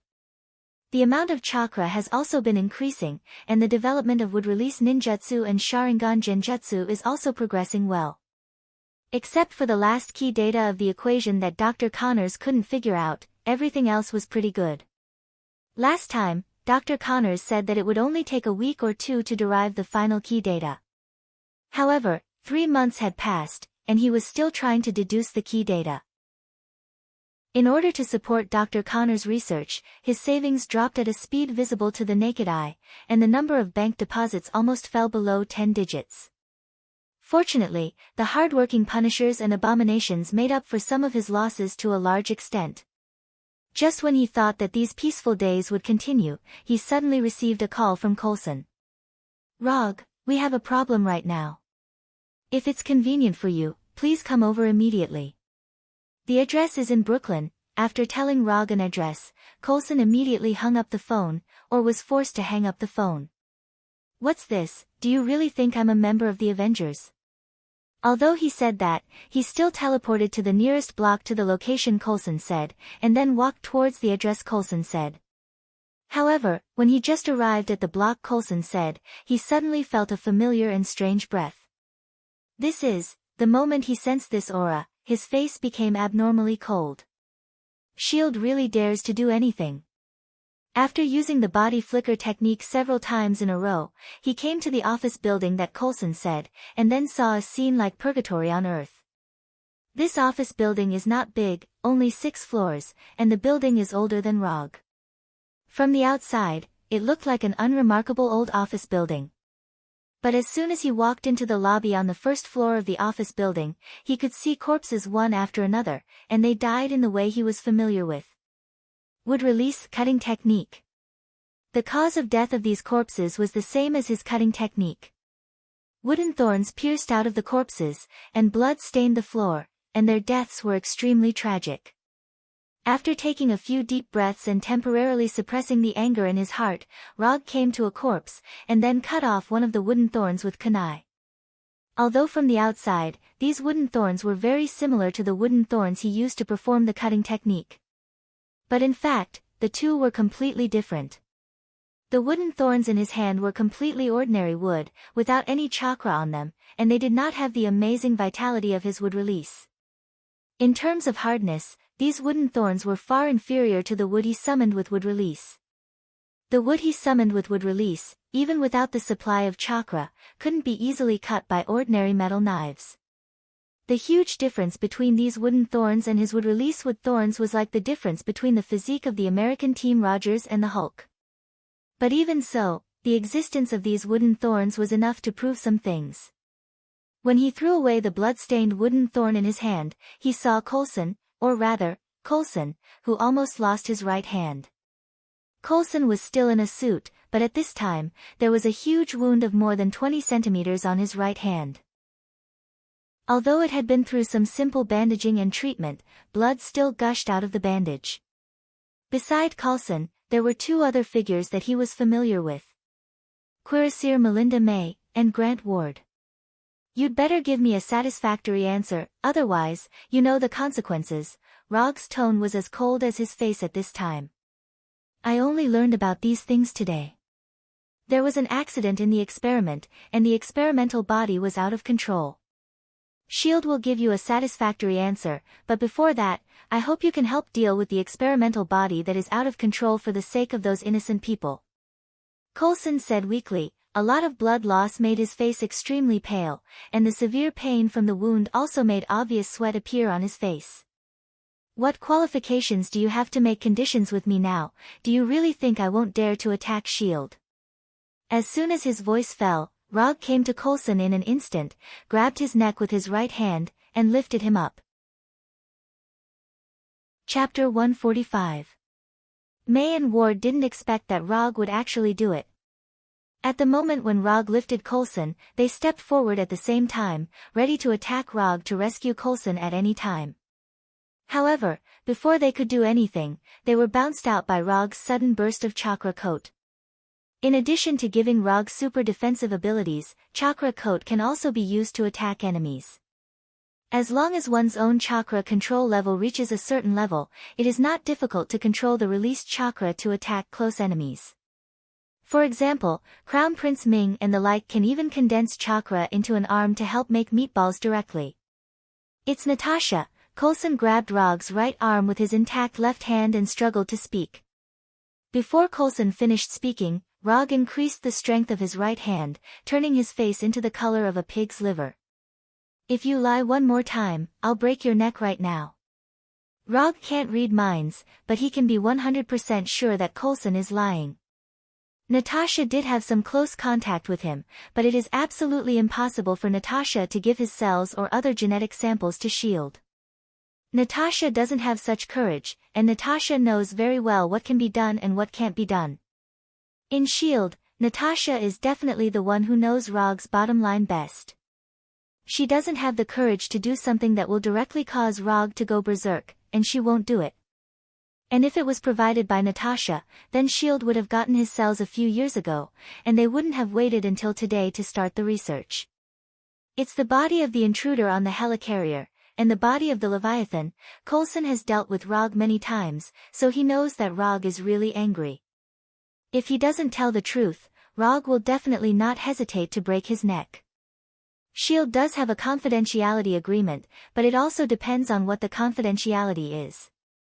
When Coulson finished speaking, Rog released his right hand. Coulson once again enjoyed the beauty of breathing freely. Then in the next second, he fell directly to the floor under the influence of gravity. I will deal with the thing outside. When I come back, you and Nick Fury better give me a satisfactory answer. After that, Rog left the office building without looking back. S.H.I.E.L.D. is the typical representative of courting death. After the New York battle, Rog thought that S.H.I.E.L.D. would be a little more restrained. As a result, in just a few months, these guys made a new move. Last time, it was because of the unlimited energy in the Tesseract. This time, it was because of his wood release. In S.H.I.E.L.D.'s view, Rog's wood release is easier to control than the magic cube. After all, Rog is a living example. Moreover, the attack and defense abilities displayed by wood release are more in line with S.H.I.E.L.D.'s needs. The infinite energy represented by the magic cube can improve the technological level of the entire world, and its development prospects are broader. But the research of the magic cube is obviously much more difficult than the research of wood release. What's more, they have now completely lost the magic cube. But Rog's wood release is different. It is a power that can be used perfectly on humans. If they could master the secrets of wood release, S.H.I.E.L.D. would be able to create their own team of extraordinaires. The existence of the Avengers let the whole world see how powerful a team of transcendence is. After the New York battle, S.H.I.E.L.D. wasn't the only company that was interested in transcendence again. After leaving the office building, Rog went directly to the roof of a nearby building and began to use chakra perception. He didn't know what kind of life energy signs S.H.I.E.L.D.'s experimental subject had. He could only determine where the experimental subject had gone by perceiving all the humans nearby. With his current location as the center, it spread out little by little. After spending some time, Rog finally found S.H.I.E.L.D's so-called out-of-control experimental subject. Unlike what he imagined, the experimental subject didn't leave here immediately, but went directly to a chain restaurant a few blocks away. When Rog came to the restaurant and pushed open the door, he immediately smelled a strong smell of blood. When he perceived the experimental subject before, he had already noticed that something was wrong. In his perception, there were no signs of life in the entire restaurant except for the experimental subject. Of course, a chain restaurant can't have no customers, and even if there were no customers, there would be at least a minimum of service staff. As he expected, when he pushed open the restaurant door and entered, he saw a scene similar to the lobby on the first floor of the office building. More than a dozen corpses were scattered around the restaurant, and the wooden thorns on the corpses clearly showed the cause of their death. Next to a table near the restaurant bar, there was a middle-aged man in white clothes with wooden thorns all over his body. The middle-aged man looked up at Rog and then put his eyes on the food in front of him. Like a beggar who had been hungry for days, he crazily stuffed the hamburger in his hand into his mouth. In just a few seconds, the man finished the hamburger in his hand and then picked up a steak that had not been cut at all. The man ate frantically, and the food that filled the whole table disappeared at a terrifying speed. Rog didn't disturb the man's eating. He just silently came to the opposite side of the man and sat down directly. A few minutes later, when the man finished eating all the food on the table, he raised his head again and looked at Rog in front of him with a strange look. Rog and the man didn't speak, just looked at each other silently. "Are you the masked man? I've seen the video of your battle with those aliens, and it was wonderful. But I'm stronger than you." As soon as his voice fell, the man's right hand suddenly attacked Rog. From Rog's point of view, he could clearly see a wooden thorn gushing out of the man's palm, stabbing towards him like a sharp blade. However, just as the sharp wooden thorn was about to pierce his neck, an arm made entirely of wood emerged from his left shoulder. In just a moment, the wooden arm grabbed the man's right hand, and the two palms clenched together like fists. When his right hand was grabbed by the wooden arm, the man didn't hesitate and immediately stretched out his left hand. As soon as he raised his left hand, a piece of wood as thick as an arm also gushed out of Rog's right shoulder. When the wood that gushed out of Rog's right shoulder reached the man, the wood suddenly split into two, turning into two arms. One of the wooden arms pressed the man's left hand, and the other directly pinched his neck. "No, you're not strong at all." Chapter 146. I'm better than you. He didn't know if this guy with wooden thorns all over his body had eaten too much and lost his mind. How could he say something like that? To Rog, it sounded like Yamato saying to Hashirama, "My Mokutan is better than yours." No, this guy was far from even Yamato's level. For better or for worse, Yamato is an elite Umbu ninja from his roots, and the wood release he uses is a proper wood release, not some fancy tricks. Tell me, what's with these pieces of wood? At first, he thought that S.H.I.E.L.D. had gotten his cells or other biological samples from somewhere and then made a copy of him. But when Coulson talked about the helicarrier and the dead Leviathan, he was already sure that S.H.I.E.L.D. didn't make a copy of him. The wooden thorns that killed the helicarrier and the Leviathan were indeed grown from his body when he performed the cutting technique. But there was absolutely no way that those wooden thorns had his cells or biological samples on them. After removing the ninjutsu, these wooden thorns wouldn't even have chakra on them. Sayora, the man was just about to say something uncivilized when he felt a sharp pain in his hands, the pain of being pierced directly by wooden thorns. Answer whatever I ask. If you can't do it, I'll let you experience what they've experienced. Under Rog's control, wooden thorns more than 10 centimeters long grew from the palms of the two wooden arms and directly pierced the man's hands.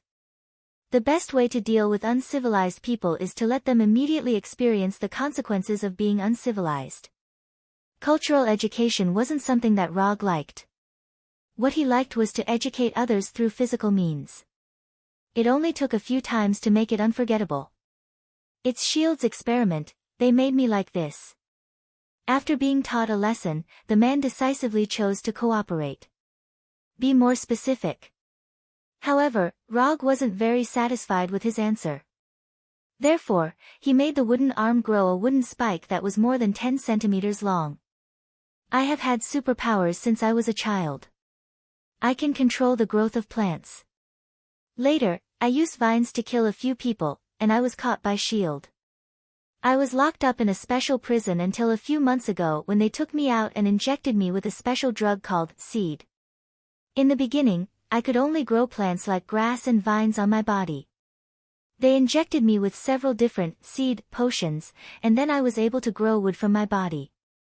However, this ability is sometimes very unstable, so sometimes these wooden thorns will come out of my body on their own. The man quickly explained. After he finished speaking, he looked at the small wooden thorns on his hand.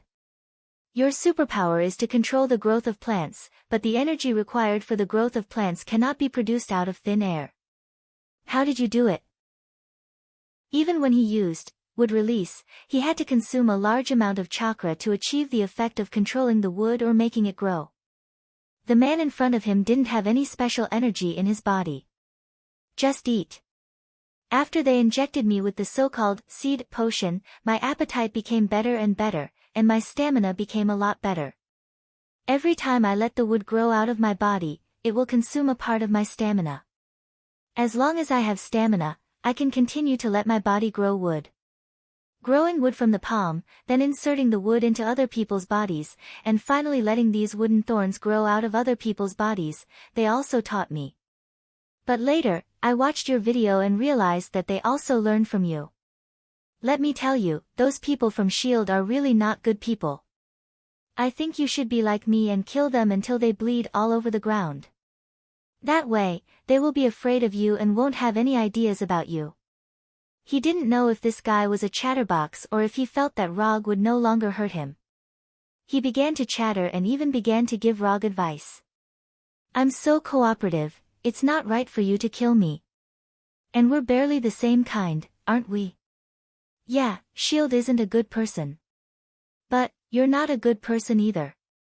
After that, Rog didn't continue to talk nonsense with this man, and wooden thorns grew out of his 3 wooden arms at the same time. When these wooden thorns entered the man's body, they grew out of the man's body again, causing a painful death effect similar to the cutting technique. The man didn't expect that Rog would actually do it, and in a way that he was very familiar with. It turns out that growing wooden thorns in the body is really painful. You want to take revenge on S.H.I.E.L.D., that's fine, but you shouldn't have done it to the people in the restaurant. As soon as his voice fell, Rog and the man disappeared from their seats. When he left with the flying thunder god, the sound of sirens became clearer and clearer outside the restaurant. Half an hour after returning to the office building with the body, Rog finally saw Nick Fury. Rogers, who was wearing a shield, and Hawkeye Barton, who was carrying a bow and arrow, also appeared with him. Rog, this time, as soon as Nick Fury opened his mouth, he was interrupted by Rog. You only have one chance, think about it before you say it. Rogers and Hawkeye Barton didn't know what was going on. They just received an urgent notice from Nick Fury, and then they came here together in a Quinjet. After hearing Rog's cold tone at this time, they finally knew why Nick Fury had to ask the two of them to come together. We do intend to replicate your ability to manipulate wood through experiments. I don't deny this. The experimental order to conduct the research was given by me, and I know that this violates our original agreement. So if you want to do it, I can understand. However, I don't think there's anything wrong with my order. We won the Battle of New York, but that was a victory for the Avengers, not for S.H.I.E.L.D. S.H.I.E.L.D. needs power, and only with power can S.H.I.E.L.D. better protect the world. Nick Fury said with a righteous face, and he didn't think there was anything wrong with S.H.I.E.L.D.'s approach. Ha ha ha ha ha, as expected of S.H.I.E.L.D., who is responsible for protecting the world, you are always so righteous. You never feel that there is anything wrong with your approach. You always feel that the world needs your protection to be safe. Who do you think you are? You really think you are the messenger of justice who maintains peace? Rog stood up directly and went straight to Nick Fury. Chapter 147. As long as one wasn't a fool, they could easily see that the current atmosphere was very wrong. When Roger came in front of Nick Fury, Rogers of the American team also stepped forward and said to Roger, if you have something to say, we can talk slowly. There's no need to fight. Rogers didn't know Rog very well, but he had seen how Rog fought before. Therefore, he was certain that once Logue made his move, no one here could stop him. Unlike Captain America who took the initiative to step forward, Hawkeye Barton took a step back silently, then clenched the recurve bow in his hand. Hawkeye was a very pure agent, so in his opinion, Rog was obviously making a big deal out of nothing. Although Nick Fury wasn't a good person, in general, what he did was to protect the world. This was what Hawkeye Barton was thinking at this time. The thoughts of a senior S.H.I.E.L.D. agent. Rog didn't speak, just looked at Nick Fury with cold eyes. And Nick Fury didn't show the slightest sign of giving in, so he stood upright in front of Rog. We didn't copy your cells, nor did we make a clone of you. We just used the wood you left behind to develop a new type of medicine. If you feel that our behavior offended you, we can make appropriate compensation." At this moment, Coulson's voice suddenly sounded. Coulson, who had finished dealing with the injury on his arm, walked in. May and Ward were still with him. Behind him was a 20-person SHIELD Special Forces team. A fully armed SHIELD Special Forces team. Rog ignored Coulson, and he would never accept SHIELD's so-called compensation. If he accepted SHIELD's compensation, then SHIELD would only become more and more excessive in the future. This time, they dared to have ideas about his wood release, then next time, they would dare to have ideas about his chakra. In the end, they would even dare to have ideas about him. Some things, once you give in, can no longer be reversed. In order to prevent this from happening, the best way is to cut off their hands as soon as they have the intention to reach out. If you dare to reach out with your left hand, I'll cut off your left hand. If you dare to reach out with both hands, I'll cut off both. You can't touch what you shouldn't touch. You'd better not have any ideas about what you shouldn't have. Don't you want my power? No problem, I'll satisfy you. Rog finally spoke. His tone was calm, but anyone could tell that he definitely didn't mean to share his power with SHIELD. As soon as Rog finished speaking, Nick Fury's right hand grabbed the pistol at his waist. However, before he could pull the pistol out of the holster, he felt an intense pain that penetrated his heart. Chi chi chi chi. In the blink of an eye, dozens of 10-centimeter-long wooden thorns grew out of his right arm, piercing his skin, destroying his muscles, and breaking the bones in his hand. When Nick Fury's right hand became unrecognizable, people realized that Roger's left hand was pressing down on his shoulder. This is the power you want. As soon as Rog's voice fell, the wooden thorns on Nick Fury's right arm grew crazily again. Bang! The crazily growing wooden thorns instantly broke Nick Fury's entire right arm. Minced meat and bright red blood splattered everywhere. Just as Nick Fury's right arm was completely broken by the wooden thorns, a pale blue light visible to the naked eye emerged in front of Rog, blocking the splashing flesh and blood. Crazy, really crazy. Although everyone knew that this matter would be difficult to resolve. But no one thought that Rog would so decisively destroy Nick Fury's entire right arm. That was Nick Fury, the director of SHIELD, the most powerful secret service organization in the world. Without anyone's order, after discovering that Rog destroyed Nick Fury's right arm in this cruel way, the Special Forces soldiers behind Coulson immediately raised their weapons and pointed their guns at Rog. As long as Nick Fury or Coulson gave the order, they could immediately shoot Rog into a hornet's nest. It has to be said that these Special Forces soldiers had good ideas. But they didn't realize what kind of existence they were facing now. When they raised their weapons, Rog glanced at them casually.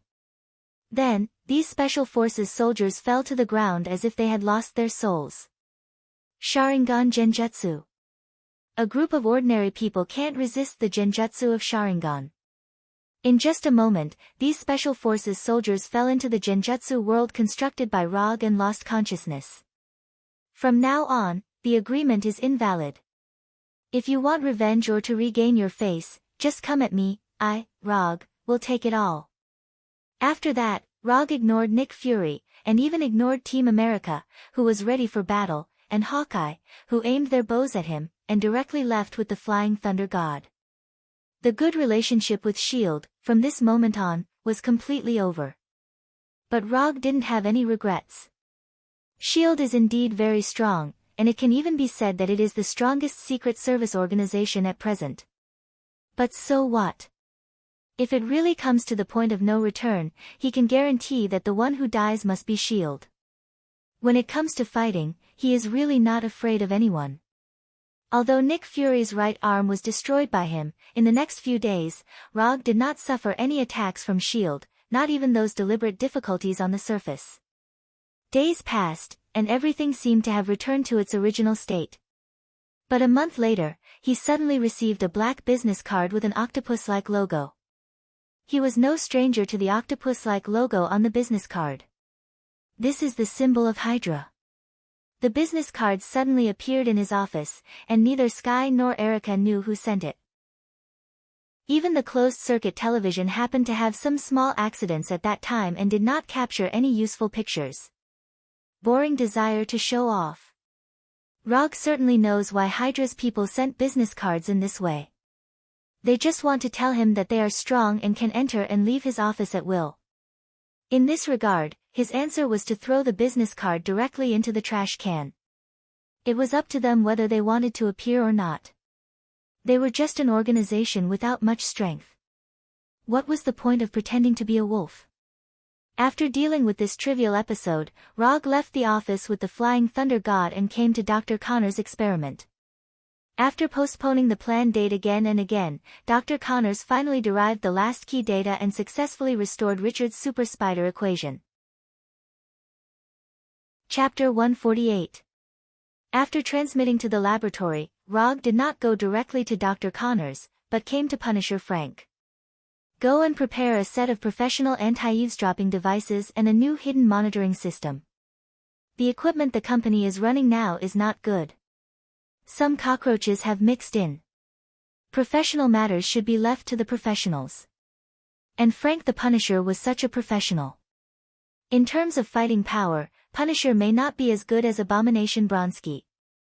But in terms of practicality, Abomination is not as good as Punisher. What did it mean to be a professional tool? A Punisher was it? No problem, give me a day. Although Punisher only knows how to fight and kill most of the time, he has many special channels that Rog does not have. It is not difficult for him to get a set of professional eavesdropping and monitoring equipment. After instructing Punisher, Rog found Dr. Connors, intending to see the final version that Dr. Connors had developed. Richard is really a genius. His method of using a specific gene-locking equation is perfect. When Rog arrived, Dr. Connors took out a few mutant spiders and then opened his right sleeve. I improved my own equation according to his equation, and the effect was better than I thought. My right hand is really restored. It's not a temporary recovery, it's a real recovery. The whole biological tissue structure of the right hand has been completely stabilized and will no longer disappear because of the disappearance of the serum effect. Dr. Connors waved his right hand excitedly at Rog, and his face showed a childlike look of joy. The dream that he had longed for all his life was finally realized. This wonderful feeling could not be described in words. I saw it, but you know, this is not what I want. After spending so much time and money, what Rog wanted was not a serum for severed limb repair. What he wanted was Super Spider's serum, the kind that could turn people into Spider-Man. Of course, I'm ready for what you want, but there's one thing I need to tell you in advance. Because Richard's equation is based on genes, the equation developed now has not been tested on normal human beings. I conducted some animal experiments, and the results were similar to the calculated data. However, humans are different from animals after all. Whether the serum can take effect in the human body or whether there will be any side effects after it takes effect, I'm not sure yet. After saying that, Dr. Connors brought out a transparent box that was 1 meter square. The rat inside is a test subject that has been injected with the super spider serum. Although it can't spit silk like a real spider, its strength, speed, sensitivity, cell vitality, self-healing ability, and a series of other data have undergone a qualitative change. If it was released, it could become the king of rats in New York. No, the king of rats in the entire world. Dr. Connors said excitedly. Looking at the test subject in the transparent box that was so flexible that it didn't look like a lab rat at all, Roger slowly said, I gave you a blood sample last time. Have you figured out the matching equation? The blood sample Rog was talking about was of course not his blood sample, but Gwen's. He had no interest in becoming Spider-Man. And compared with Spider-Man's superpowers, aren't ninjutsu and Kekkai Genkai more delicious?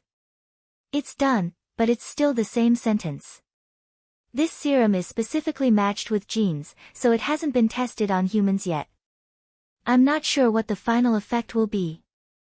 Dr. Connors didn't know who the blood sample was, but he knew that it was a woman's blood sample. Under normal circumstances, there was no problem with this serum. After all, Dr. Connors just modified the part of the matched genes inside to another person's. However, scientific experiments have their own buff of uncontrolled experiments, especially those that have not been tested on humans. For example, a certain big green guy was born in this way.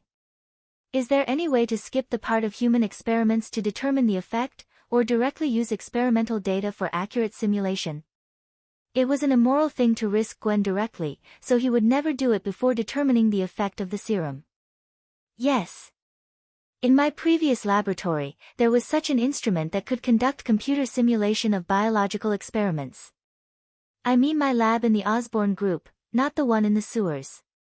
But even if I use that instrument for simulation, I need detailed data of the experimental target, the more detailed the better, and the simulation is always only an experimental data, which does not represent the results of the real human experiment. The simulated experimental data is always just the simulation effect. No one can guarantee whether the real experimental results will be the same as the simulated results. I'll deal with the instrument and data. You continue to check the equation. I don't want any problems with the equation. Do you understand? There is only one Gwen in the world, which means he has only one chance. If the experiment fails, his plan to create Spider-Gwen will fail completely. After continuing to communicate with Dr. Connors for a few minutes, Rog returned to the office with the Flying Thunder God. He didn't need to do it himself to get the experimental simulation instrument out of Oscorp. This kind of heavy work, there is Abomination. At most, he can give Abomination a few more shadow clones, which is enough to face any situation. 3 days later, the famous Oscorp building suffered a serious violent invasion. A large number of laboratories were destroyed, including the laboratory of Dr. Connors, the former head of the Interspecies Laboratory. When Dr. Connors saw Abomination with the experimental simulation instrument, his eyes were not on the experimental instrument, but on Abomination. This kind of body, this kind of power, this is simply the perfect masterpiece of the Creator. In the eyes of others, Abomination is like a monster, in the eyes of Dr. Connors, it is as moving as an angel. Is that why he has no interest in my lizard serum? But compared with this beautiful creature in front of me, my lizard serum is really nothing. The Abomination had never seen Dr. Connors before. When he saw Connors walking towards him with a longing expression and gently stroking his arm, he suddenly had the idea of directly smashing Dr. Connors to death with the instrument in his hand. No, I have to endure. This guy is also someone Rog found. If he kills him, Rog will be very angry. However, this guy's perverted behavior really made people very unhappy. Chapter 149. Abomination's tolerance led to Dr. Connors' insatiable appetite. After stroking Abomination's right arm, Dr. Connors was still not satisfied and set his eyes on Abomination's steel-like abs. No, I can't stand it. This dead pervert, according to Abomination's previous style, he would give Dr. Connors a hard punch to let him know that there are some things that can't be touched. But after thinking of Rog's would release, Abomination had to forcibly suppress the anger in his heart. When Dr. Connors' right hand was about to touch Abomination's abdominal muscles, Abomination decisively stepped back a few steps and then put the experimental instrument in his hand in front of him.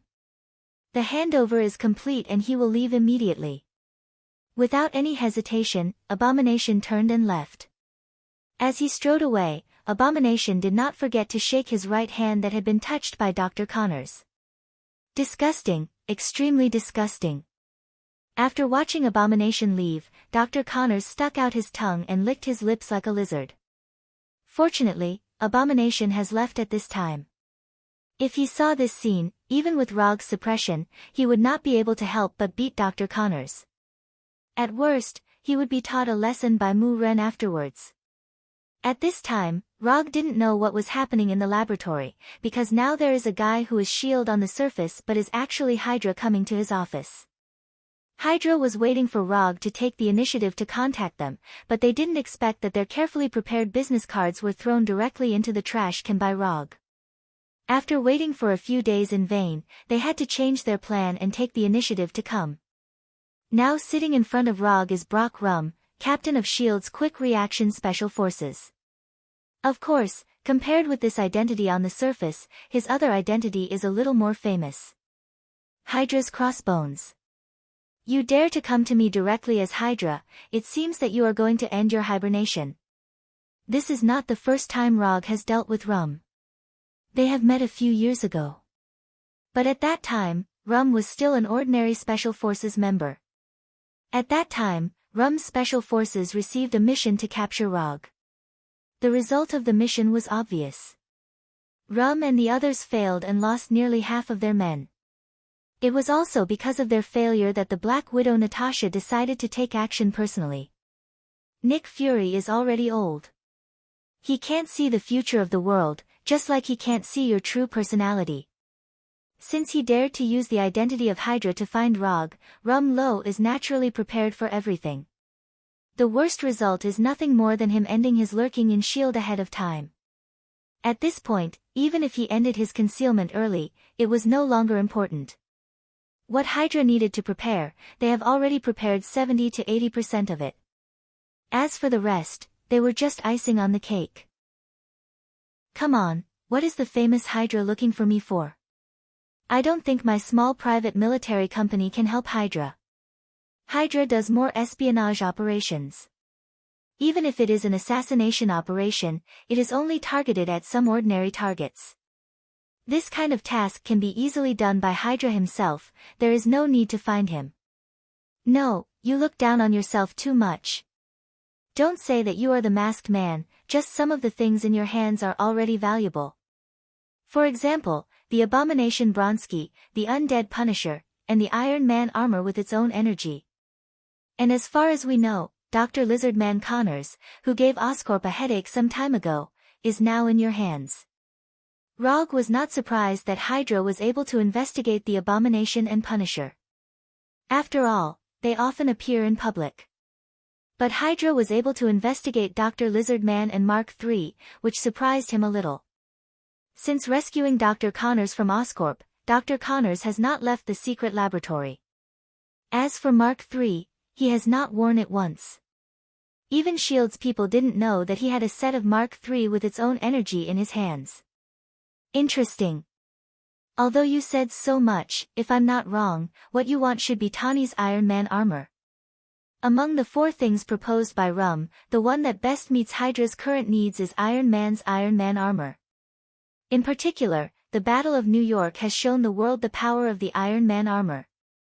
However, since the Ironmonger incident, Tawny's protection of the Iron Man armor has increased by several levels. In addition to Colonel Road wearing a set of Mark II and transforming it into the Iron Patriot, only Rog has a set of Mark III in his hands. But only he and Tawny know about this. What we want most now is the Iron Man armor, but we are also interested in the Abomination, Punisher, and Lizardman's biotechnology. If you are willing to give us the Iron Man armor for a few days to study, or provide these 3 biotechnology, we will give you an unimaginable return. Although Hydra has never officially contacted Rog before, this does not mean that they know nothing about Rog. Since Rog's sudden appearance in New York a few years ago, especially after he defeated S.H.I.E.L.D.'s several arrests, Hydra began to secretly investigate his information. On the surface, Rog seems to be a person who doesn't have much pursuit of money, power, and beauty. But after careful analysis by the psychologists inside Hydra, they can basically determine that Rog is just relatively well controlled. Simply put, he is not pure and simple, he is just a little bit boring. Hydra is not worried about Rog's greed and lust because they have enough strength to satisfy Rog, which is one of the reasons why Rum is so straightforward. Just name your price and Hydra will lose if they can't satisfy you. It seems that you are very confident.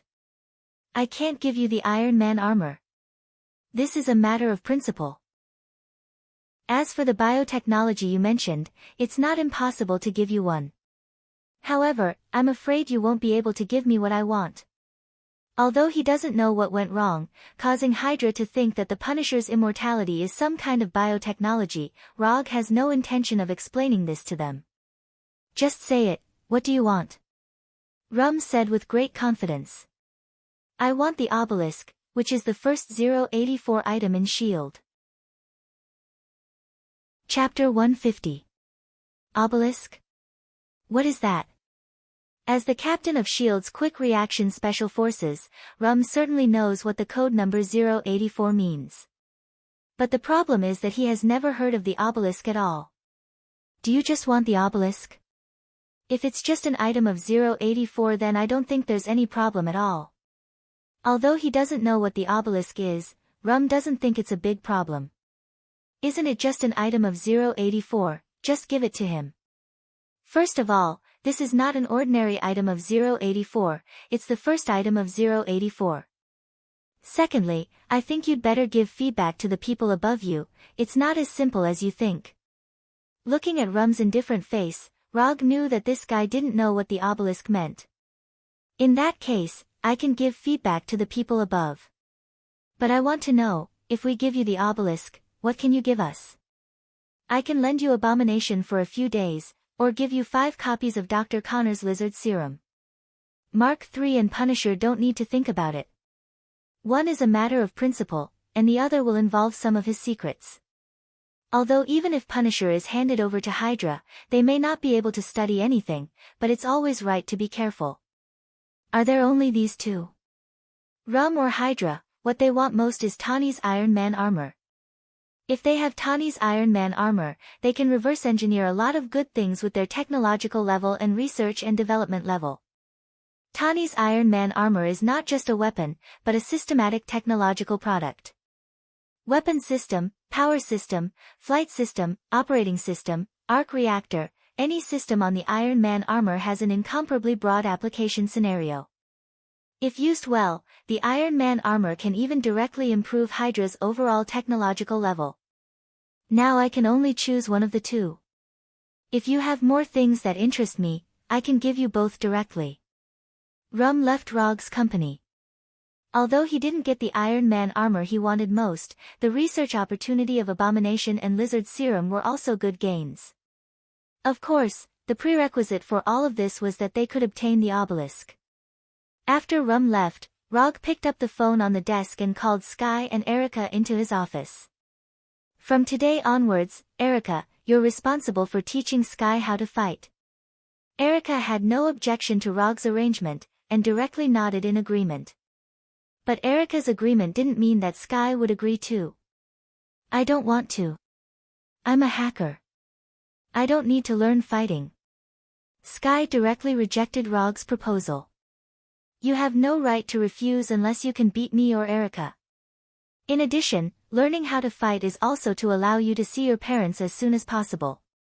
Although Sky's hacking skills weren't bad, the Shockwave Girl Sky was the role she should play in the future. When he asked Hydra for the obelisk, he had already made the decision to let Sky awaken as an Inhuman ahead of time. Although he was still dissatisfied, Sky agreed in the end. As long as she could find her parents, let alone learning how to fight, she could even join S.H.I.E.L.D. He didn't know if it was because Hydra didn't get the obelisk, or if they felt that the obelisk was more valuable than what Rog had given them. After Rum left, Hydra never contacted Rog again. Rog didn't care about this. The obelisk can awaken Sky as an Inhuman, but it's not the only way. Even without the obelisk, he has other ways to get the Terrigen crystal. Hydra didn't contact Rog again, and Rog didn't bother to pay attention to these guys who were doomed to fail. A week later, Rog received a message from Dr. Connors. The spider serum suitable for Gwen has completed thousands of simulation tests without any abnormal reactions that should not have occurred. After the Flying Thunder God came to the laboratory, Rog took a finger-sized syringe from Dr. Connors. Although it has undergone enough simulation tests, I still have to say, use it with caution. Rog nodded, then left the laboratory and returned to his office. After returning to the office, Rog sat in a chair without saying a word. More than 10 minutes later, he called Gwen. What should be faced, must always be faced. More than an hour later, in a Chinese restaurant that had just opened a few months later, Rog saw Gwen dressed particularly well. Why did you ask me to dinner so suddenly? Gwen asked. Rog helped Gwen pull out the chair, then returned to his seat and said, let's eat first, then we'll talk about it. Gwen looked at Rog suspiciously, and then she found that they were the only two guests in the restaurant. After enjoying a pure Chinese meal with Gwen, Rog said to Gwen, "I asked you out tonight to tell you my true identity. In addition to being the president of an internet company and a logistics company, I have other identities." As soon as Rog finished speaking, Gwen replied, "I know. Your real identity is actually the president of a private military company. My dad secretly investigated your identity and told me to stay away from people like you." "Is there something wrong?" "That's not what I want to say." Yes, I also have a private military company, but that's not the point." After a pause for a few seconds, Rog continued, "Do you remember the Avengers I told you about before, Captain America, Iron Man, Masked Man and so on? Remember, you also asked me what I thought of these superheroes."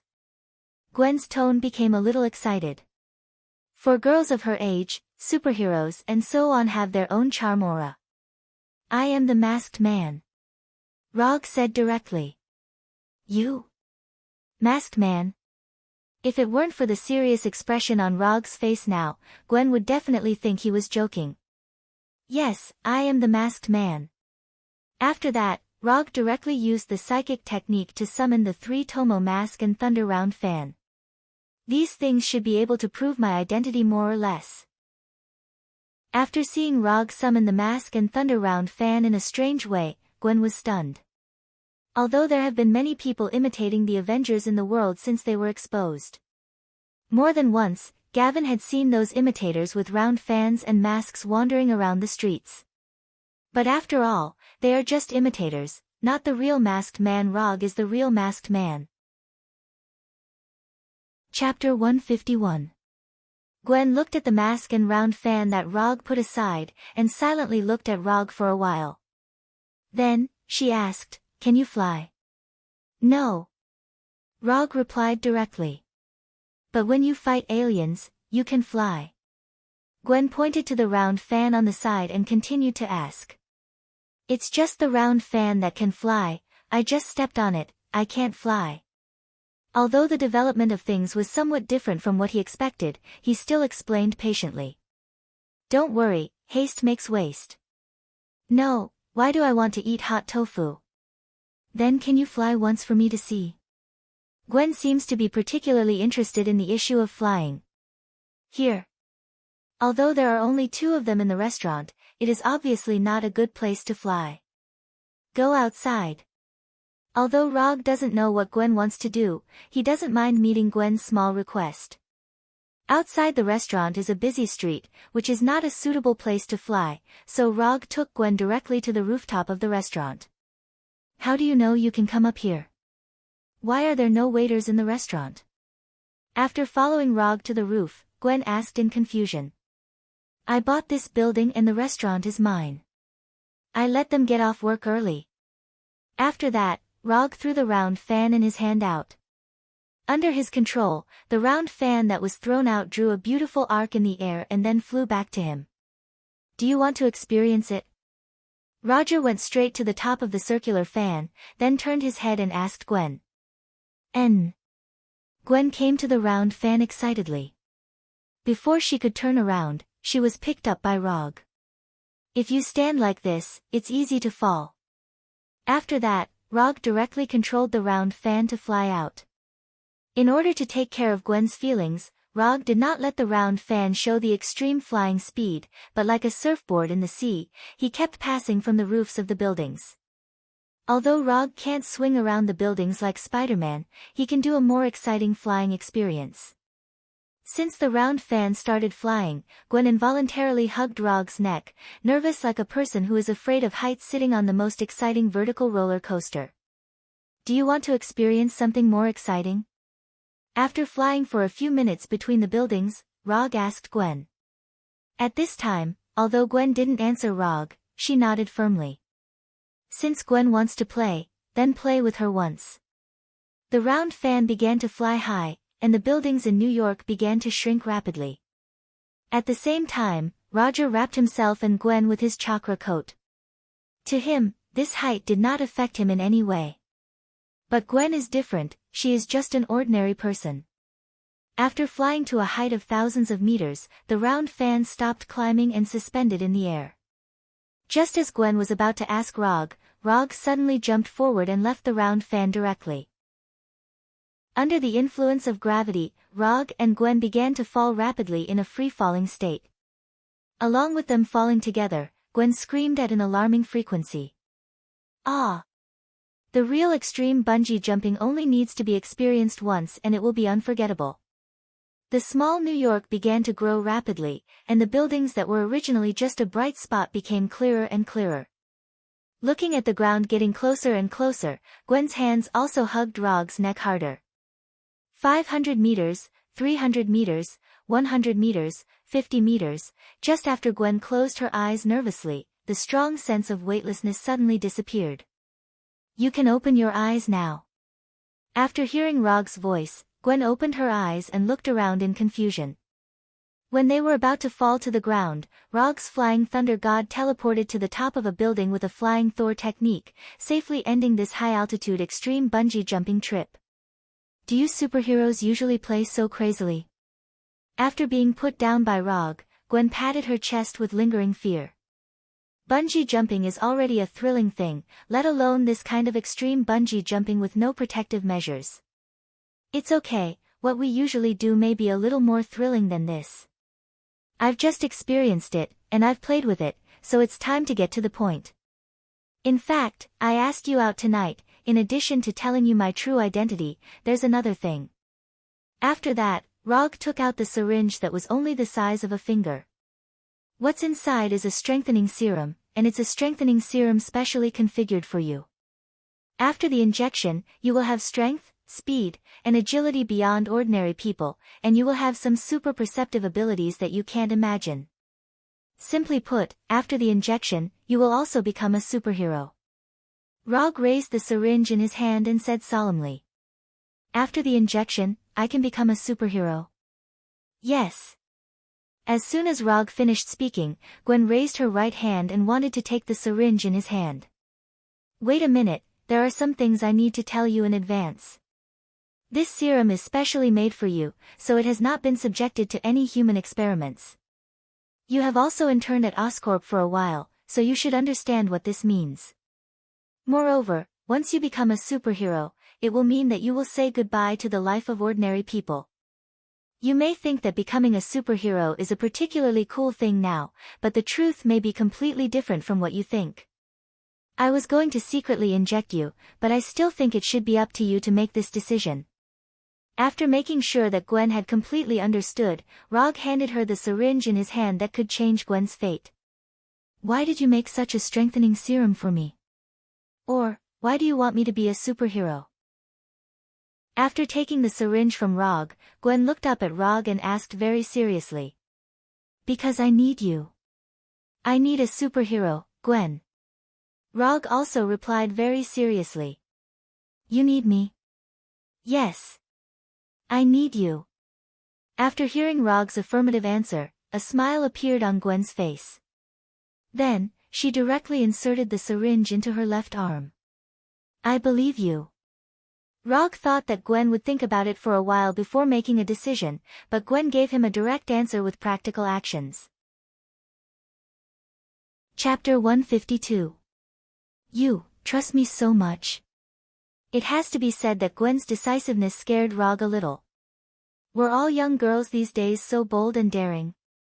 Times have really changed. Intuition. I believe you won't harm me. And if you don't want me to know, with your ability, you can do it without me knowing. You respect my choice, so I believe in you.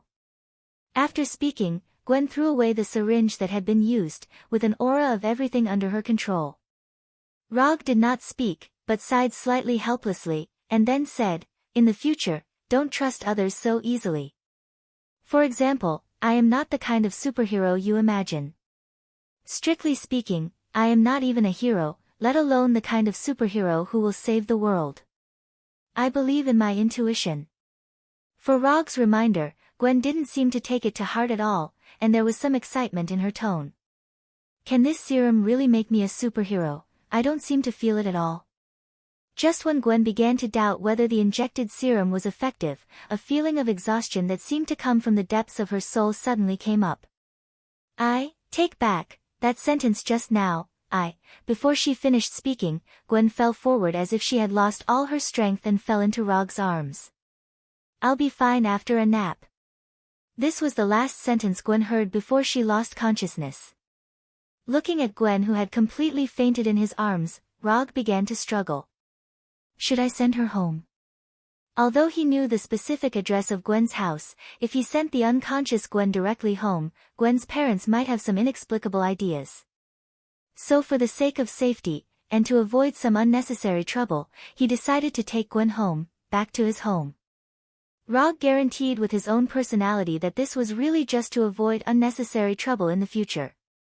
After sensing the flying Thor at home, Rog and Gwen disappeared directly from the rooftop. After bringing the unconscious Gwen back to his home, Rog carried Gwen directly to his bedroom. Then, he left Gwen alone in the master bedroom. A little white dragon in the waves who was good at galloping on horseback would not take advantage of others when they were in danger. This was a matter of principle. After confirming that Gavin was only unconscious because of the effect of the serum, Rog went to his study and began to design a battle suit for Gavin. He said that he was designing the battle suit, but in fact, he was just redrawing the battle suit that already existed in his mind. The battle suit was mainly white and black. The upper body was mostly white, while the lower body was black. The elbows and the inside of the arms were a classic red spider web design. The headgear was also mainly pure white, but the outline of the eye sockets had been changed to red stripes.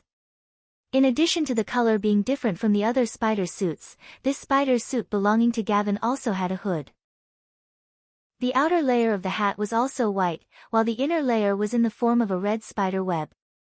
After drawing the sketches of the battle suit and noting the body's data, Rog sent the designs to Erica and asked her to make as many arrangements as possible.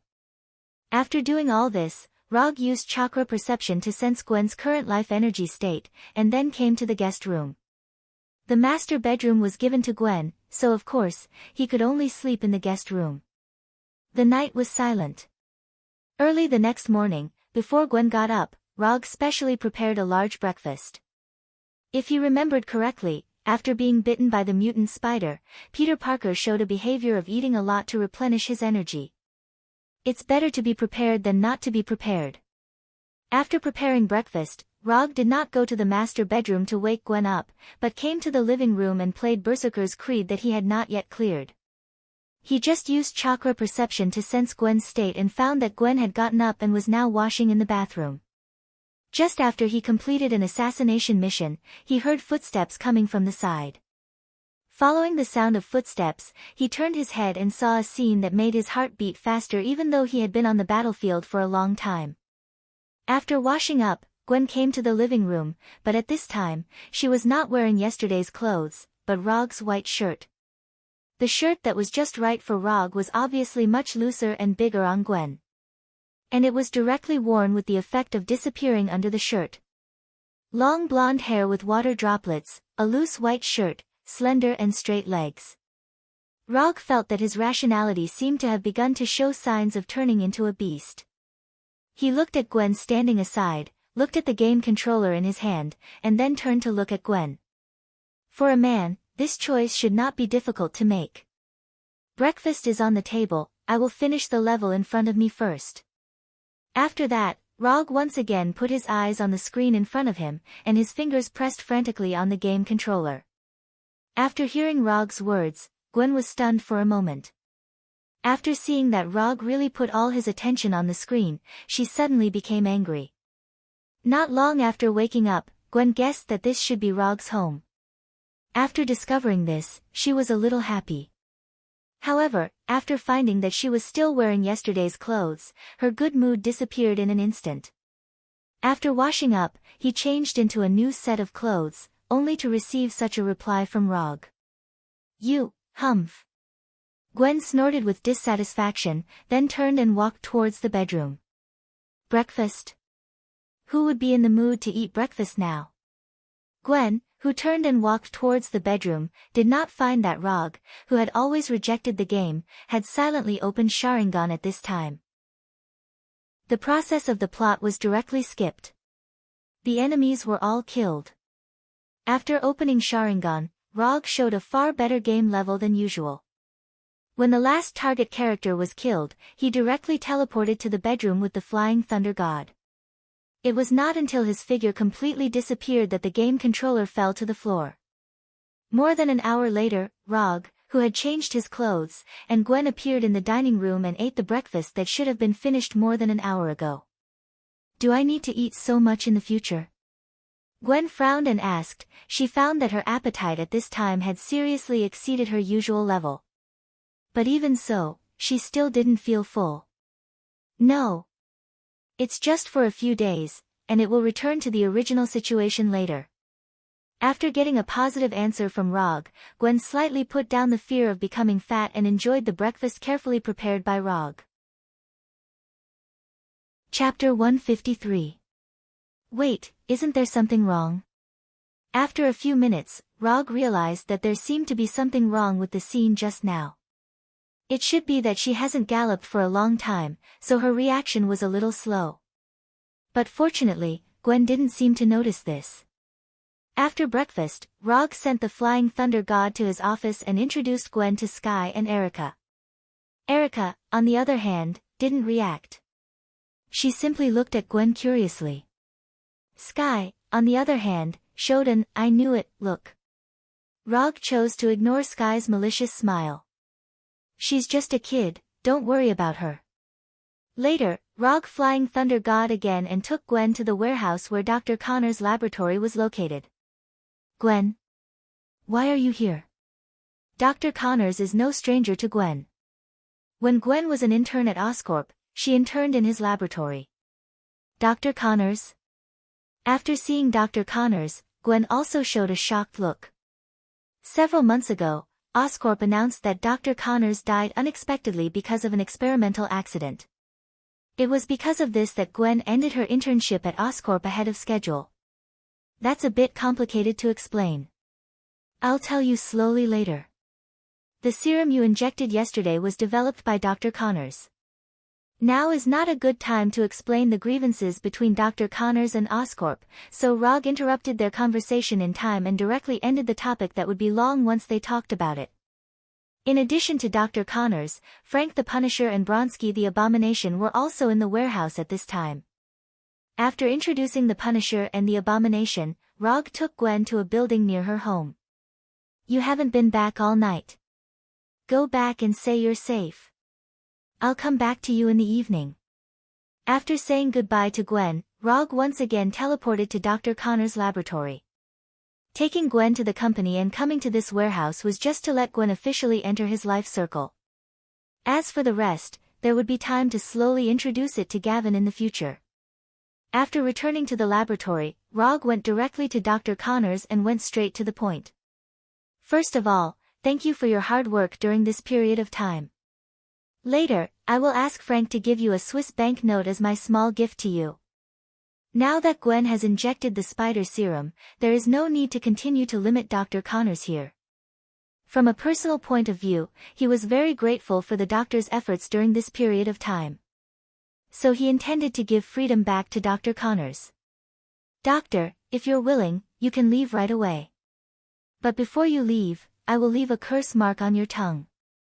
This curse seal won't cause you any harm, it's just to ensure that you won't leak out any secrets related to me. For example, the formula for the spider serum, and the identity of Gavin and me. After saying that, Rog paused for a few seconds before continuing. Normally, I shouldn't threaten you at this time, but you should also understand the importance of these secrets. The best way to make someone keep a secret was to send that person to meet the Grim Reaper. Because only dead people will never leak secrets. But to Dr. Connors, who had helped him, Roger could not do such a thing as burning the bridge after crossing the river. In any case, Dr. Connors helped him complete a small dream, so if it wasn't necessary, he would never do that.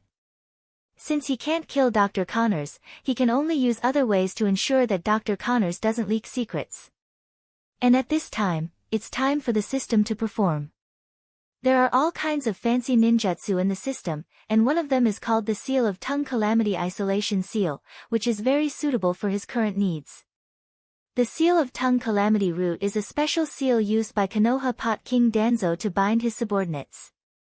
By engraving the curse seal on the target's tongue, the target can't say any secrets related to himself. Once there is such an idea or plan to do so, the target will be paralyzed, unable to speak, and unable to move. Actually, I don't intend to leave here. If you allow me, I want to study the abomination Bronsky. I can be a member of your team, as long as you are willing to cooperate with my research on the abomination. Rog thought that Dr. Connors would refuse, but he didn't expect that Dr. Connors would be willing to stay on his own initiative. And the reason for staying is the abomination. If I remember correctly, they just met some time ago, right? Did something happen between them? Or is it because of the attraction of the same color? The green-skinned abomination and the green-skinned Dr. Lizard, it seems that they really may be attracted to each other. While waiting for Rog's consent, Dr. Connors looked at the abomination in the corner of the warehouse, and then stretched out his long tongue with obvious lizard characteristics and licked his lips. After witnessing Dr. Connors' inadvertent move, Rog thought of a mixed-gender character with the same fanatical scientific research spirit. Well. Okay. If you need, I can let the abomination cooperate with your experiment. But the premise of the experiment is that you can't threaten the safety of the abomination's life, nor can you cause serious psychological trauma to him. He has been stimulated before, so his psychological endurance may be a little fragile. Rog agreed to Dr. Connors' request, and the addition of Dr. Connors can also make up for the team's technical disadvantage. As for the abomination, Rog doesn't think he will have any opinions about it. After dealing with the issue of Dr. Connors' departure, he returned to his office with the Flying Thunder God and thought about what to do next. Although Gwen has been injected with spider serum, there is still a long way to go before she becomes a real Spider-Gwen, so she still needs to be trained a little. But before that, he had to prepare all the equipment that Gavin needed. For example, battle suits, cobweb launchers, etc. The battle suits have been handed over to Erica and should be done soon. The cobweb launcher is a little more troublesome because the launcher needs to be remade. As for the sticky solution in the launcher, Oscorp just happens to have the right one. It seems that someone will have to go to Oscorp again. The last time it was the abomination who went to get the instrument, so this time it will be the Punisher. Rog feels that he likes Oscorp more and more. Chapter 154. The matter of the spider web mucus is easier to solve, but for the launcher, you need to find a professional. Although Dr. Connors has the title of a doctor, he is only good in the field of biotechnology. Spider web launcher, a typical technological product, is obviously not within his research scope. Fortunately, Rog happens to know a friend who is very good in the field of mechanical technology. If there are difficulties, look for Tani. As long as it is something related to mechanical technology, looking for Tani is the right thing to do. After dialing Tani's phone and explaining the purpose of the call, Tani simply agreed. For Tani, the difficulty of creating a spider web launcher is similar to that of a toy in a middle school student's science and technology handicraft class. Although Tani agreed to Rog's request, he also made a small request to Rog. If there is a chance, he would like to see Gwen. Tani has known Rog for a long time, but he has never seen Rog so concerned about a girl. The nature of curiosity and gossip is not limited to girls. For Tani's small request, Rog had no reason to refuse and agreed directly. Anyway, Tani will see Gwen sooner or later, especially after Gwen really becomes a Spider-Woman. In the afternoon, Erica came to Rog's office with a cardboard box. Inside the cardboard box was the spider suit that Rog specifically asked for last night. This is the only benefit left in the capitalist society. As long as you are willing to spend money, efficiency is not a problem at all. Not to mention just a piece of clothing, even if you want the main battle tank of the UA military, they will get it in the shortest time and then pack it up and send it to your home.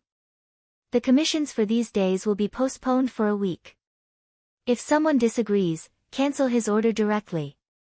After a few months of continuous efforts, Konoha Private Military Company has thoroughly established a foothold in this industry and has also made a lot of reputation. With the increase of fame, more and more customers have come to commission. But up until now, only Rog, the Punisher, and the Abomination had carried out the mission. The Punisher will go to Oscorp in the next few days, and the Abomination will cooperate with Dr. Connors to do some experiments. As for Rog himself, he had to complete Gavin's training as soon as possible. Therefore, for the next week, the Wooden Dummy Private Military Company would be in a situation where there would be no combatants. But even so, Rog had no plans to expand the company. What he wants is an elite organization like the Akatsuki, not the existence of a large number of people like the hidden villages. When the night came, Rog and Gavin appeared together in a Western restaurant that had just opened a few months ago, but had already become quite famous. After entering the restaurant, Gavin found that there were no guests here, just like the Chinese restaurant last night. "Is this also your restaurant?" Gavin asked thoughtfully. "Yes. I don't like to eat in restaurants that are too noisy, so I opened my own restaurant." Rog has several restaurants like tonight's Western restaurant, each of which focuses on a different category. For example, tonight's restaurant is dominated by classic French dishes. Is every superhero rich, such as Iron Man Tony Stark? Gavin changed the subject and continued to ask. No. In fact, having no money is a common phenomenon among superheroes. Like Tony, he is a different kind. That being said, if superheroes want to make money, it's still easy. For example, the hero dolls and figurines that sold like crazy some time ago. Whether it's licensing or endorsement, as long as superheroes want to make money, a lot of companies will contact them in the first place. However, these superheroes don't seem to have a high desire for money. There are very few people like Rog who have always been eager for money. Be a common man, greedy for money, lustful, and righteous. This is the state of life that Rog wants. From the current point of view, he feels that he is doing quite well, at least he has not deviated too far from this life trajectory. When Gavin's delicate face became a little red because of the red wine, Rog ended the good French dinner and took her back to his home. Then, he took Gavin to his custom-made training room. This training room is not big, only 70 or 80 square meters. Although the area is not large, it is still very suitable for initial training. Change into this suit. After handing the black and white spider suit to Gavin, Rog returned to his room and changed into a comfortable sportswear. When he came to the training room again, he saw Gavin, who had changed into the spider suit. Except for not wearing a hood, Gavin is now perfectly in line with his imagination. This is Spider Gavin. After calming down a little, Rog came to Gavin and said seriously, "Although you have been injected with the spider serum, you have not fully adapted to the power of the serum and you have no combat experience. So, before you go out to save others, I will do some basic training for you." Good. Gavin didn't say anything and directly agreed.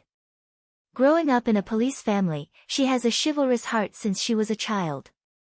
If it weren't for her father's strict opposition, she would even become a righteous policeman like her father in the future.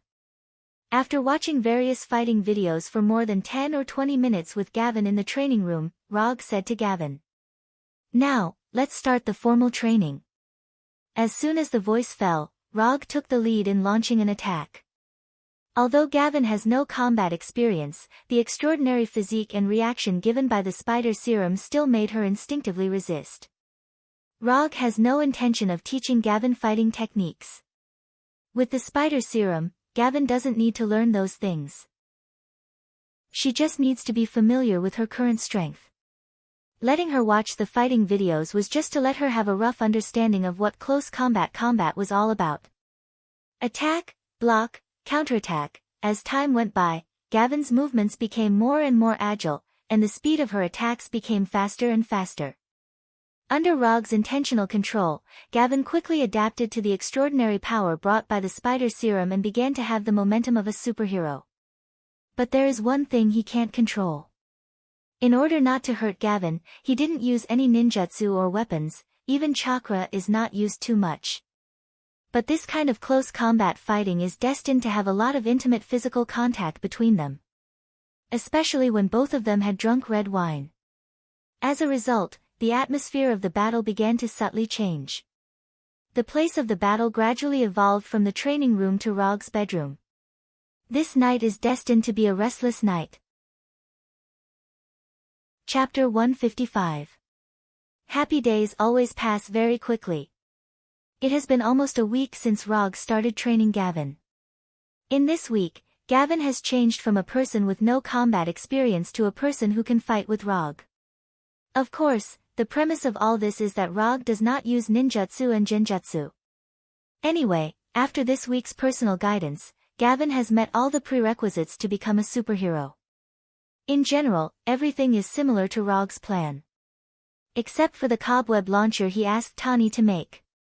A week ago, he asked Tani to make a pair of cobweb launchers suitable for Gavin. And he made some small suggestions about the cobweb launcher. Then, he received a pair of cobweb launchers that seriously exceeded his expectations. The cobweb launcher made by Tani is bracelet-shaped as a hole, with an interface to change the cobweb mucus at any time, and a variety of cobweb launch modes are set up. Rog only wanted an ordinary, pure cobweb launcher. But Tani obviously didn't take his suggestion to heart. So he received a cobweb launcher with a variety of cobweb launch modes built in. In addition to the conventional cobweb launch, this pair of cobweb launchers also have rapid fire, electric shock cobweb, bouncing cobweb, separating cobweb, cobweb grenades, and a series of launch modes that he hasn't figured out yet. Regardless of whether these cobweb launch modes are useful or not, it's always right to install them first. This cobweb launcher, which is obviously from the mind of a boy in science and engineering, made him think of the spider suit that Tani designed for Spider-Man in the future. The cobweb launcher was built by Tani, and the cobweb mucus was built by Dr. Connors. To be precise, it should be improved by Dr. Connors on the basis of the viscous solution invented by Oscorp. After testing, the cobweb solution improved by Dr. Connors has a super high tensile resistance, and its load-bearing performance is also very good. Even the existence of Abomination, which is amazing, can swing around the building through the cobweb without worrying about the cobweb breaking. There were still a few hours before night fell, but Gavin was already eager to try. If it weren't for Rog's insistence that she only set off at night, she wouldn't have been able to hold back her excitement and would have started her first righteous patrol. Gavin waited excitedly for the night to come, while Rog browsed the latest news of Oscorp in his study. He didn't know if Oscorp was in a serious state of reverse recently. A few days ago, the Punishers visited Oscorp, and 2 days ago, they experienced a serious violent invasion. And according to Oscorp's announcement, the violent invasion 2 days ago was a premeditated vicious invasion. The violent invaders also stole several combat armor prototypes that Oscorp was developing. However, Oscorp did not release the stolen prototype data, not even the least pictures were released. Since the official debut of Tani's Iron Man armor, combat armor has become the research and development goal of many large groups. Although Oscorp's main focus is in the field of biotechnology, it does not mean that they are ignorant of the field of mechanical technology. With Oscorp's financial resources and research and development level, it is not difficult to develop several combat armor. Rog was not interested in what armor Oscorp lost. He just didn't want these armors to have any impact on Gavin's novice mission. After thinking about it for a few minutes, he decided that it was better to be steady. After nightfall, Gavin set off. But what Gavin didn't find was that not long after she set off, a shadow clone followed her silently. After all, Gavin is still a newcomer, although she has enough power to protect herself and can easily deal with those conventional criminals. But the problem is that this is New York. In this city, anything can happen. When Gavin started her first superhero action, Rog also began to attack the last few levels of Berserker's Creed. Time passed little by little, and just when Rog thought that Gavin's action tonight would draw a perfect end, he suddenly received feedback that the shadow clone was lifted. It's really what you're afraid of. After sensing the Flying Thor technique on the spider web launcher, Rog directly left the living room with the Flying Thunder God and teleported to Gavin's side. As soon as the teleportation ended, he saw a scene like a battlefield, and Gavin, who was breathing rapidly. At this time, Gavin was standing on the top of a building, looking down at the street below. Following Gavin's gaze, you can see a 3 or 4 meter tall steel creature. To be precise, it's a steel rhinoceros with machine guns and missile launchers hanging on its body. At first sight of this guy, Rog recognized his identity. Rhinoceros Alexei Sisevich. I'm a rhinoceros, I said I would come back. After using the machine guns on the rhinoceros armor to penetrate 5 or 6 police cars in front of him, Alexei took the initiative to open the armor on his head and shouted excitedly at the police opposite him. Relying on the powerful firepower of the armor, Alexei forced the New York police officers to retreat. Behind Alexei, there were 7 or 8 punks who were also wearing rhinoceros headgear. These punks kept going in and out of the bank next to them, throwing bags of US dollars into the heavy trucks that had been prepared. Boom! Boom! Boom! Alexei, wearing the rhinoceros armor, blocked all the police alone, and the small missiles fired by the armor directly turned the police cars that came to support into fireballs.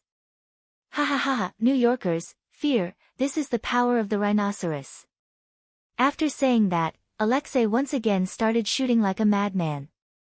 Da-da-da-da-da-da, you did a good enough job tonight, leave the guys below to me. As soon as the voice fell, Rog summoned the 3-tomo mask and the Kusanagi sword. Then, he jumped directly from the top of the building. You dare to hit my woman, you're really tired of living. To some extent, Rog is a very protective person. And protective means that he will give extremely cruel retribution to those who hurt the people he cares about. Under the influence of gravity, Rog came in front of Rhinoceros Alexei like a meteorite falling from the sky. Then, under the gaze of everyone around, he directly cut off the right arm of the rhinoceros armor. Lightning release 1000 Birds Blade. Chapter 156. In the blink of an eye, the right arm of the rhino armor, who had just been arrogant, was immediately cut off. It wasn't until the rhinoceros armor's thick metal right arm fell to the ground with a dull thud that everyone finally realized what had happened. A white mask with 3-tomo and a katana wrapped in electric current. He is the masked man. The masked man of the Avengers. Although strictly speaking, Rog is not a member of the Avengers. But in people's hearts, he is a member of the Avengers. Although this misunderstanding has been deeply rooted in people's hearts, Rog and the Avengers have no intention of explaining. Misunderstanding is misunderstanding, anyway, it's not a bad thing. How dare you lay your hands on my woman? Rog is very angry now, very angry. He couldn't bear to hit Gwen too hard during training, but this damned rhinoceros man injured Gwen during her first operation. Although Gwen was not hit by bullets and missiles, he clearly saw the scene of the rhino man hitting Gwen through the feedback of the shadow clone. Your woman. Alexei's IQ is not high, otherwise, he would not have taken his men to rob a bank not long after he got the rhino armor. So he couldn't react for a while. Who was the woman Rog was talking about? Alexei didn't answer Rog, or rather, he couldn't remember who Rog was talking about. Even a few minutes ago, he had just hit Gwen and he didn't think of this. Chi. Alexei stood there in a daze, but Rog didn't intend to be in a daze with him. He raised his katana and cut off the other arm of the rhino armor. Clang! When the other metal arm was cut off, Alexei finally remembered something. You're talking about that woman, the woman who jumps around like a spider. Alexei said loudly, and then Roger raised his hand and slashed down again. This time, Rog cut the left leg of the rhino armor. Bang! Without the support of its left leg, the gigantic rhinoceros armor fell backwards without any suspense, coming into close contact with the ground. The rhino armor developed by Oscorp looked very powerful, but in fact, it was not even comparable to Obadiah's Ironmonger. Not to mention Tawny's Iron Man armor. Although Ironmonger was not very strong, Ironmonger could at least fly, and it used the arc reactor as a power source. From a technical perspective, the rhino armor is at least several levels behind Tawny's Iron Man armor. The difference was even greater than the difference between an ordinary production car and an F1 racing car. "Oh, looks like you've remembered." After saying that, Rog cut off the horn of the steel rhinoceros that was half the height of a man.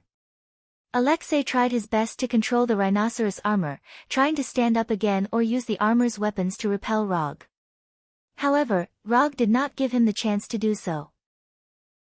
The Kusanagi sword entwined with lightning constantly slashed across the rhinoceros armor, destroying the weapons attached to the rhinoceros armor one by one.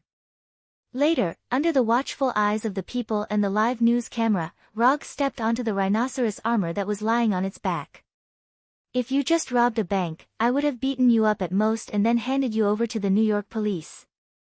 But you did something that I can't forgive, so..." Before he finished speaking, Rog raised the Kusanagi sword in his hand and then inserted it straight down. The size of the rhinoceros armor is far larger than that of a normal person, which means that the controller inside will be perfectly wrapped inside the armor. Although it is impossible to see the inside of the armor, it is easy to guess where Alexei's limbs are in the armor by inferring from the position of Alexei's head. "This sword strike is because you sent her flying." The Kusanagi sword entwined with lightning pierced Alexei's left shoulder with great precision.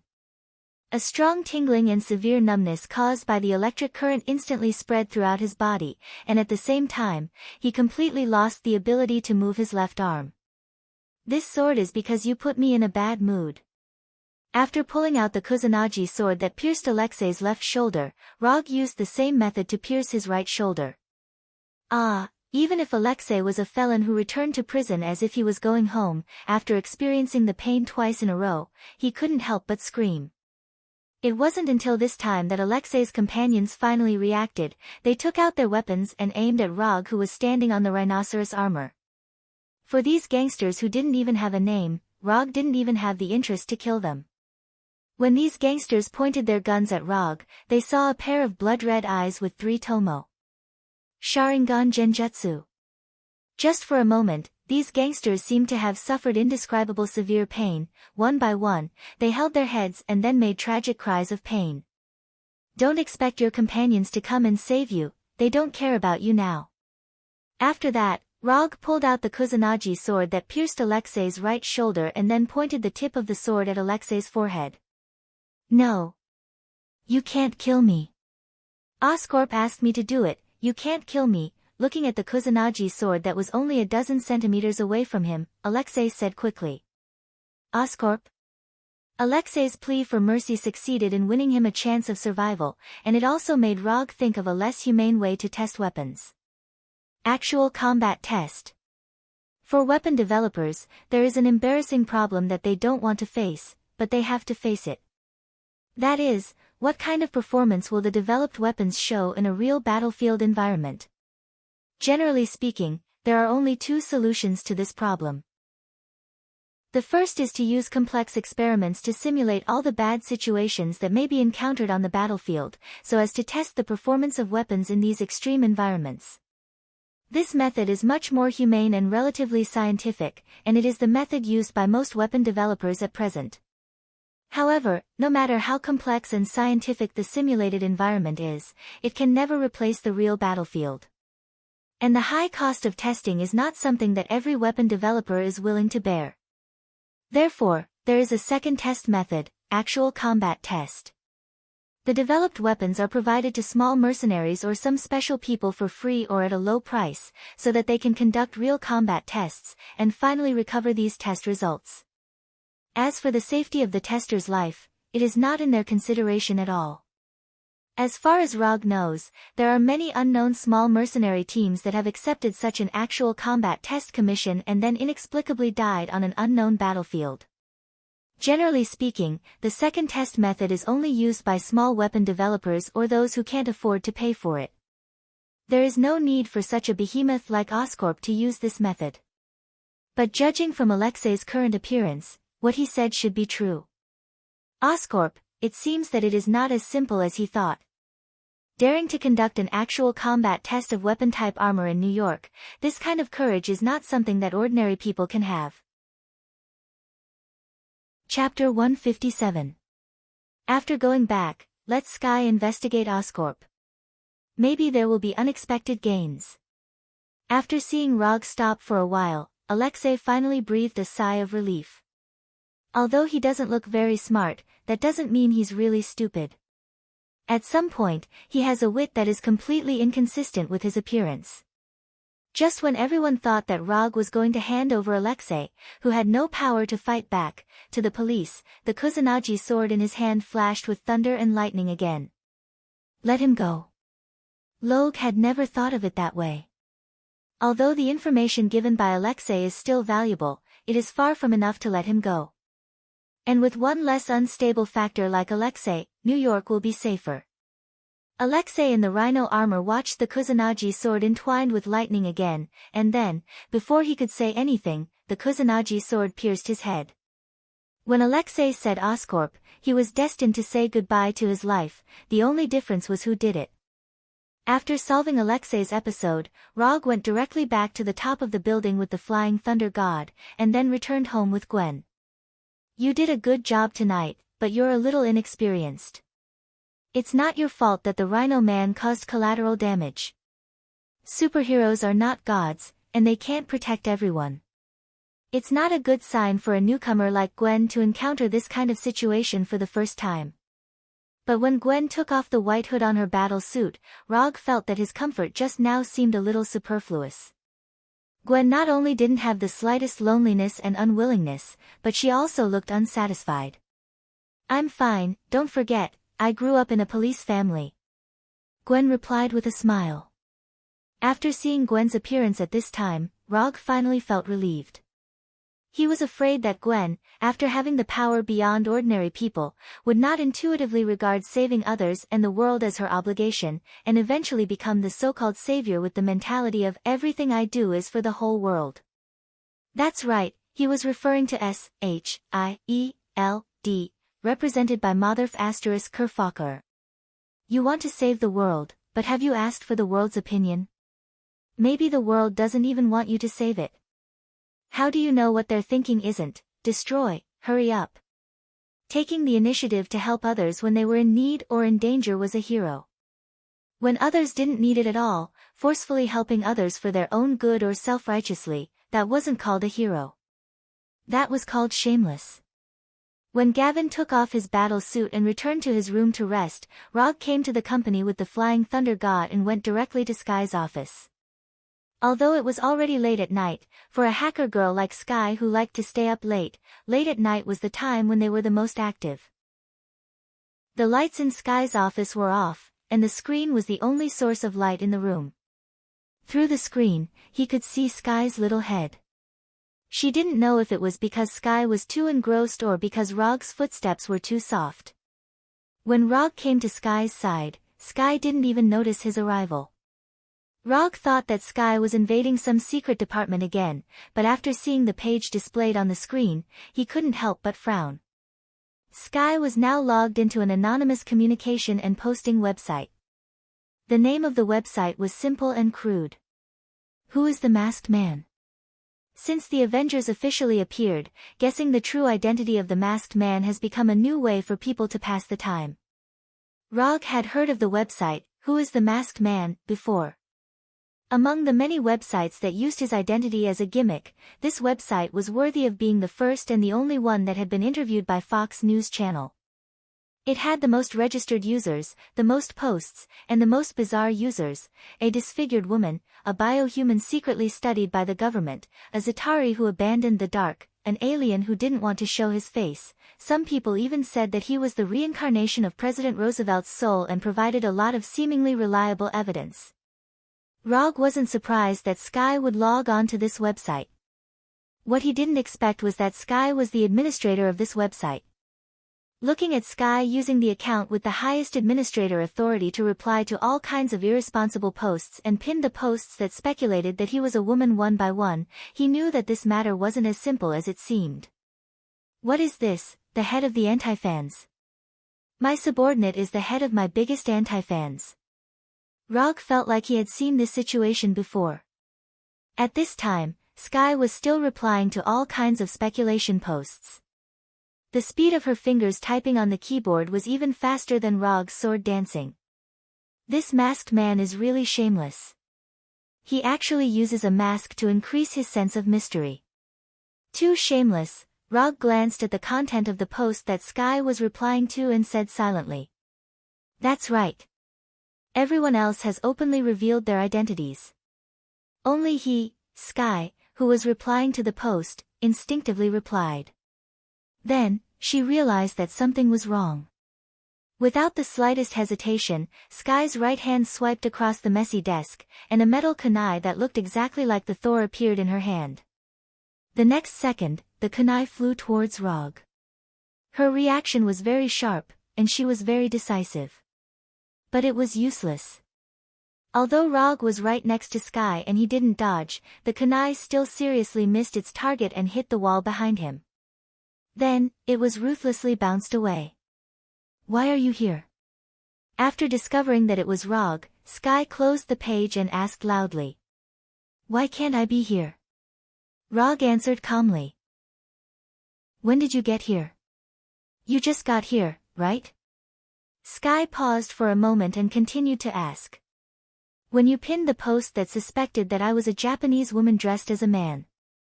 Rog continued to reply calmly. You? Sky was silent, her hands crossed over her chest, looking like a dead pig that wasn't afraid of boiling water. Since you're so energetic, you shouldn't mind helping me check something. I want you to invade the central control mainframe of Oscorp. I want to know all the projects that Oscorp has been researching recently. If you need external hardware support, I can let the Punisher or Shadow Clone assist you. Of course, a small rhino armor couldn't arouse his interest. But after knowing that Oscorp might be conducting actual combat tests, he became interested in a bioelectricity project of Oscorp. Chapter 158. As a business giant that can compete with Stark Industries on military orders, Oscorp has a lot of strange research. And without exception, Oscorp's research has the possibility of weaponization and militarization. Although Oscorp has a lot of research projects, there are not many that can interest Rog, especially those that can help him now. In addition to Richard's mutant spider, the only thing that can attract his attention now is Max the Electric Man.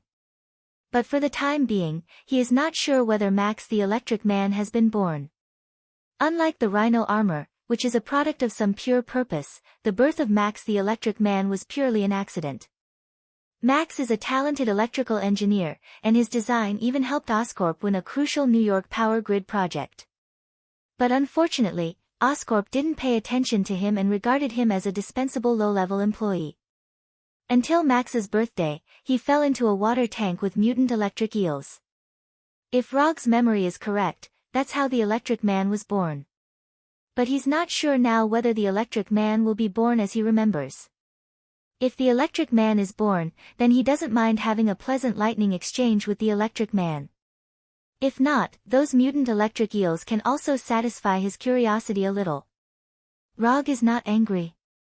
After finding that Rog was not as angry as she thought, several ideas came to Sky's mind. Then, she changed back to her previous fearless appearance. I can help you investigate all the research projects of Oscorp, but I want a reward. Sky suddenly said. Reward? What reward do you want? This is the first time Sky has offered a reward. After being reminded by Sky, Rog remembered that he never seemed to have given Sky any reward. In fact, not only Sky, but even Abomination and Punisher, he didn't give any reward. However, he remembered that Erica would give them a huge sum of money every month as their monthly remuneration. It's better to give them a huge sum of money than to ask for their well-being. Simple and crude, but very effective. Tell me, what reward do you want?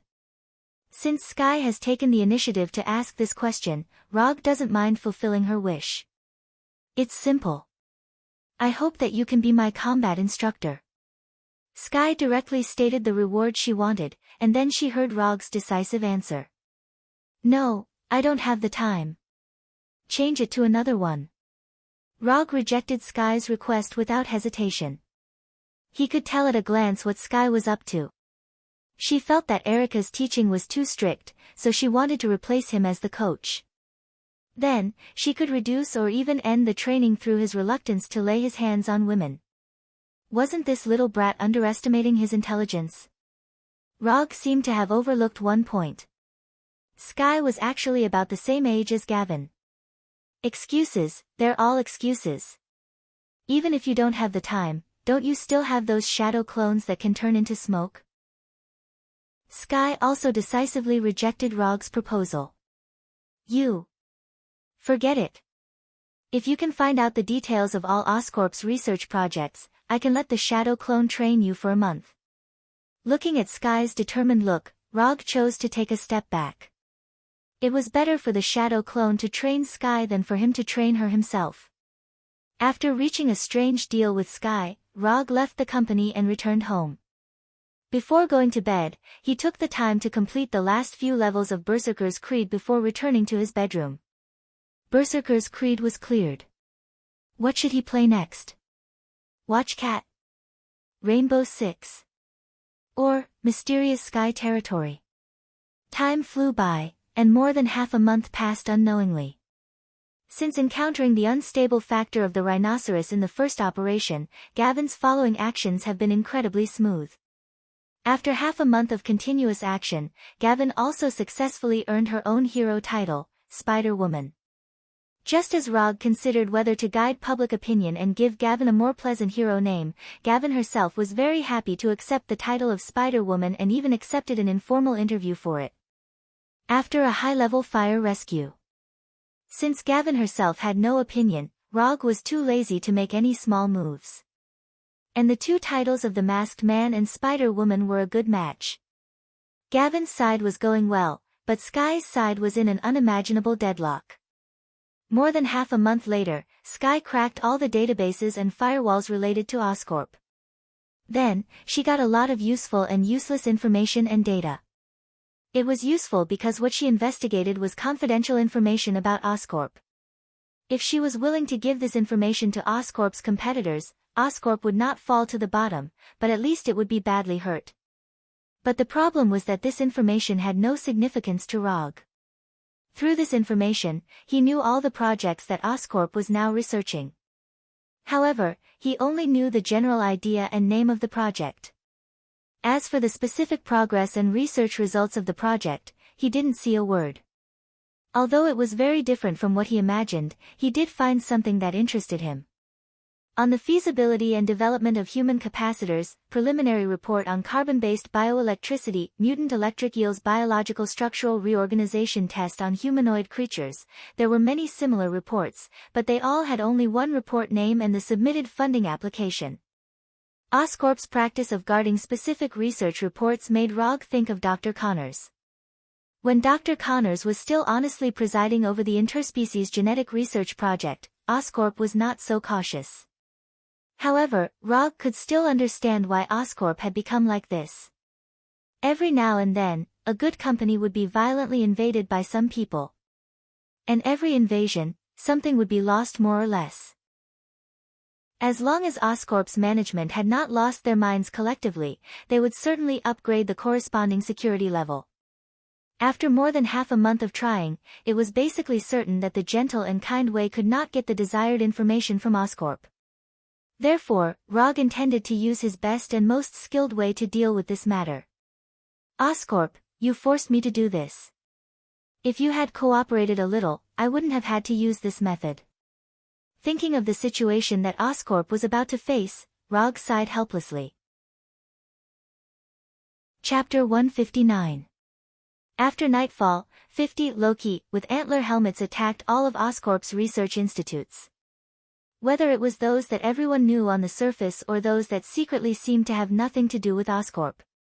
Although there was no specific information and progress of those research projects in the intelligence collected by Sky, it was not difficult to infer the location of these research institutes from this information. Especially when these institutes apply for research funds and equipment from Oscorp from time to time. After sending out the 50 shadow clones that turned into Loki, Rog waited in the office. While waiting for the shadow clone's feedback, he was not idle, but opened a game guide and browsed it. After clearing Berserker's Creed, he was thinking about which game to continue to play.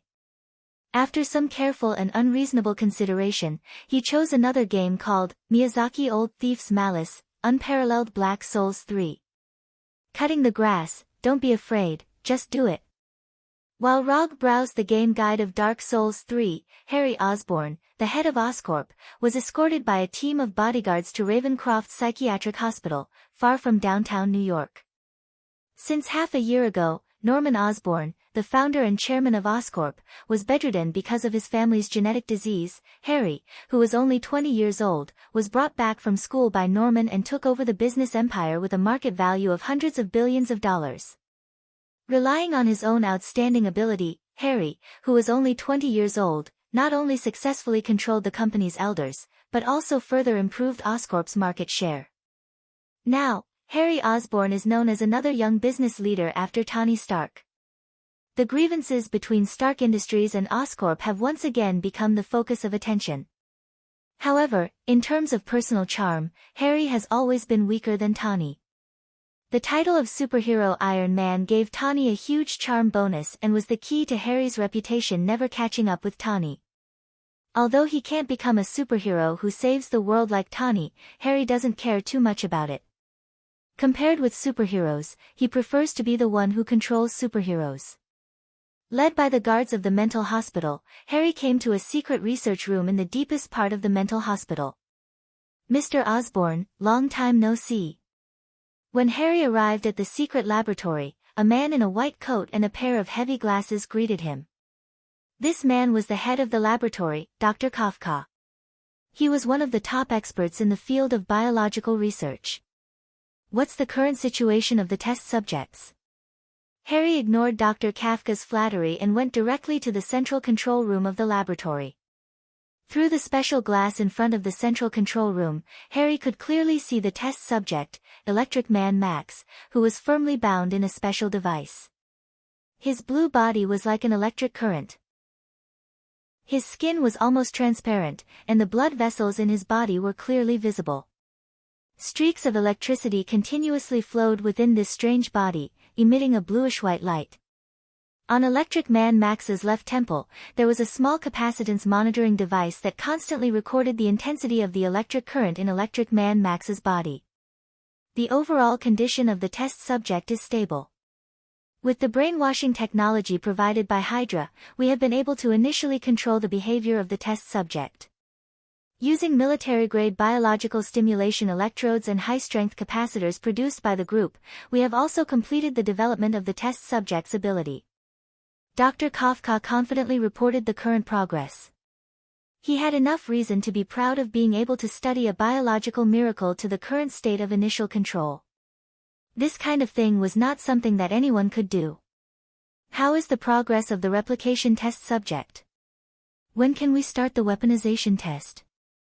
Harry didn't look back, his eyes still on Electric Man Max. The weaponization test can start at any time. As for the replication test subject, a suitable method has not been found yet. We have simulated the whole process of the mutation of the test subject, but we have never been able to reproduce the life form of the test subject. At this point, Dr. Kafka's tone became slightly weaker. After hearing Dr. Kafka's words, Harry turned his head and glanced at him blankly, then said with a little dissatisfaction, "Solve it as soon as possible." Harry didn't say what would happen if he couldn't solve it, but Dr. Kafka didn't dare to have the slightest carelessness. If he really couldn't solve the problem of replicating the Electric Man, then he wouldn't have to think about it in the future, or even think about any problems. The shorter the sentence, the more serious the situation was. Dr. Kafka hadn't been in contact with Harry for a long time, but he knew very well that this young man was more terrifying than those old foxes who had been in the business world for decades. In the past few months, Harry had sent more than one or two of the group's old men as test subjects. Those old men at the top of the group were self-conscious and didn't put the young Harry in their eyes. As a result, they were sent by Harry to accompany those mutant electric eels. This young man was very ruthless. A few minutes later, just as Harry was about to leave the laboratory, the guard in charge of guarding the psychiatric hospital suddenly reported a message. "Someone has invaded, it's the man who took Dr. Connors away last time." Rog didn't ask the shadow clone to secretly invade. Anyway, the shadow clone now looked like Loki. Even if Oscorp was dissatisfied, it was impossible to trace it back to him. If you have any opinions, go to Asgard to find Odin for feedback. If you can see Odin. Although the guards of the psychiatric hospital were pretty good, they were still too insignificant in front of Rog's shadow clone. Almost without wasting much time, the shadow clone broke through the heavy guards of the psychiatric hospital and quickly came to the laboratory. The actual test target is here, let the test subject do it. Harry, standing in the central control room, gave orders unhurriedly. Compared with the nervous experimenters and guards around him, Harry was as calm as a person from another dimension. Dr. Kafka wanted to continue to say something, but when he saw the heavily armed guards being hit one by one like puppets, he went directly to a computer and entered a series of instructions. The next second, the special device that bound the Electric Man Max was opened, and the Electric Man wrapped in electric current slowly floated out. Chapter 160. Kill the intruder. As soon as the Electric Man left the restraint device, he heard the order from Harry. The Electric Man floating in the air turned to look at Harry in the central control room, then landed directly on the ground, and the electric current on his body disappeared. After landing on the ground, the Electric Man didn't immediately attack and transform into Loki's shadow clone. Instead, he silently looked at his hands. It was the first time Electric Man Max had time to look at his current appearance since he fell into the fish tank where the mutant electric eels were raised. He only remembered that the mutant electric eels attacked him one after another. Some of the mutant electric eels even swam directly into his body from his mouth. Pain, extreme pain. Electric Man Max couldn't remember what happened after that. The only thing he still remembers now is the extreme pain of his whole body being torn apart and reassembled again and again. When he woke up again, he was already in this laboratory and hung on the special restraint device like a mummy. In the following days, he experienced all kinds of inhuman experiments beyond his imagination. Until one day, several people in Hydra uniforms came to the laboratory. Later, in addition to those inhumane experimental tests, he also began the 24-hour brainwashing experience. When the brainwashing was over, the thoughts of revenge that had filled his whole mind completely disappeared. At this time, Max was no longer the mutant who hated Oscorp, but a weapon in the hands of Oscorp, a powerful biological weapon. After silently examining his hands and his current body, Electric Man Max raised his head to look at his doppelganger. Without any hesitation, Electric Man Max raised his right hand directly, and an electric current gushed out of his palm in an instant, like real lightning striking the shadow clone. Although the shadow clone is not the main body, the shadow clone can basically do what the main body can do. Except for a little weak resistance, the shadow clone can basically be equivalent to the main body. At the moment when Electric Man Max raised his right hand, the shadow clone also launched an attack at the first time. Lightning release, Chidori sharp spear. Electric Man Max's right hand and the shadow clone's right hand emerged with a strong current at the same time.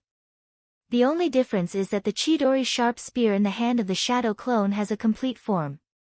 The current emitted by Electric Man Max maintains the original irregular form of the current. Sizzle, the electric current shot out by Electric Man Max instantly collided with the shadow doppelganger's Chidori sharp spear, producing a series of ear-piercing electric current sounds. Bang bang bang bang, the irregular electric current was in a deadlock with the Chidori sharp spear. The electric current generated by the collision of the two kept striking the surroundings, making the originally dark laboratory suddenly brighten up. All kinds of metal instruments were hit by the electric currents that were running around. Then, without any suspense, they exploded and turned into fireballs. Compared to the devices that had exploded due to the electric shock, the guards close to the Electric Man Max and the shadow doppelganger were in an even worse state. If the metal instrument was hit, it would at most explode. However, if these guards were to be struck by the electric current, their lives would be taken away. When a few unlucky guards were instantly killed by the electric current, the remaining guards did not hesitate and retreated, no longer interfering in the inhuman battle between the electric figure and the shadow clone. Water release, water iron cannon. When the Chidori's sharp spear was blocked by the electric current shot out from the electric figure's hand, the shadow doppelganger raised its left hand and directly shot the electric figure. The water iron cannon's liquid bullet arrived in front of Electric Man Max at a speed faster than the speed of sound. Then, it directly pierced through Electric Man Max's head. No, it was not pierced through. The moment the liquid bullet arrived in front of Electric Man Max's head suddenly changed from a stable biological form to a pure energy form. The liquid bullet flew into Electric Man Max's head and was instantly vaporized. Although the liquid bullet had an extremely strong penetrating power, in the end, it was just a ball of water condensed with chakra. While he was energizing his head, Electric Man Max didn't stay idle. He also raised his left hand. Just when everyone thought that Electric Man Max would use his left hand to shoot the electric current, Electric Man Max directly used himself as the center and erupted with an energy storm formed completely by lightning. When Electric Man had just unleashed the lightning storm, the shadow doppelganger had already planned to leave the laboratory with the Flying Thunder God. However, when the shadow doppelganger connected to the Flying Thunder God technique in the outside world, the shadow doppelganger directly gave up the idea of Flying Thunder God. I'm a person who has no feelings for information. Since the information is in my hands, then what happens next is none of my business. The shadow doppelganger must have the awareness of a shadow doppelganger. It must not steal the limelight from the original body. Thus, the shadow doppelganger ended the Chidori's sharp spear in its right hand and allowed Electric Man's lightning storm to hit it. Bang! After being hit by the lightning storm, the shadow doppelganger turned into a cloud of smoke without any suspense. At the same time, it fed back the information it obtained to the original body. Rog, who was browsing through the unparalleled Onyx Soul strategy in the office, immediately received the feedback from the shadow doppelganger. Then, he came to a conclusion. This shadow doppelganger had a lot of personality. If he could work less, he would work less. If he could be at the bottom, he would not be at the top. This lazy character was exactly the same as him. Harry, who had been expressionless, finally changed his face when he saw the intruder fighting with Electric Man Max turned into a cloud of smoke and disappeared. Although he didn't deal with Rog, he heard from Hydra that this kind of doppelganger would turn into smoke after being attacked. Rog, the masked man of Konoha Private Military Company. For ordinary people, the identity of the masked man is a secret. But for those who have enough channels, it's easy to know that Rog is the masked man. Harry Osborn happens to be such a person with enough channels. It was he who took Dr. Connors away. Is he targeting Oscorp? Is it a black dog? It's a bit interesting. The intruder was Rog's shadow doppelganger, so it should also be his shadow doppelganger who took Dr. Connors away from the laboratory. Dr. Connors had been handed over to Oscorp, and Dr. Connors had been taken away. Harry is not only no stranger to this kind of black dog routine, but he is also very familiar with it. When he first took over Oscorp, he used this method a lot. For a while, Harry had the idea that he was the same kind of person as Rog. You're tuning in to the Blissful Bookshelf YouTube channel. We're so grateful for your support and don't forget to subscribe to join us on this incredible journey through captivating stories. Your generosity through donations truly makes a world of difference, as it's the primary source of revenue that allows me to expand and enhance this channel for you. Thank you from the bottom of my heart for being a part of this adventure.